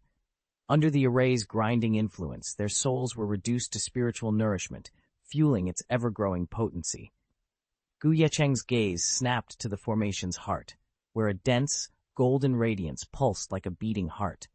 Whatever lay within that glow held the key to this abomination, and to stopping it before even more souls were lost forever. Even with his formidable spiritual strength, Ye Cheng's consciousness faltered against the golden barrier, unable to pierce its shimmering veil. From all he had observed, he could nonetheless infer what lay beyond, the distilled insights of Xianxia's fallen heroes, refined and preserved here by the formation over countless years, fragments of the Tao itself. These legendary guardians continued to accrue understanding even in death, their collective enlightenment held in that radiant prison. Ye Cheng knew the formation's true purpose all too well. It had plundered him, strangled his cultivation, shattered his spirit, and stripped away the profound truths of the great Tao he had spent a lifetime mastering. Rage flared in his eyes at the thought of it. Suddenly his consciousness trembled. A living presence was drawing near, an unexpected intruder ready to disturb the stillness of the golden light. Ye Cheng's every sense snapped to attention. Seika ga chikazuiteru, he thought, bracing himself for what was to come. Chapter 558 Swish! Ye Cheng lifted his head, channeled his spiritual energy, and activated his cultivation law. In an instant, his form blurred into mist, and then a wisp of smoke, seamlessly melding with the world around him. Even experts from the domination realm, at the edge of the human world, couldn't detect his presence. This was the power of his 56th realm enhancement. In a straight-up fight, Ye Cheng still fell short of a true master. But when it came to wielding the great Tao, concealment, camouflage, and complete invisibility, He was unrivaled.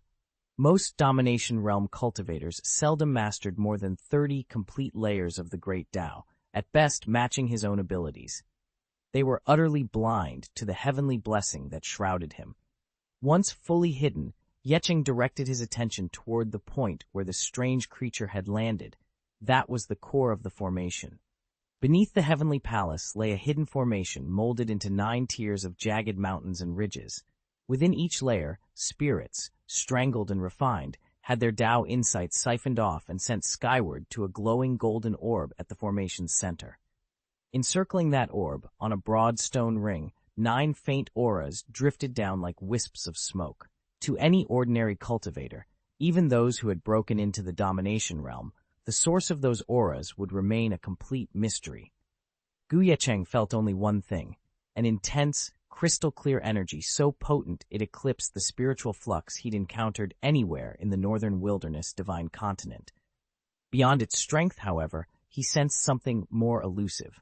Each of the 9 descending beings carried a Tao pattern unlike any of the 3,000 recognized on his home continent.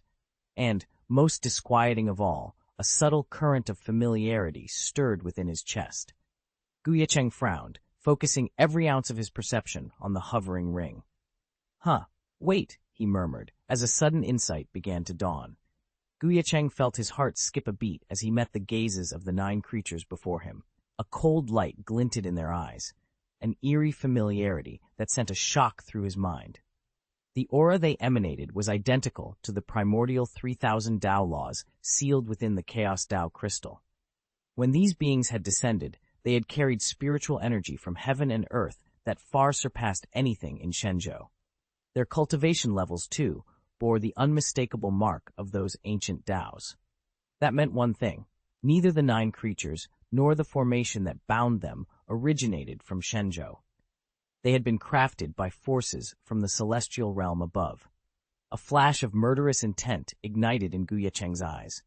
This was no random encounter. It was a snare set by the Celestials to plunder the heroic spirits of the northern wilderness. He remembered, with chilling clarity, how his purple chi cauldron, repository of all living essence within him, had flared in agitation the moment the spatial rift had opened. The crack in space that yanked him into the Tianhuang ancient mine hadn't been an accident, as he'd first believed. It had been their doing all along. It was the lingering faith of the fallen Shenzhou heroes, bound into this quasi-immortal formation that held the conspiracy of the immortal realm together. At last, Ye Cheng arrived with the purple chi cauldron of all living beings and shattered their vicious plot forever. He drew in a slow, heavy breath, forcing his anger down so his mind wouldn't waver. The 9 creatures that materialized before him gave off no obvious aura, yet Ye Cheng could feel the power simmering beneath their calm exteriors. Each had reached the Domination Realm, an order above mere strength. With the immortal execution sword formation at his command and the projection of the immortal king at his back, Ye Cheng knew he could slay beings even in the higher immortal tiers. Still, their auras flickered erratically. If he attacked carelessly, they'd sense the danger and slip away before his blade could strike. The other, Ru. He'd never faced an immortal realm array like this. He had to proceed with absolute caution. Ye Cheng crouched in the shadows, coiled like a spring, waiting for the perfect moment to strike. Far above him, 9 immortal beings, freshly descended from the celestial realm, paid him no heed. They swept around the 9-ring formation as if on routine patrol, then drifted back to the 8th ring where they had first appeared, their eyes glinting with contempt. These lowly mortals in the lower world have been wallowing here for countless years, one of them jeered. Yet still they tirelessly broadcast their beliefs to the heavens.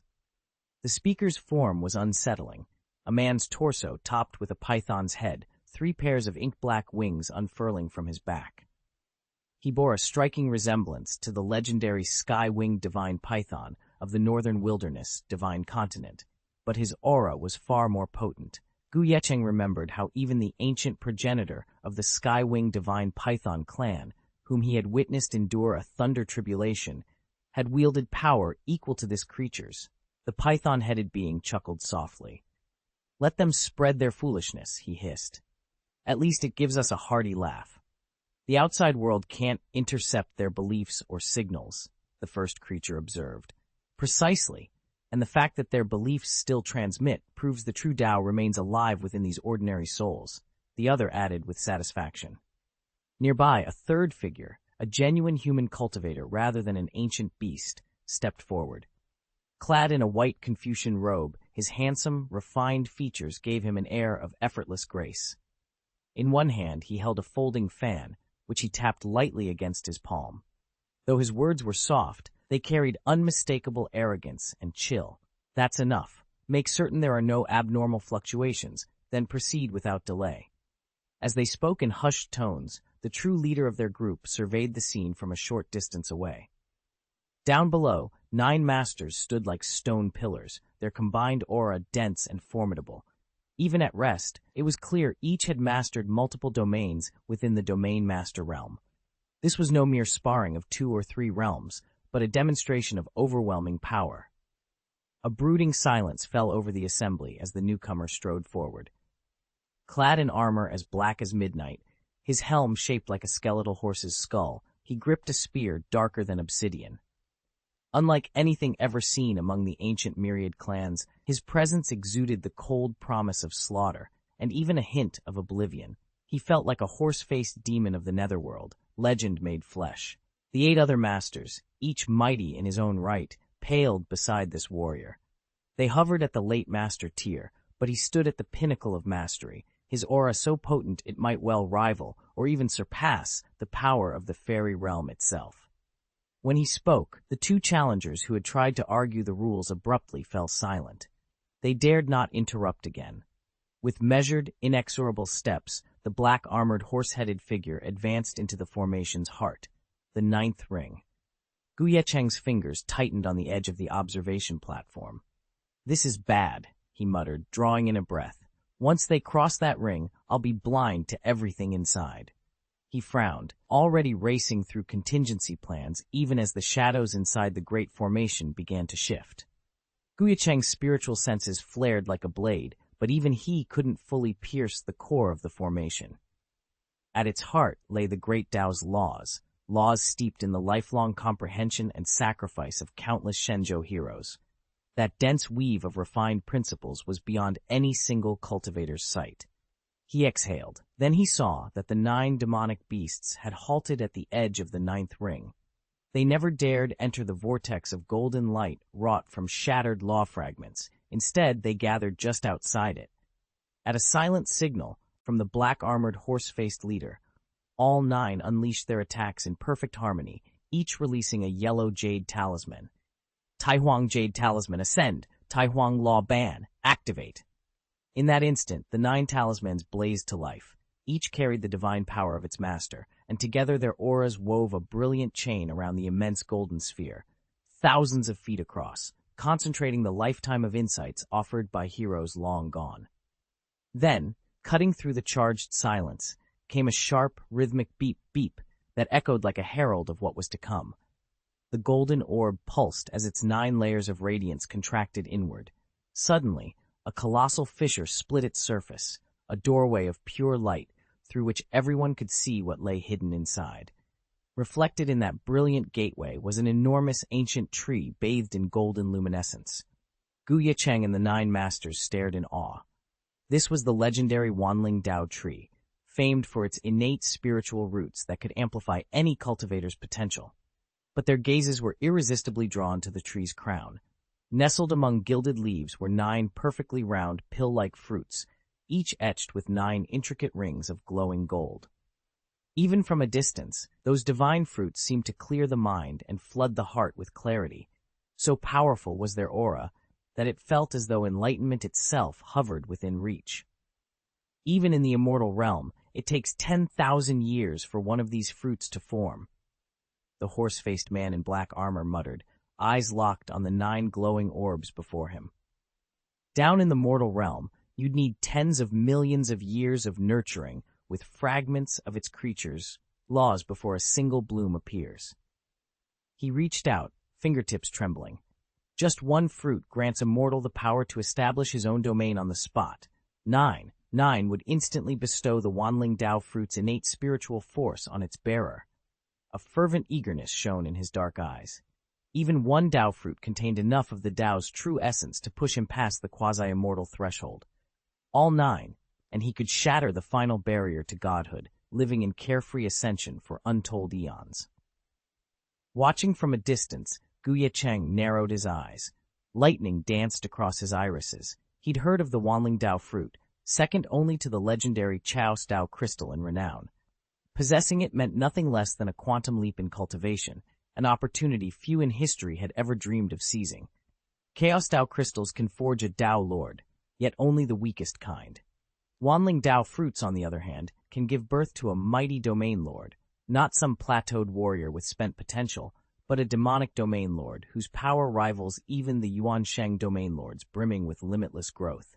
In terms of raw value, one Wanling Dao fruit equals one Chaos Dao crystal, so 9 of those fruits amount to 9 of those crystals, an astonishing windfall by any measure. Even Ye Cheng, seasoned as he was, felt a surge of excitement at such a treasure. Still, he kept his wits about him. With each realm he mastered, the cost to break through to the next only climbed, and past the 50th realm, forging a single new domain demands a divine artifact on par with a Chaos Dao crystal. Consuming all 9 Wanling Dao fruits would at best supply 9 such artifacts, hardly enough to secure his long-term future. Yet despite their limited use for him personally, these fruits were simply too valuable to fall into the hands of those 9 immortal cultivators. No matter how impractical it might seem, he could not allow them to slip away. Before Ye Cheng could make a move, the black-armored, horse-faced leader of the 9 masters shook off his intoxication. He swept an authoritative hand through the air and barked, "No more delays, let's go. Bring out the primeval divine liquid and drench this Wanling Dao tree with every last drop." One of the masters blinked in surprise. "All of it? You really mean to pour the whole vial onto the tree?" "Exactly," the leader replied coldly. "Not a single drop is to be wasted." Black-armored, horse-faced master's words sent a shiver through the other 8 masters. Though the Wanling Dao tree was rooted in the lower realm, its true potency sprang from the patron behind them. He had first activated a colossal formation to rouse the very veins of Shenzhou, siphoning the core spiritual energies of the Tianhuang ancient mine into the tree's roots. They even guided the spirits of the Shenzhou heroes who fell in battle beyond their domain, drawing on those souls' understanding of the great Dao to accelerate the tree's growth. Legends say that any spirit root cultivated in the lower realm can never match its counterparts in the upper, but this Wanling Dao tree defied every expectation. Where most innate spirit roots yield only 3 to 5 Dao fruits at a time, this one already bore 9, clear evidence it had reached its limit. And now, with the infusion of origin divine fluid, a supreme wonder found only in the fairy realms, those 9 Dao fruits were on the verge of an even more profound transformation. It was inevitable that the Wanling Dao tree's roots would be damaged, perhaps beyond repair, even destroyed outright. Surely no one believed this reckless operation carried no risk? His subordinates exchanged alarmed glances as they eyed the black-armored, horse-faced man. One of them stammered, "Sir, are you certain this order is safe?" The horse-faced man sneered. "Fools, do you really think I devised this on my own?" A junior officer swallowed and spoke up. "My lord, we were told it came from the young master himself." "Exactly." The man's cold eyes glittered. "The young master ordered it." "But why?" Another subordinate whispered. "Because our concealment has been pierced," the horse-faced man replied, voice low and dangerous. "This lower world may seem insignificant, but it's home to ancient beings who have long since ascended. We believed our wards were undetectable, until now." A ripple of dread passed through the gathered 8 masters. "You don't mean immortal venerable Tianhuang and immortal venerable Yuanwu have uncovered us?" one of them gasped. "If they have, we're doomed." Cold sweat beaded on their brows as the gravity of their situation settled in. Not only was the Wanling Dao tree imperiled, but their entire stratagem, and their lives, hung in the balance. Those 2 are the most renowned figures ever to have ascended into the immortal realm from the northern wilderness divine continent. Their names carry a fearsome weight, and their power is said to be limitless. If they ever learned we'd resorted to such trifling tricks back home, they might shrug it off, but their lackeys and underlings would suffer a grisly fate. Afraid? Scoffed the horse-faced man clad in black armor. Immortal Venerable Tianhuang and Immortal Venerable Yuanwu are formidable, yes, but our young master surpasses them both.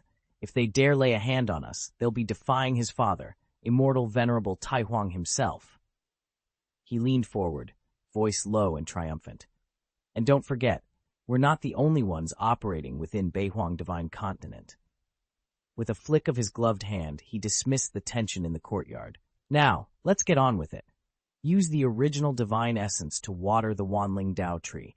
Push those 9 Wanling Dao fruits to full maturity. A cruel grin spread across his face. If the tree withers in the process, so much the better. Its fate matters little compared to ours.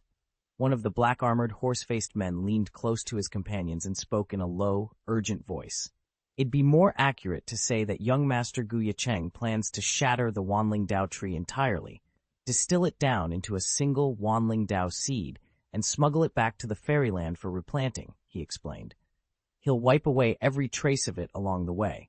No evidence for anyone to find.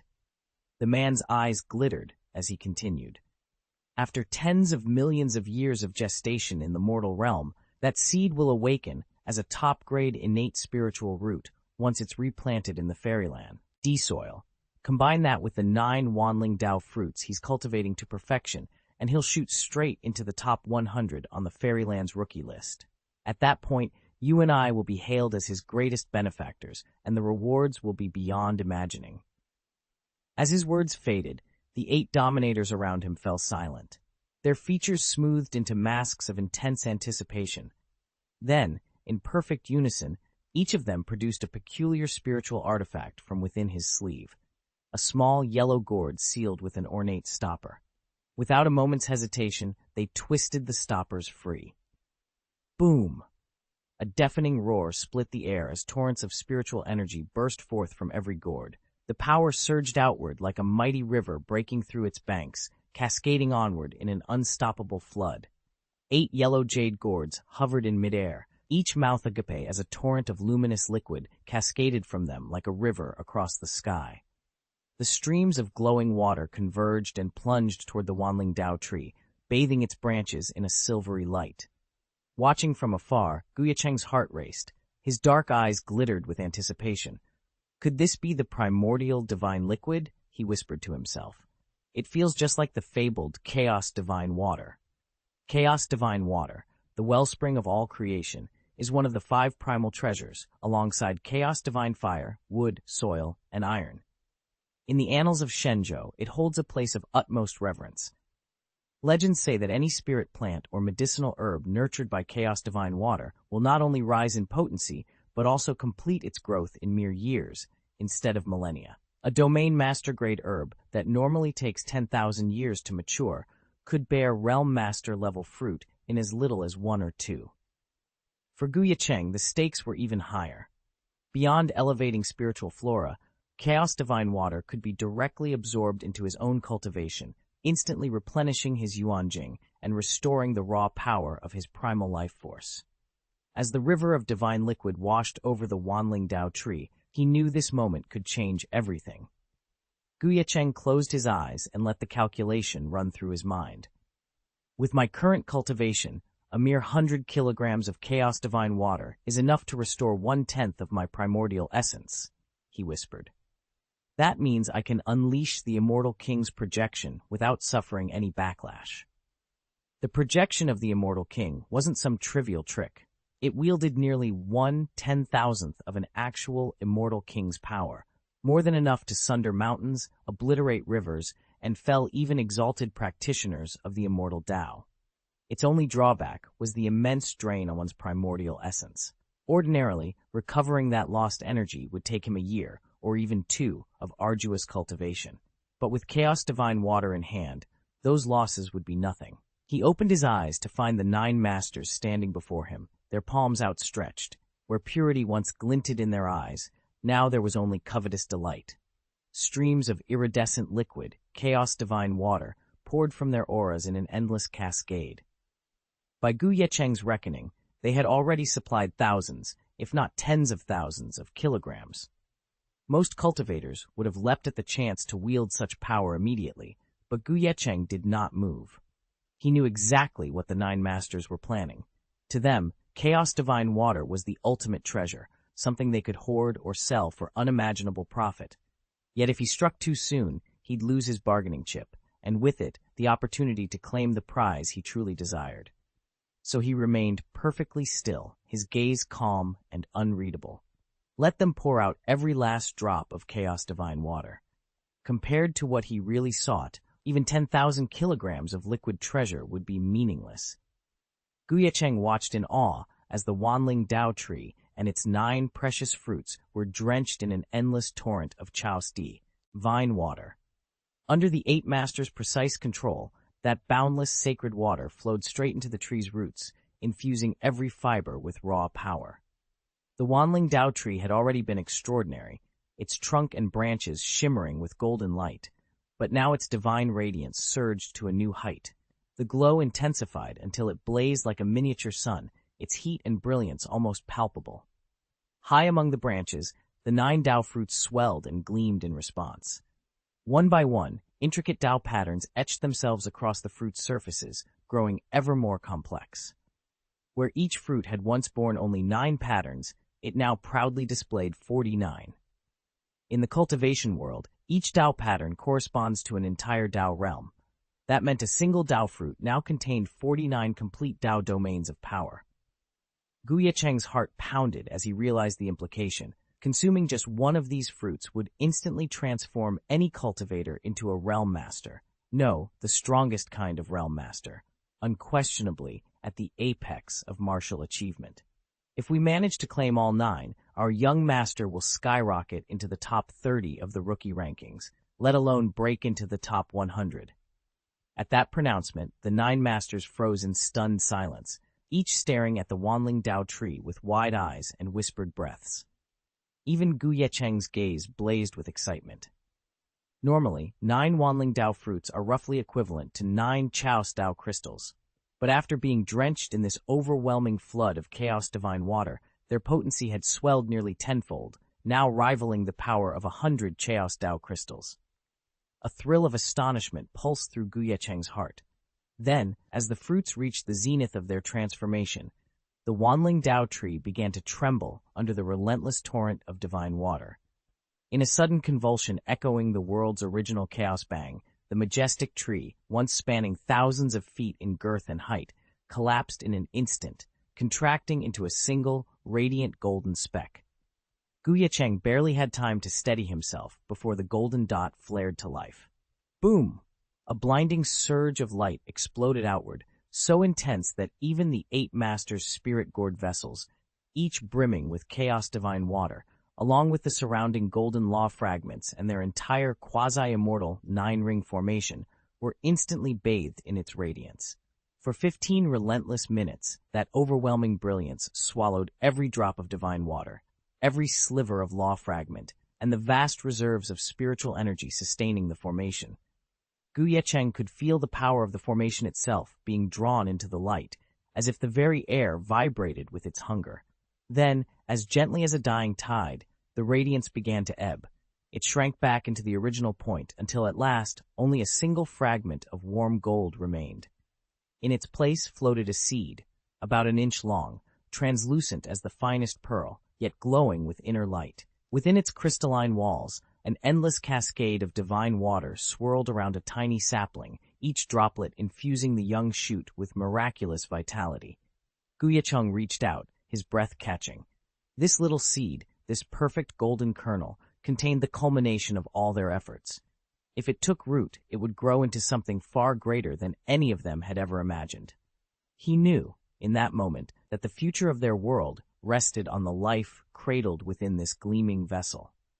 It was plain to see that once this seed was planted, the Wanling Dao tree it produced would undergo a fearsome metamorphosis, quite likely evolving beyond even the top-grade innate spiritual roots the young master had predicted. Incredible. Truly incredible.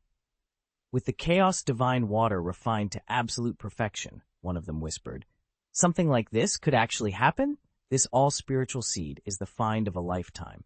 If we deliver it to the young master, it'll be our greatest merit, and the rewards will be beyond measure.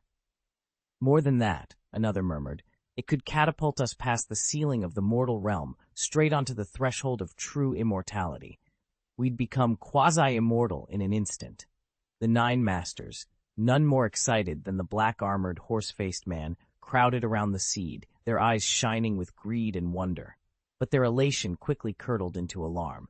Just moments ago, the all-spiritual seed had detonated in a burst of energy, and in that explosion, it had completely absorbed and refined the entire 9-ring formation.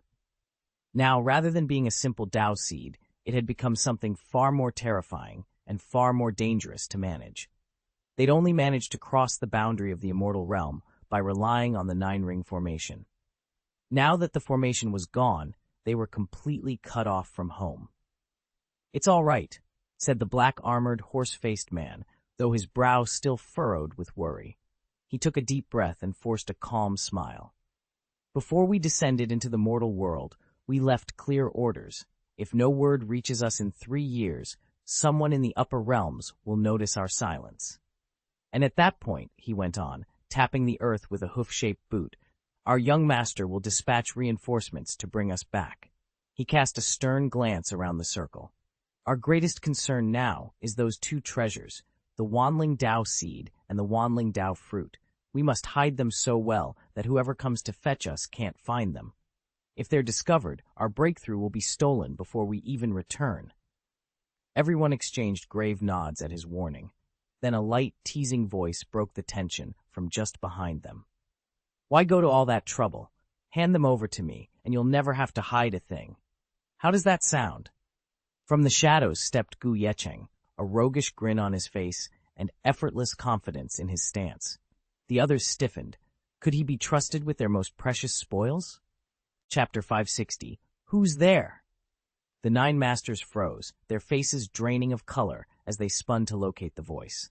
Standing before them was Ye Cheng.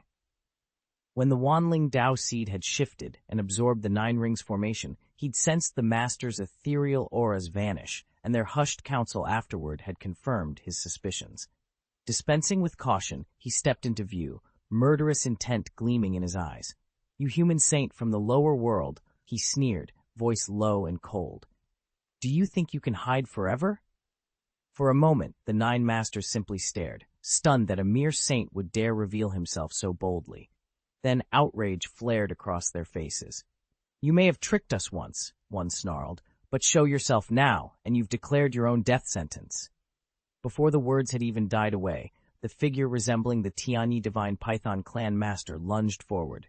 With a flick of his sleeve, a spectral python's tail coiled into existence. Infused with potent spirit energy, it lashed out in a blinding arc, striking straight at Ye Cheng. In that instant, the air seemed to crackle with power, 2 destinies on collision, neither willing to yield. Like a vicious whip, the python's tail snapped down at Ye Cheng.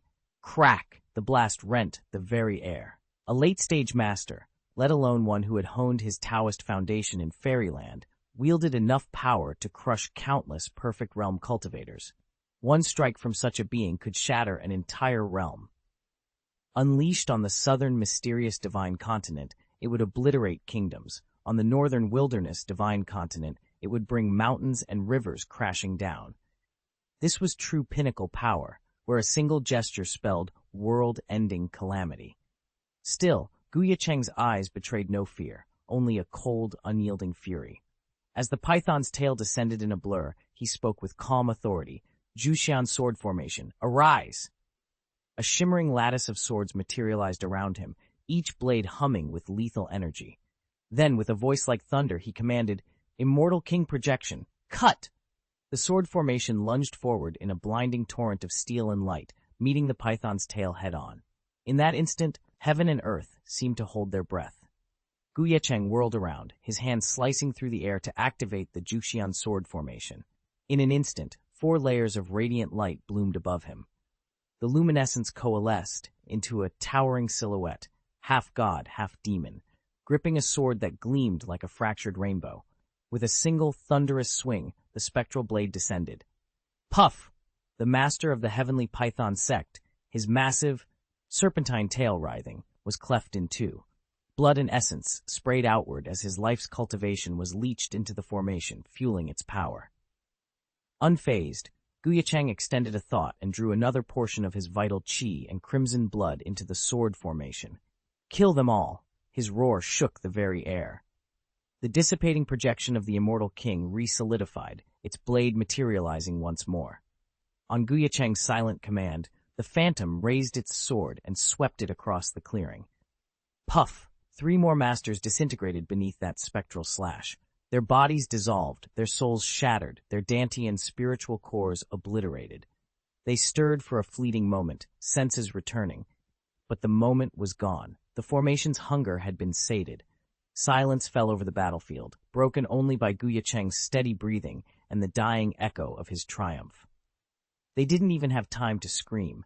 In a single blink, they were engulfed by the sword's radiance, bodies dissolving to nothing more than their lifelong cultivation, now condensed into brilliant, divine light and drawn back into Ye Cheng's formation. Immortal, immortal king, you've got to be joking. How could any creature of this lower realm be tied to the immortal king?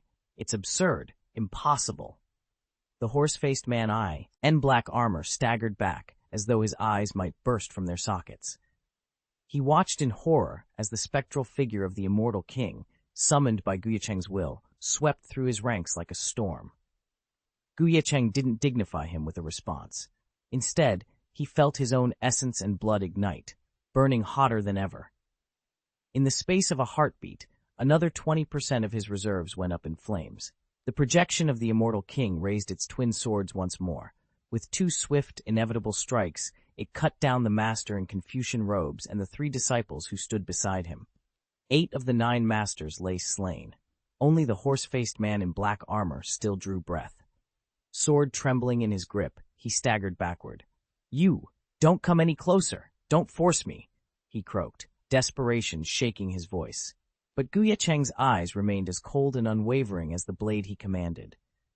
"You're a creature of the lower world, yet you've managed to manifest the immortal king's projection, and you're extraordinarily blessed. We should talk." The horse-faced man in black armor froze at Ye Cheng's steady gaze. Panic flickered through his eyes as he scrambled for any chance to save himself. "All right, we can work together," he blurted. "I'll follow you and serve your cause down here. With the immortal king's projection at your command, your prospects are boundless. It's only a matter of time before you ascend to the immortal realm." He took a shuddering breath. "I know countless secrets of the immortal realm, and I'll share them. On top of that, I can hand over the treasures my young master stashed in the lower world. All you have to do is spare me, but try to force my hand, and I'll destroy every last one." As he spoke, the horse-faced man reflexively lifted a gauntleted hand toward the cache of 10,000 spirit Dao seeds and 9 Dao fruits they hadn't yet collected. Before he could seize them, however, Ye Cheng's body emitted a low hum. The legendary purple qi cauldron of all living beings inside him trembled and glowed, its power flaring in that charged moment. The 9 Dao fruits and the 10,000 spirit Dao seeds sprang to Ye Cheng's side as if drawn by his very will. The sudden movement left the black-armored, horse-faced man gaping in shock. Without exchanging another word, Ye Cheng raised his hand in a casual gesture. At his command, the projection of the immortal king materialized, sword in hand, and struck in a single, devastating arc. A torrent of blood-red energy bloomed into a fearsome swordlight that hurtled straight for the horse-faced man.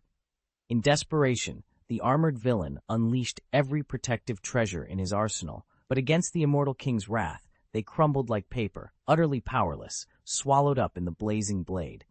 As the scarlet glow drew nearer, the once arrogant foe's bravado shattered. He screamed, clawing at empty air as panic overtook him. "No, this cannot be! You've gone too far! Spare me!" His voice cracked with terror, yet there would be no mercy. Ye Cheng's sword light cut through the stifling darkness in a single crystalline arc. The black-armored, horse-faced cultivator, his mouth twisted in disbelief, was struck squarely in the chest. He crumpled, sputtering his final curse. "The young master won't let you go. The immortal venerable won't let you go." Then he was gone. Only after the corpse collapsed did Ye Cheng allow himself a long, shuddering breath. His limbs trembled from the strain. He could feel half his life essence and blood spent in that one blow. It was a terrible price, far greater than he ever intended to pay, but still preferable to sacrificing 90% as the ultimate contingency required. Even so, burning 50% of his core left him staggered, as though a great weight pressed on every fiber of his being. Steeling himself, he brought both hands up in the intricate gestures of the Xianxia sword formation. The flickering runes above his palms flared to life, weaving a lattice of RD light that coalesced into a protective array. Ye Cheng closed his eyes and let his consciousness drift within its harmonies. When he opened them again, he plucked from his inner world a single, radiant object, the Wanling Dao seed. He held it up to the faint glow of the formation and let his spirit sense sweep over it.